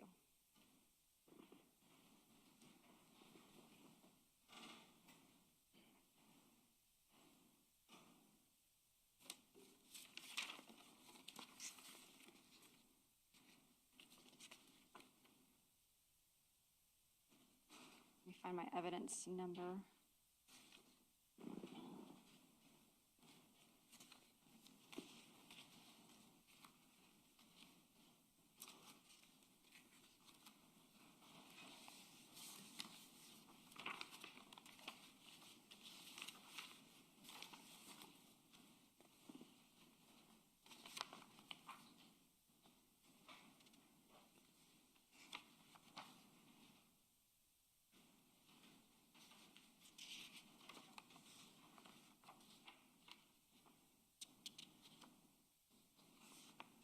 I'm actually going to show you two photographs. Your Honor, may I approach the witness? Yes.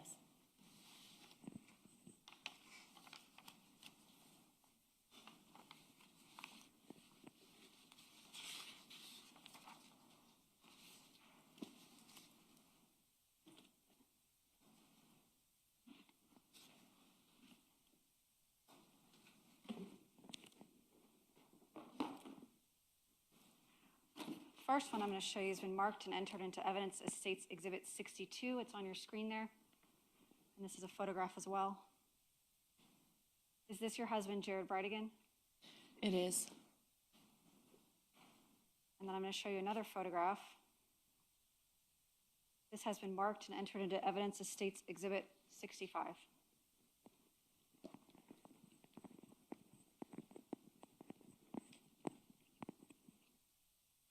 Is this your husband? Yeah.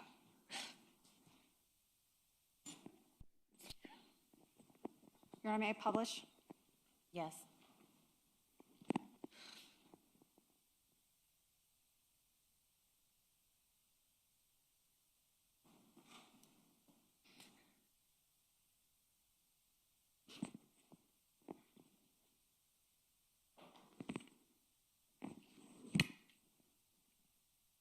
I'm showing you what's been marked and entered into evidence as State's Exhibit 207 on your screen. Can you take a look for me, Mrs. Bridegan? Who are the individuals in this photograph? It's Shanna Gardner and Mario Fernandez. I'm showing you a photograph that's been marked and entered into evidence.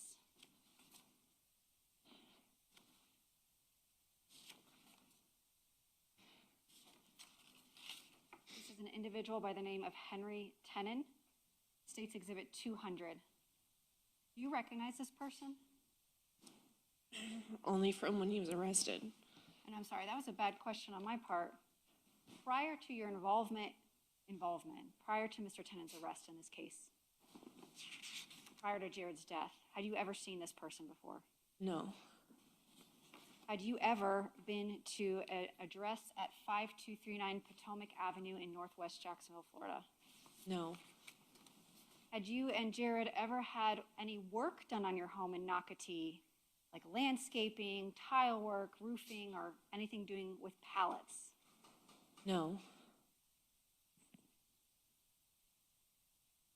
I'm showing you what's been marked and entered into evidence as State's Exhibit 135. Other than in regards to this case, prior to your husband's death, had you ever seen this vehicle before? I don't believe so. Have you ever had work done at your house or someone visit you at your home that had a vehicle similar to this one? No. And prior to this case, did the name Henry Tenon mean anything to you? No. Did you and Jared ever contract with anyone named Henry Tenon? Did you know Jared to have a Henry Tenon in his phone contacts, his email contacts, or to have ever mentioned anyone by the name of Henry Tenon? No.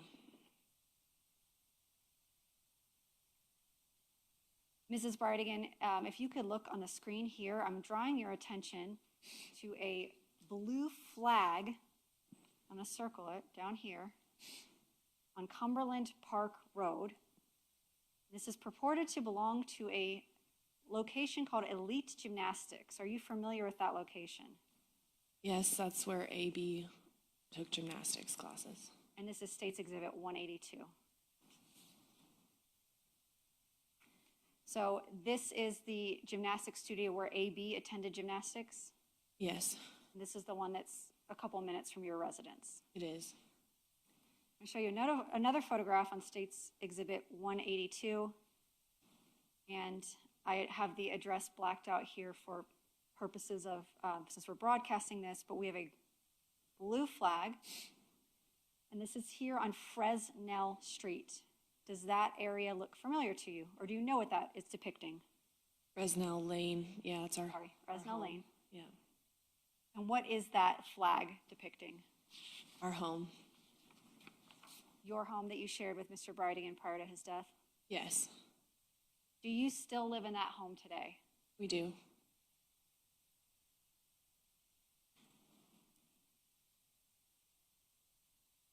I'm going to show you a still shot from a video that's marked and entered as State's Exhibit 1. Brooksy? Do you recognize the child in that video? Yes, Who is that? that's Bexley, my daughter.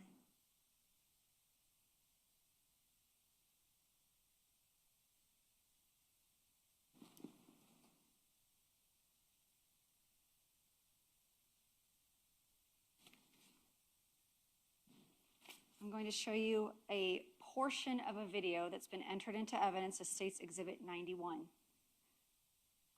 This is the Jacksonville Beach Police Station. This is State's Exhibit 91, and I'm playing it at 37 minutes and 27 seconds. The timestamp is February 16th, 9:15 p.m. I'm going to play it for you, and I want to ask you if you recognize a vehicle in a moment, okay?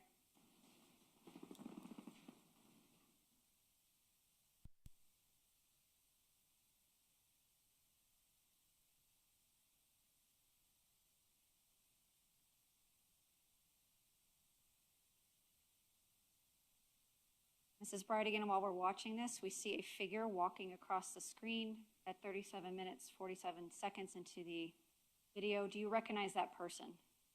No,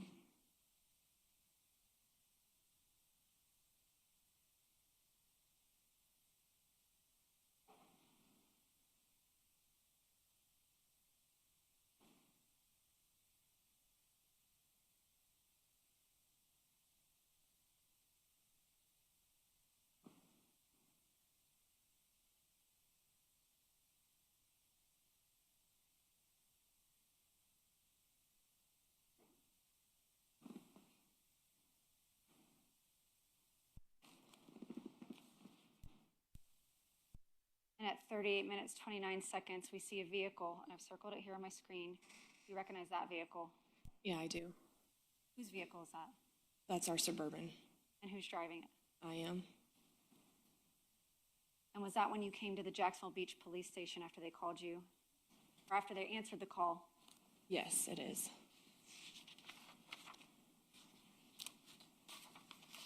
State's Exhibit 35. Do you recognize this?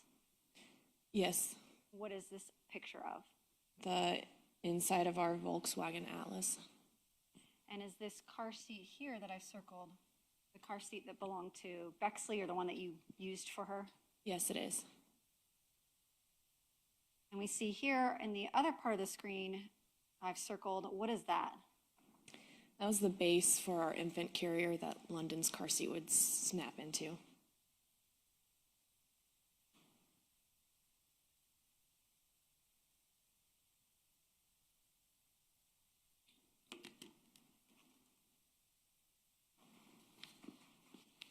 Mrs. Bridegan, did you remain in contact with investigators during the course of the investigation into this case?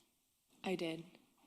And were you passing along information and tips that you'd heard from members of the public that you thought could help them solve this case? Yes, as much as I could.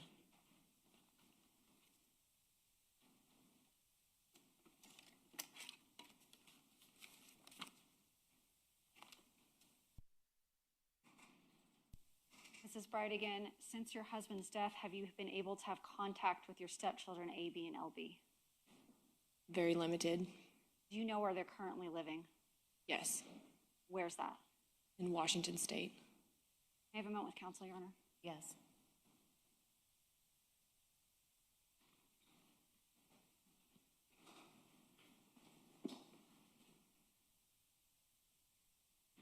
Thank Thank you, Mrs. Bridegan. No further questions, Your Honor. All right, thank you. Cross-examination? May I stay here? Or would you like me to move to the podium? Is it going to be brief? I think so. Okay.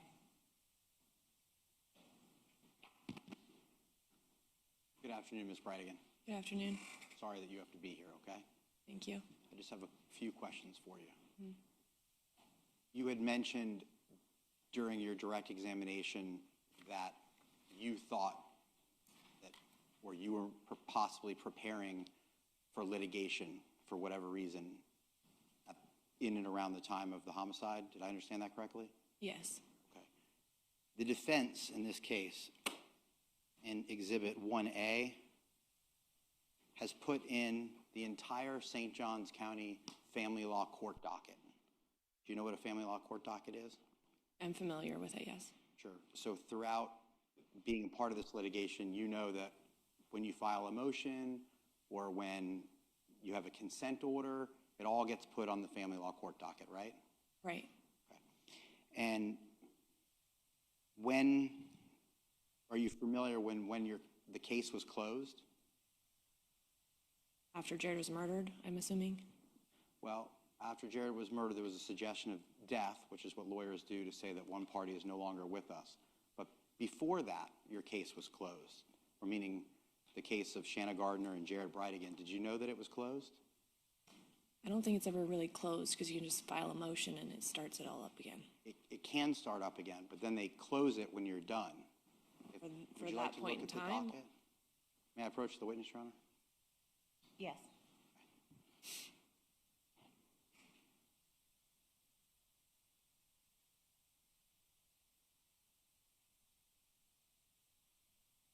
Can you look at October 12th of 2021, where it says that a consent order was reached and the case was closed? Hurry, this line? There's like a couple of them. Are we doing this one? Yes, ma'am. The ones you were reporting to are later dates. I'm asking you on 10/12/2021, it suggests that a reopened case is now closed, right? Yes, there's a couple of entries like that. Right. Meaning in October of 2021, the family law case was closed. It says reopened case closed, yes. Right. Because it was reopened when Miss Gardner filed, and what's also in evidence, a mother's motion for declaratory relief. That was right below the line, correct? I would have to, sorry, I was looking at just that line. So we're clear. Mother filed a motion, right? Yes. Okay, and then right above that, the parties came to an agreement, a consent order, right? Yes. And then the case is closed. Yes. And that's October of 2021. Yes. Thank you.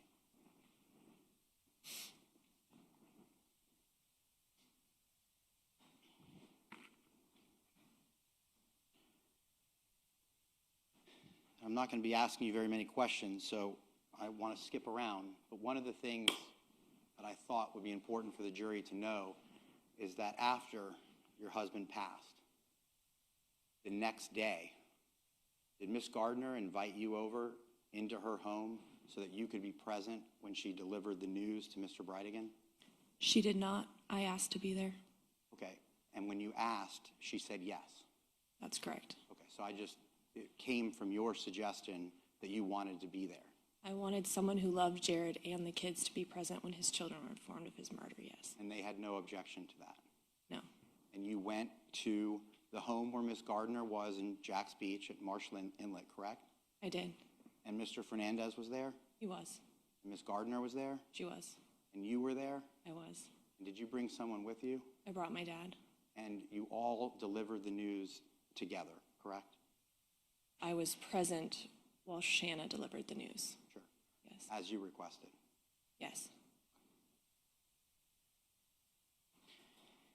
And then lastly, Ms. Bridegan, you had suggested to the jury that on the night of the homicide, you were asked questions by law enforcement, correct? Yes. Right. And to your knowledge, I think you know now, none of that was recorded, correct? I will take your word for it. I don't know if it was being or not. Okay. Well, I appreciate you taking my word for it. It wasn't recorded. Okay. But you did tell them in so many words, you may want to look at Shanna Gardner or Mario Fernandez. Yeah, I believe I said something along those lines, that only people I knew had a problem with him were those two. But you also told them that there was no violence or threats of violence that you could articulate or that you were aware of. I don't recall if I said that night. If you looked at a report from the police, would that refresh your recollection? Yeah, definitely. Hold on one second.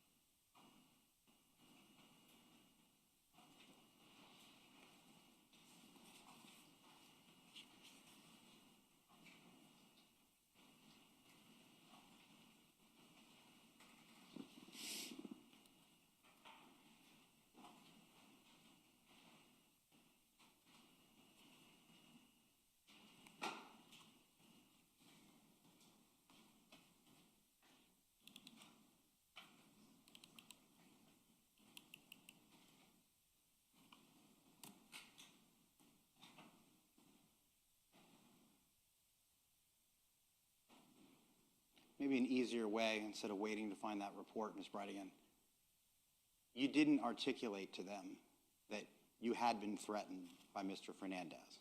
No, I did not. You didn't tell them that Shanna Gardner had threatened you or your husband, right? Oh, no, I did not. And that's because you had no information that they had threatened you or they had done anything violent to you or Jared Bridegan up until that night. Correct.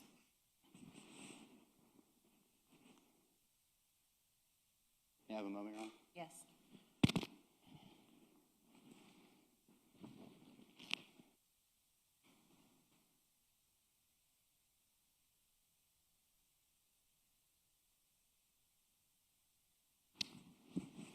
And my last question is, when you were looking at States 91, which was a video of you pulling into the Jacks Beach police station, do you remember that video from a few moments ago? I do, yeah. Okay. And it's in evidence. They asked you who was driving. Do you remember that question? Yes. And you said that you were. That I was. Right. Yes. But when you look through the window of your vehicle, you can see there were two people in the car, correct? Yes. It was you in the driver's seat, and then it was a family member, I think your father in the passenger, your mother? It was my mom. I'm sorry, your mother was in the passenger seat. And you acknowledged that when looking at that video, you could see two people in the vehicle. Yes. I have no further questions. Right. Thank you. Any redirect?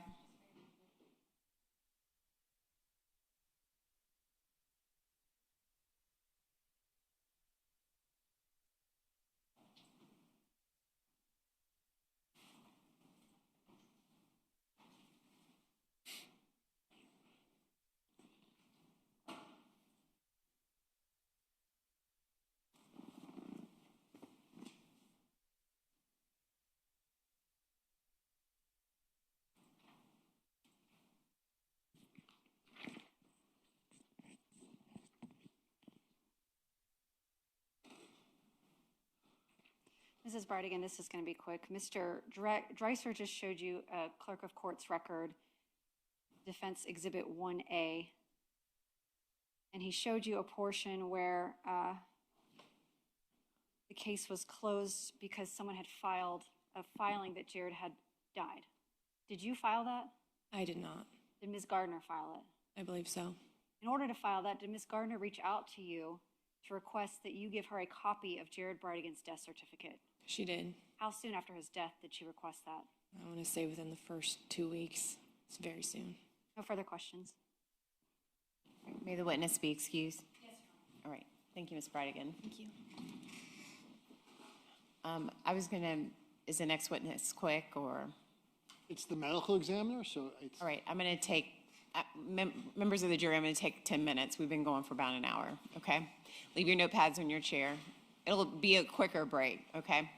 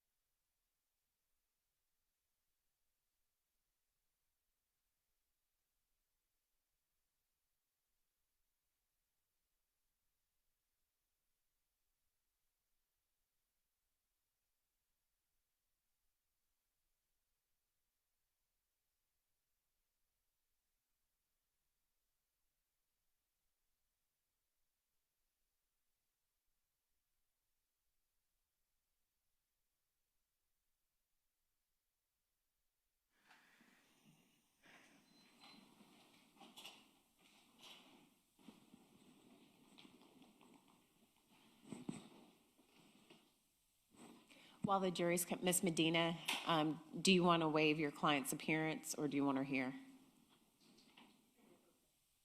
Okay. Please put a note not to bring Ms. Gardner.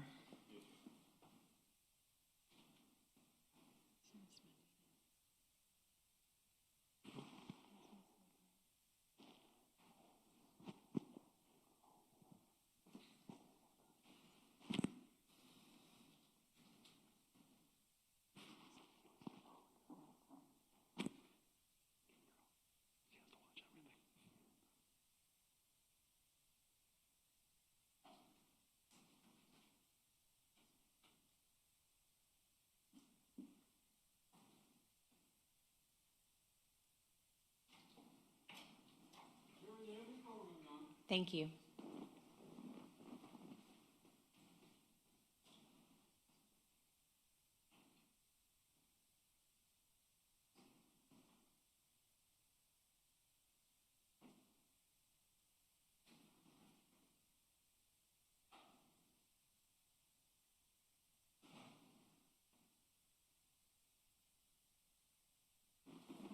All right, welcome back. Everyone may be seated.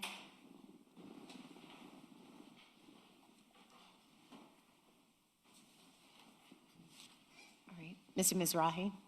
Dr. Peter Gillespie. Dr. Peter Gillespie, please.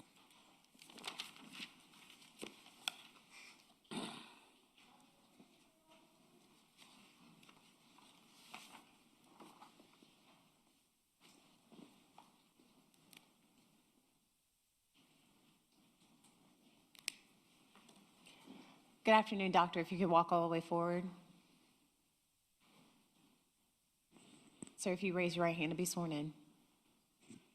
Doctor, do you solemnly swear or affirm the testimony you're about to give will be the truth, the whole truth, and nothing but the truth, so help you God?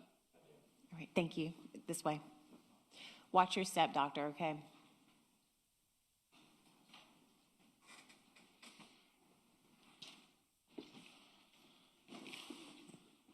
You may proceed. May it please the court. Doctor, let me know when you're ready. Okay, just give me 1 second to get a glass of water.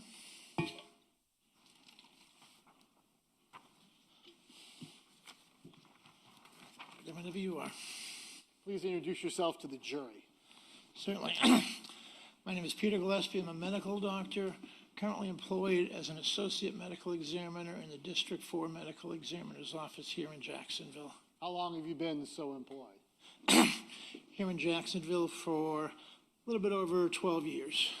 How long have you worked in various medical examiner offices? 25 years this year. What is a medical examiner, and kind of explain to the jury how the whole system works? Sure. A medical examiner under our system is someone who's tasked with determining the cause and manner of death, usually in a government organization of some kind.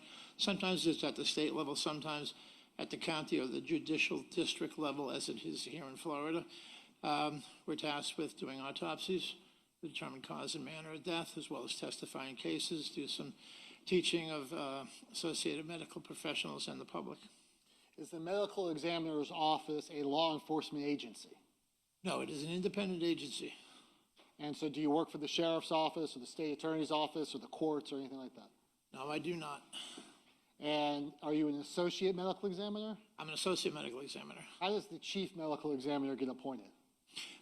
That's an appointed position, usually by the state attorney or by an elected, a selection committee nominated by that person. Okay.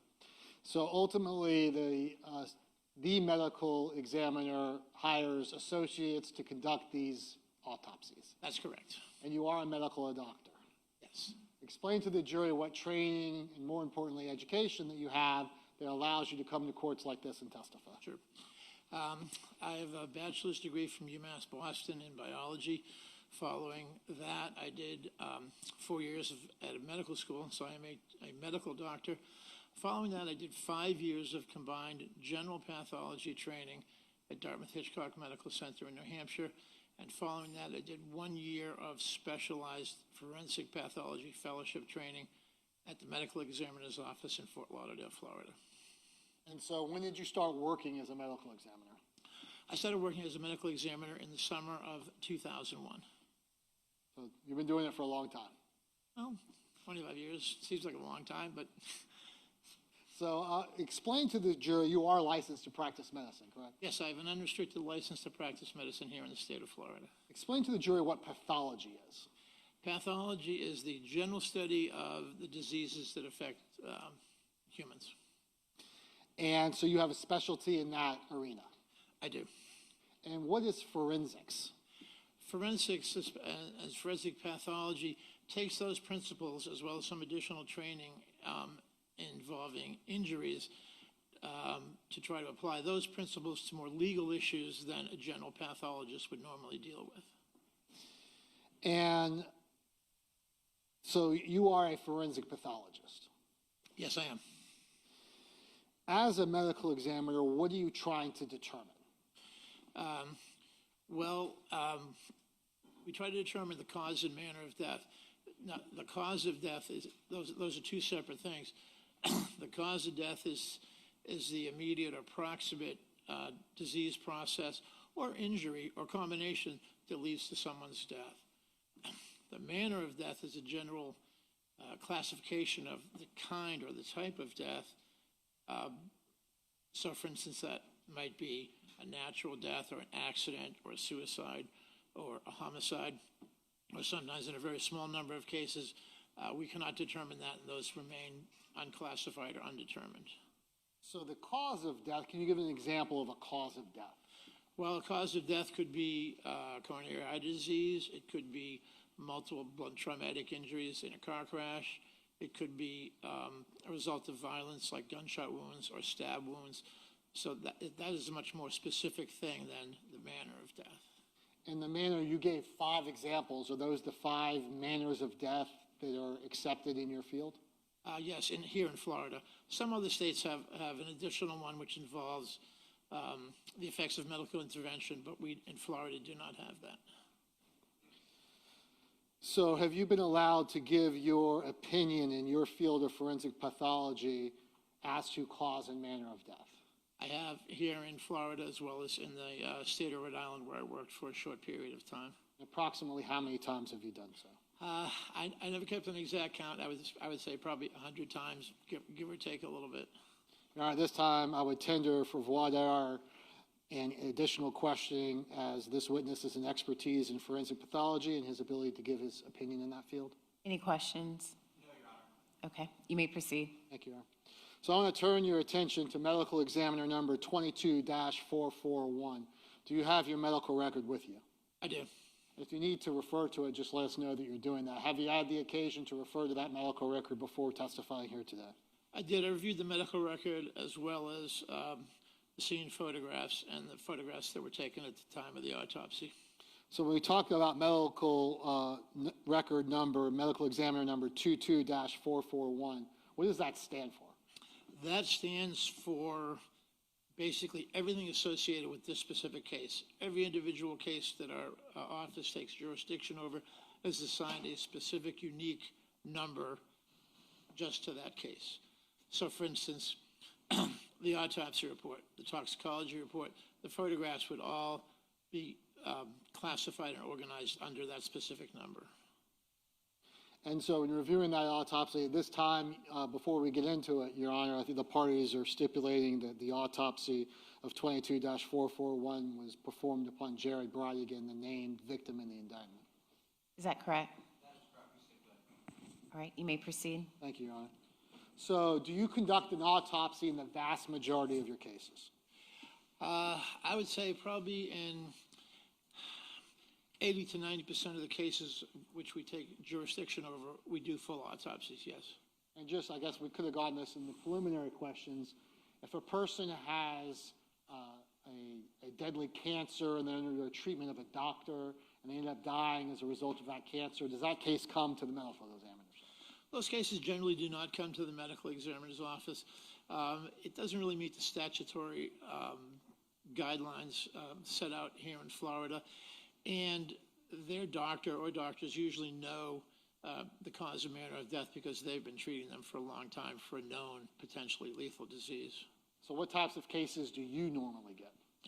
We take cases that involve accidents like traffic accidents or drug overdoses. All suicides fall under our jurisdiction. Natural cases for when someone does not have an attending physician, and as well as all cases of homicidal violence, regardless of how that's actually done, those become our cases. Is a general category sudden and unexplained deaths? Sudden and unexplained deaths or unusual circumstances, yes, those become our responsibility. So what is an autopsy? Could you explain that to the jury? Certainly, an autopsy is an examination of the body, beginning on the outside of the body and working our way inside, as well as examining all the internal organs for signs of disease or trauma, and looking at tissue under the microscope, and when appropriate, submitting toxicology specimens that we draw at the time of the autopsy. As part of your examination and rendering your ultimate opinion, take into account the autopsy as well as scene factors from the scene and how the body is recovered? It is. Actually, we are allowed to use not only the autopsy findings, but any kind of additional information which may be generated, like hospital records or police reports, fire rescue reports, reports of the scene circumstances. We're allowed to use all that information to draw our final conclusions.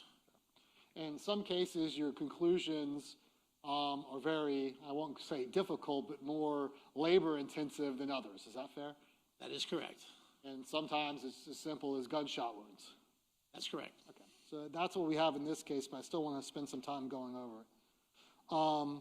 When the body comes into your office, does it come in as is? In other words, do you try your best to take it in its natural state, the body's natural state from the scene before you begin your examination?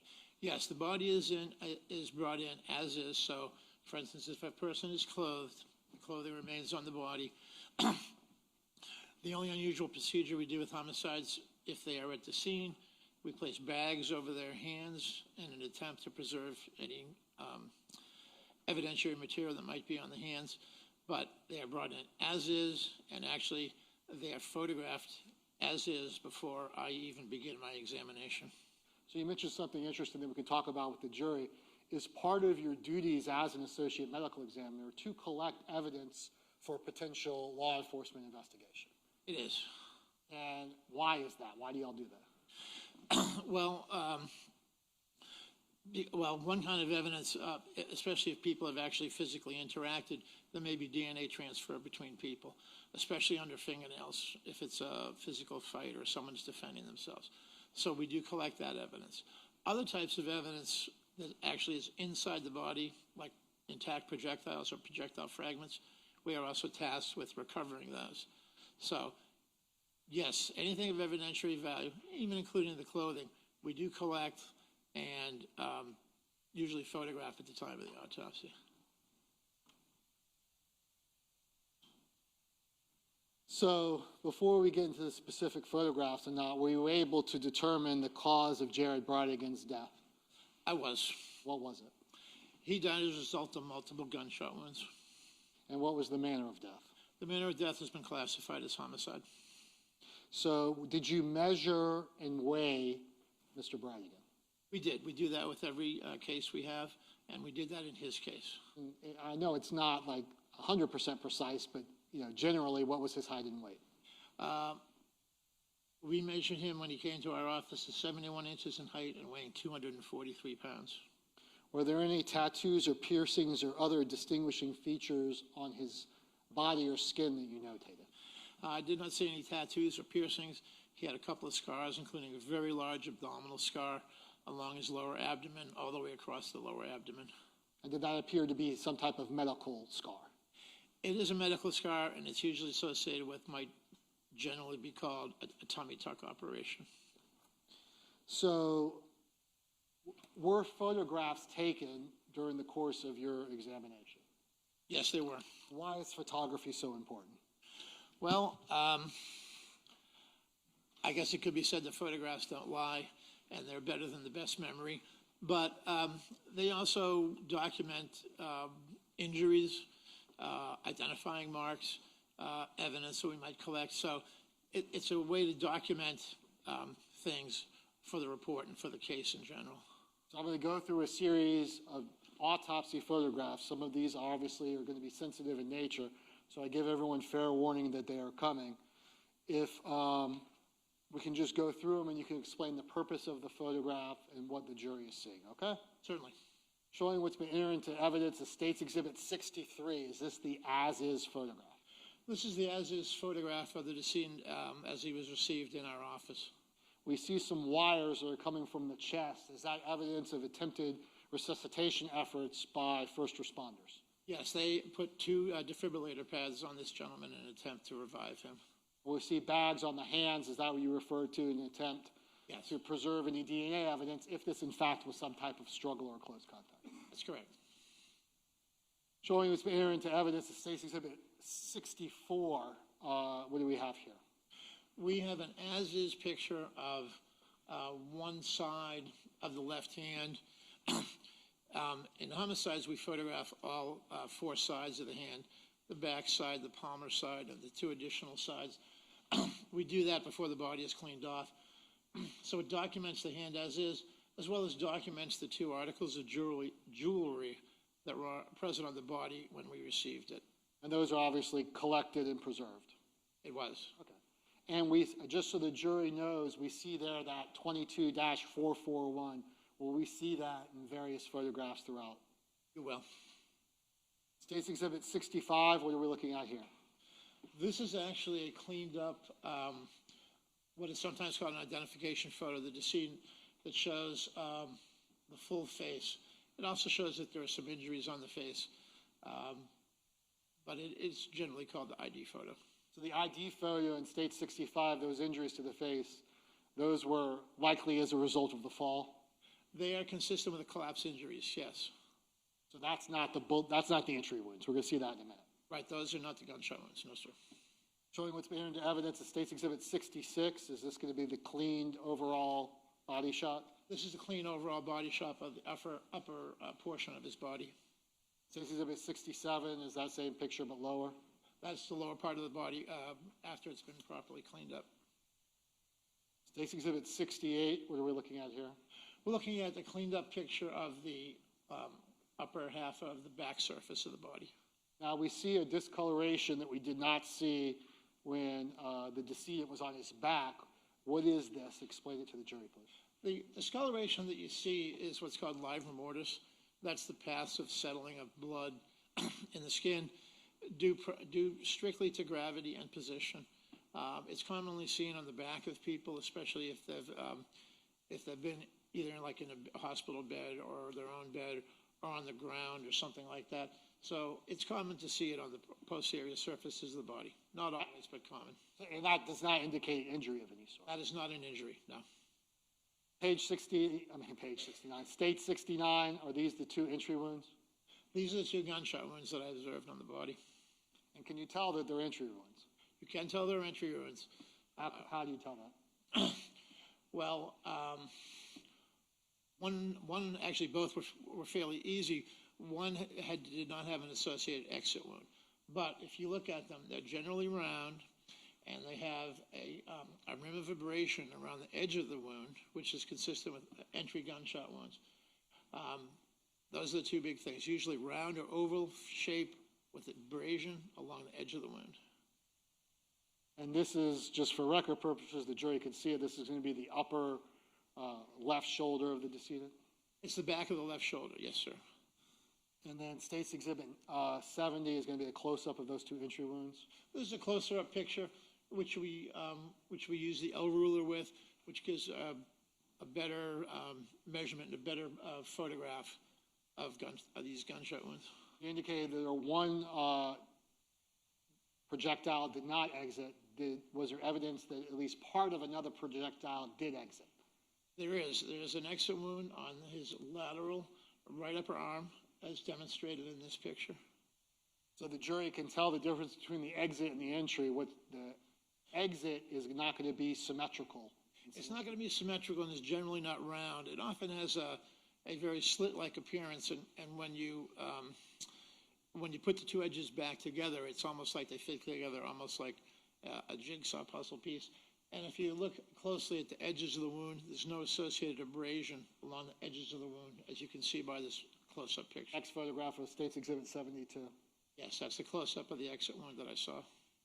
So let's talk, I'm going to publish State 73, but before we talk about 73, can you let the jury know the associated trauma from those entry wounds, what happened to Jared Bridegan's body as a result of those gunshot wounds?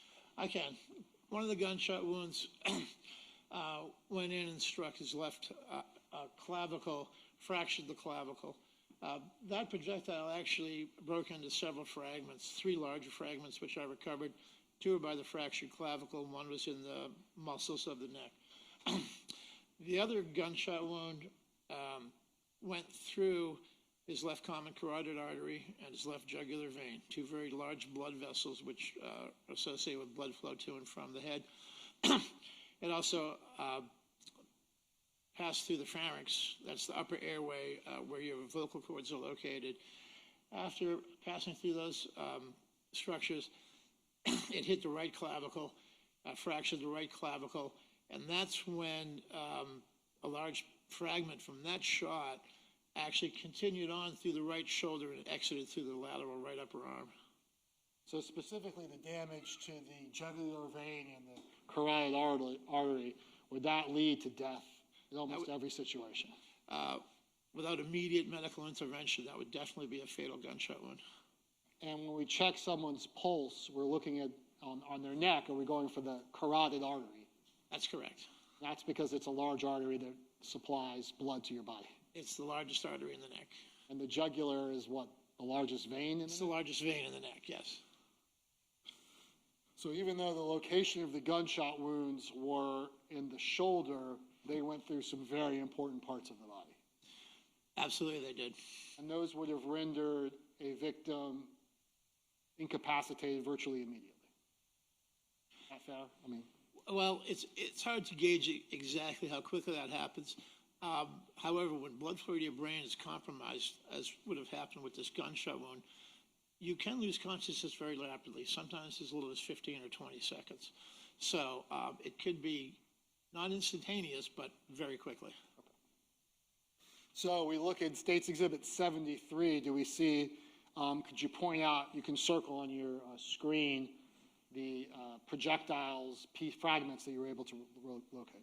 Certainly, and I'll just preface that by saying, before we actually even open the body in homicides, we do full body x-rays, of which this is one.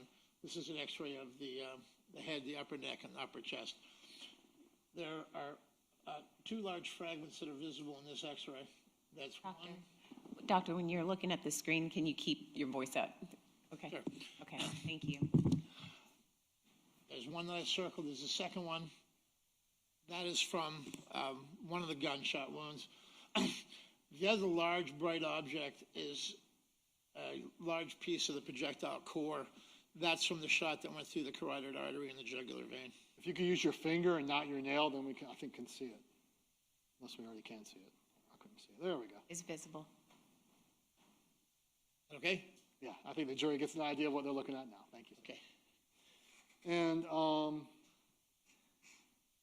going to State 74, do we again see evidence of those projectiles? We do. There's a large projectile fragment, which I just circled, and also directly adjacent to that, you can see where the clavicle has been fractured. Actually obvious. You don't need to be a radiologist to see that, right? That's correct, and I'm not a radiologist. 75, what do we see here? We see another shot, which includes the left upper arm and portion of the left shoulder, as well as one of the large projectile fragments that I recovered in the left shoulder. And do you collect all of these fragments? Those fragments, excuse me, they are collected. They are properly photographed and then sealed into evidence envelopes, which are placed into secure storage at our office and then signed over under proper chain of custody to the police. So we see them in State's Exhibit 76, and then close-ups in 77, 78, 79, 80, 81, 82. Is that fair, Doctor? Yes, those are the fragments that I recovered from within the decedent's body. May I approach the witness, Sharon? Yes. And we see those actual items in State's Exhibit 93. Just State's Exhibit 93 composite. Are these going to be from your office of those actual fragments and projectiles? They are. That's my handwriting on the 3 envelopes.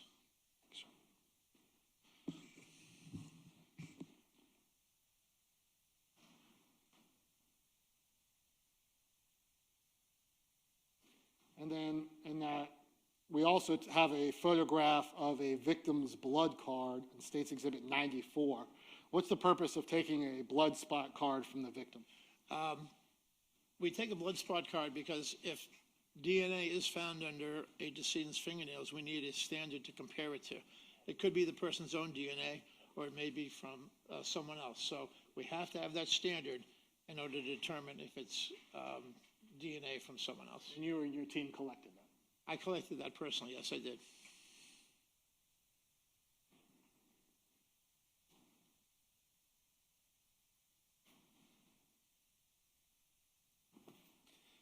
You mentioned earlier the concept of clothing, State's Exhibit 83, 84, 85, 86, 87 are going to be all the clothing that you recovered from Mr. Bridegan? Yes. And do we see defects in the clothing that are consistent with the gunshot wounds that you documented? We do. There were 2 defects in the posterior left shoulder of the clothing corresponding to the gunshot wounds that I found. Did you perform a toxicology of the decedent? I did. Why do you do that? In homicide cases, we do that as a matter of routine. Toxicology findings can have an impact on the case, especially if people using illicit drugs, stimulants, things like that. So it's another piece of evidence that we need to have in order to do proper classification. And what were the results of Jared Bridegan's toxicology screen? The only thing we found in the toxicology testing was caffeine. Did the caffeine have any part in Mr. Bridegan's death? It did not. Was there any natural cause or disease that you found during the course of the autopsy that would explain Jared Bridegan's death? No, there was not. Can you determine within a reasonable degree of medical certainty that this was not an accident or a suicide? Well, from what I gathered from the scene, a weapon was not recovered at the scene. If he had shot himself, there probably would have been a weapon there. So it does not appear to be a suicide.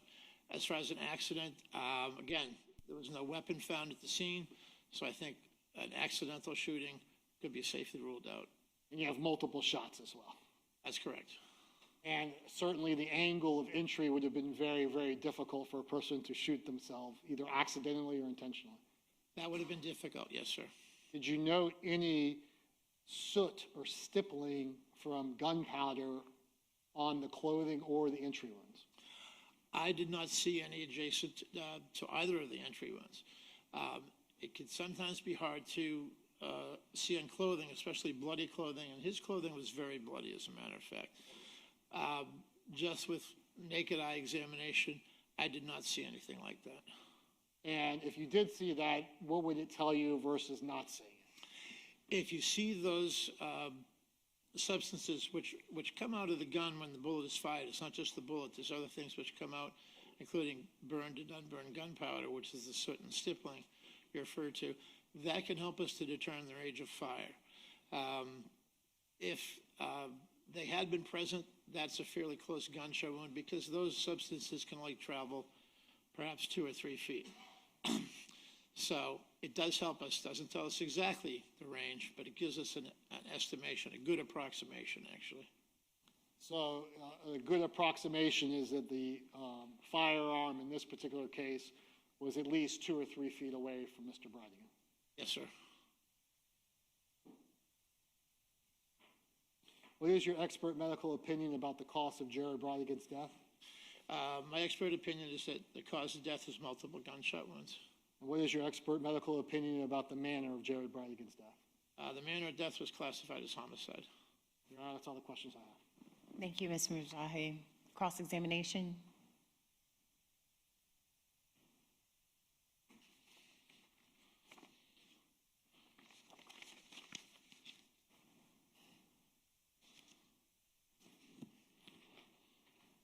We have no questions for the doctor. Thank you. Right, thank you.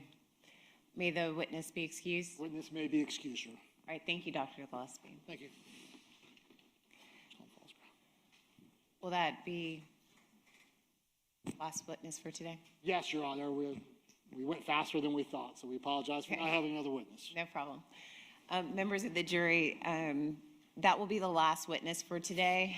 So before you leave, let me say that it's important that the lawyers are heard, so I require that they wear body mics. So if they have a second before they turn them on, please just forgive that, okay? So it's something that I'm requesting that they do so that they can move about the courtroom freely and also that they can be heard as well. So don't think anything of it if you are thinking anything of it at all.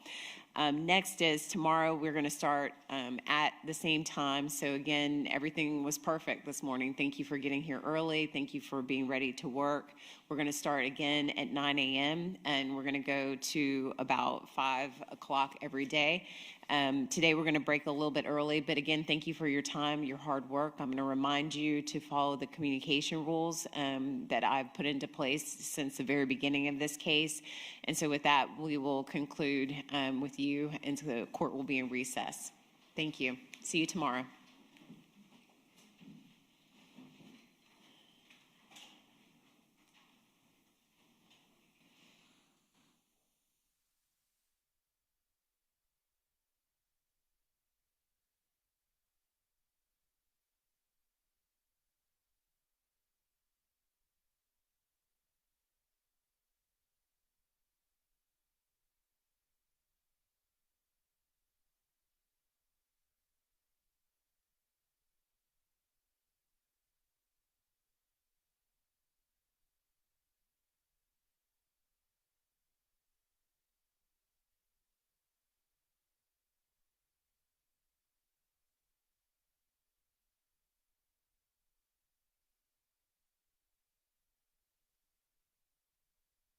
It's great that we can hear you and you can walk around. So if there's anything, again, I'm getting here about 7:30 in the morning, so you all can reach out to me if there are any issues that occur over the night's recess. Thank you all very much for your hard work, and I will see you all tomorrow morning. Yes, Your Honor, thank you. All right, court's adjourned.